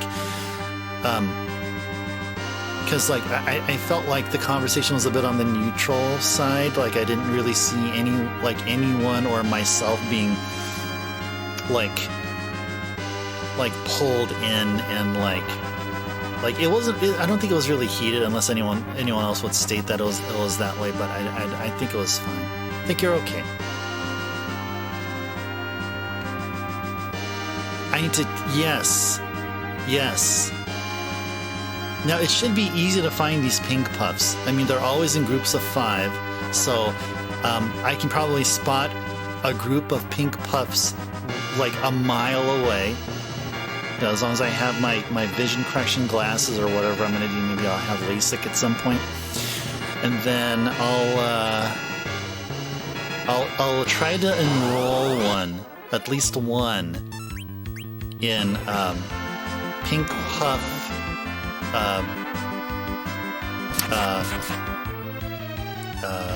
Pink Puff Behavior 101.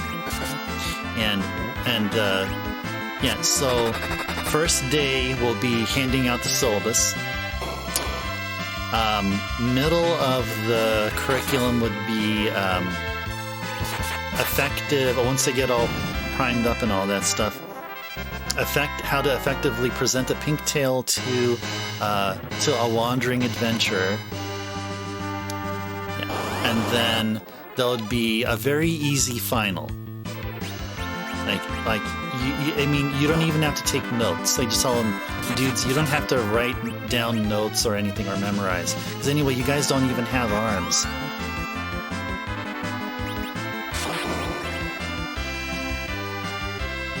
It's only lit. Anything holding back from LASIK? I think that's right. I've just been like, just remembering LASIK from like many years ago. Like LASIK wasn't like as safe, quote unquote safe, as it is now. I see a lot of people are getting LASIK like it's no problem. Like it's actually a thing that is like most widely like being promoted as like, okay, once you have, you know, vision coverage like via insurance, like LASIK comes up as like the topmost like option or something like that, or encouraged to do. I'm sort of leaning towards doing that, but yeah, I don't know. I mean, I feel like after streams, like, or when if I'm not playing a game on the big TV, even off stream, if I would ever play a game on my tiny TV through my RGB connected consoles, I'll take my glasses off, just so my eyes would rest. Oops.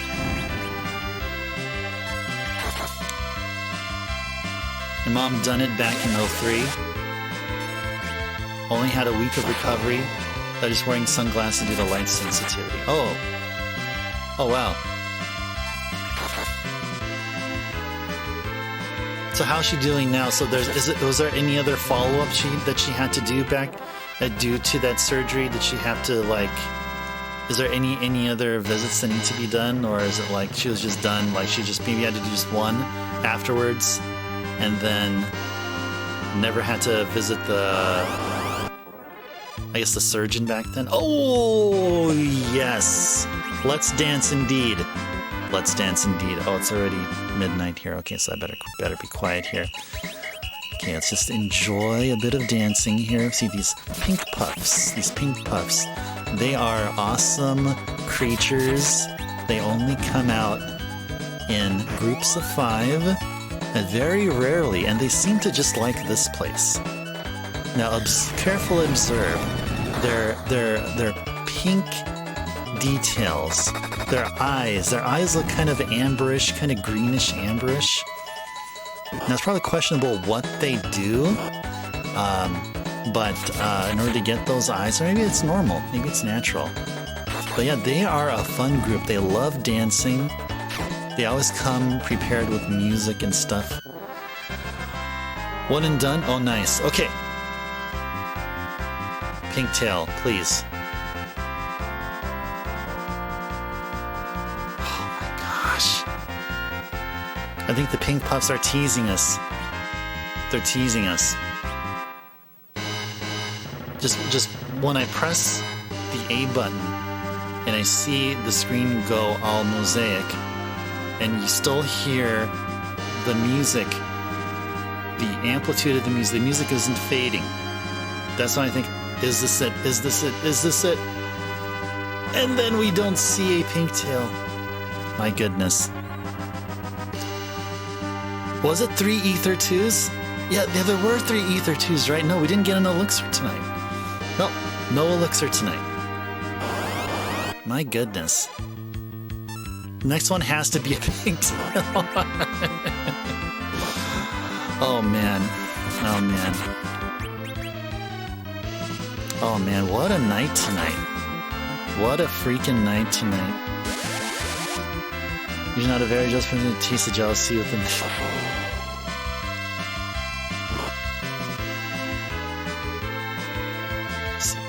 should I do this here?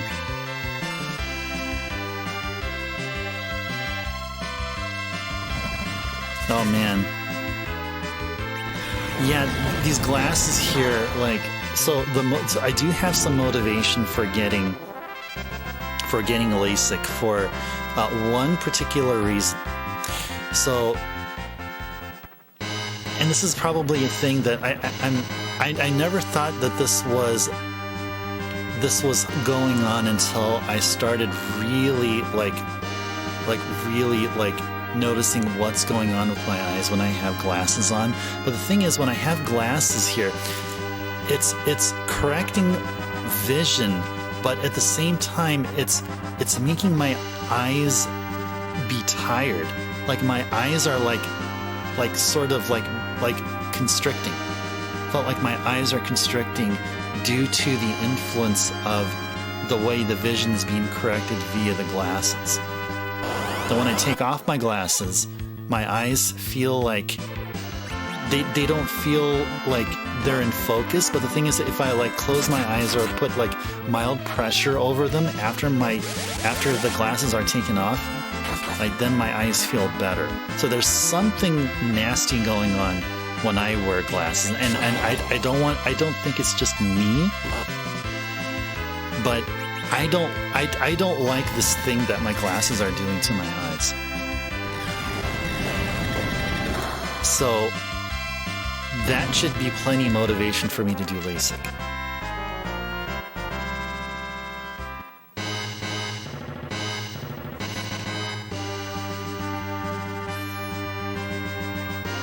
You don't hate glasses for yourself or anyone else. Feel that strongly because both your nose and ears are slightly crooked. Oh, glasses have been lifelong. Oh, I see. Okay.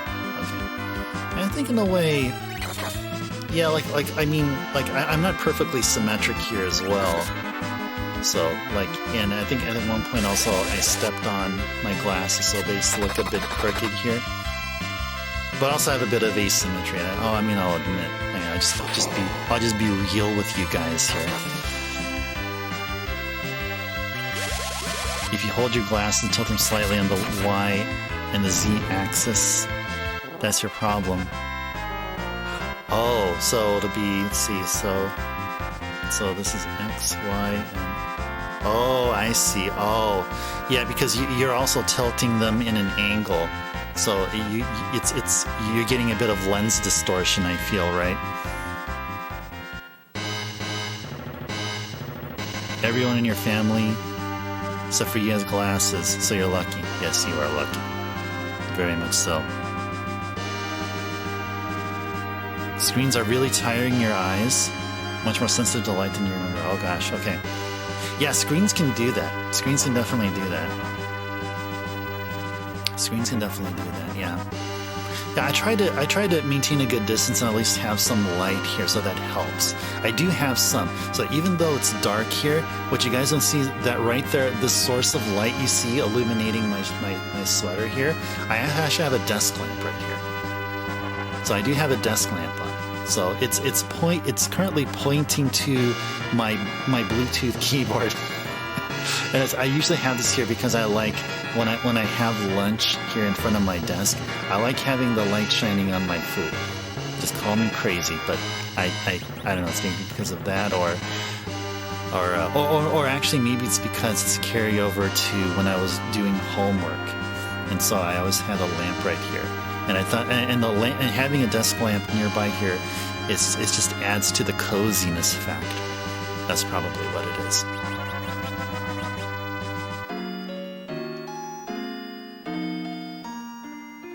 Squish your glasses, can't get back to baseline to adjust properly ever again, it seems. Yeah, I tried.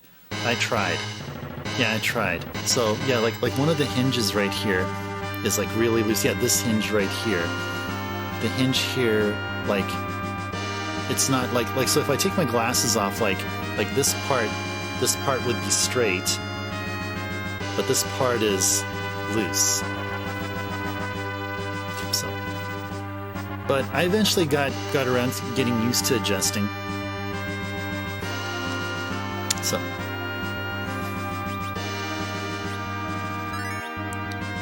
let's save one more time.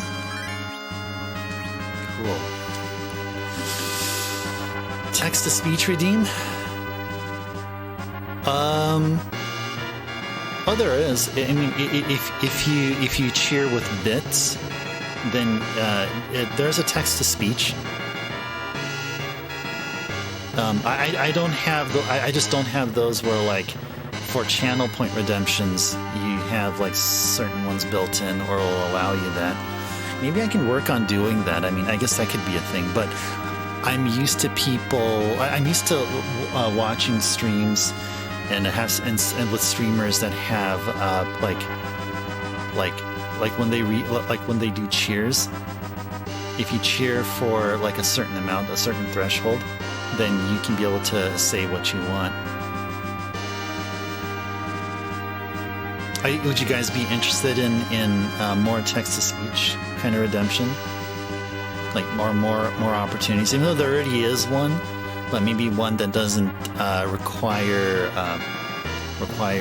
money. And if you really would, then I would consider it. Can't stand LED lights anymore, even in the home. It needs to be that warmer light bulb. Oh, like what is it called? Incandescent. One of those old school ones.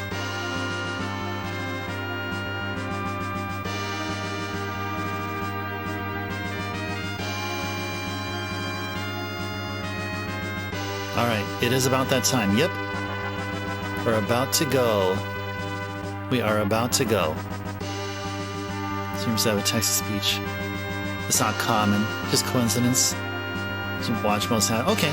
Yeah, we'll see. We'll see what additions we'll incorporate here. But yeah, just FYI, like, I mean, if there's something that you want to say, then yeah, like, unfortunately, the option here is to cheer. I think I have it. I think it's down to just like 100 bits, at least 100, which is like $1. But yeah, we'll see. I'll keep that in mind. I mean, if there's something that you really want to say, then maybe the channel point, the amount of ice stars it needs to be somewhere in like the 4-digit range. So, or else we'll be needlessly spammed by spammy messages, which might happen. I'm not saying that it already has or it will, or I'm assuming that I'm thinking somebody here would do that, but yeah, I mean, if some random person comes in and then notices that there's that opportunity, then they'll just wreak havoc. So you just try to find a good balance. All right. With that, let's sign up for the night. Let's do that right now. Okay. All right, guys. Well, we had a handful of pink puff encounters. I think it was like 3. And none of them yielded the pink tail. But we did get a bunch of Ether 2s. Which is not bad. So that reminds me, on Friday, before we continue, we need to go restock on Ether 2s for sure. We should have no problem getting them because we have a bucket load of monies. When? Oh, no. We have 2 more. We're going to have one on Friday. And Friday will be the Final Fantasy IV stream for December. Oh, and alerts. Yes. We can go back and get those alerts. Yes, thank you. Let me actually write this down here before I forget. Okay. Get Ether 2 and alerts. Ether 2 alerts. Okay.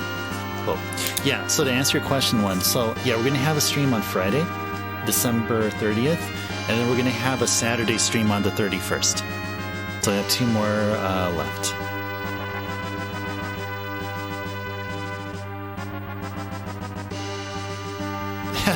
Okay, sounds good. All right, we'll aim for it early now because of that. Because we haven't had luck getting the pink tail, and we have just 1 more FF4 stream. I'm gonna try to aim for an earlier start on Friday. Let's aim for a 6 p.m. Pacific time start. It may be early. There's a small chance it may be earlier, but let's aim for a 6 p.m. start. Let's go for a full 6 hours and see what happens there. I have my fingers crossed. I'll be hoping for a pink tail. That is for sure. We'll find out. We'll definitely find out. I'll do my due diligence offline and see if we can do something about farming alerts, and we'll do that on stream. Okay. Yeah. No worries, one. No worries. Okay. Well, it'll be great to see you here. So you can hopefully see the inevitable, hopefully it'll be the inevitable pink tail drop. All right, so let me send you guys off to here. Ooh. Oh, okay, we'll send you over to King of APOC. They're streaming Ghouls and Ghosts. And usually when we go there, I think he may be about to either sign off or... Wait, is he even streaming right now? I see that he is streaming. Hey.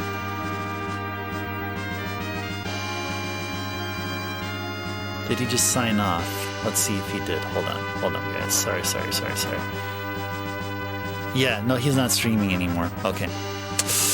Alright, well, I guess that was really the only streamer that I was interested in raiding, so, unless...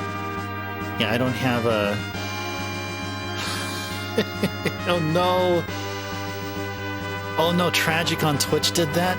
I think I know what you mean about Tragic. Oh no. Oh no. No, you see, the SNES I'm playing from, it's on a shelf like right in front of me, about a foot away from me. But the thing is, I have everything clustered here. I have a large 34-inch monitor, which sort of obscures my hand and any movements. So I have a monitor right here in front of me, which is preventing me from doing something really ridiculous to my SNES. But that's just here. But hopefully in my new place, it'll still be just as safe and secure from any wild limb movements. Oh, Gutsy, Bad, and Earthbound? Oh, you got to tell me about that one when we do Earthbound. Make sure you're here. Make sure you're here when we stream Earthbound. And that should be done aiming for summer. Somewhere in the summer. Hope to see you guys here. All right. Next stream will be on Friday. Let's aim for a 6 p.m. Pacific time start. We will try to get a pink tail. We'll do our best. All right, guys. This is Ice Turbo signing off for the night. Thank you so much for watching. Take care. And see you again soon. You're very welcome, and you all have a great night. Sweet dreams as well. Thank you so much, Wen. All right. See you guys.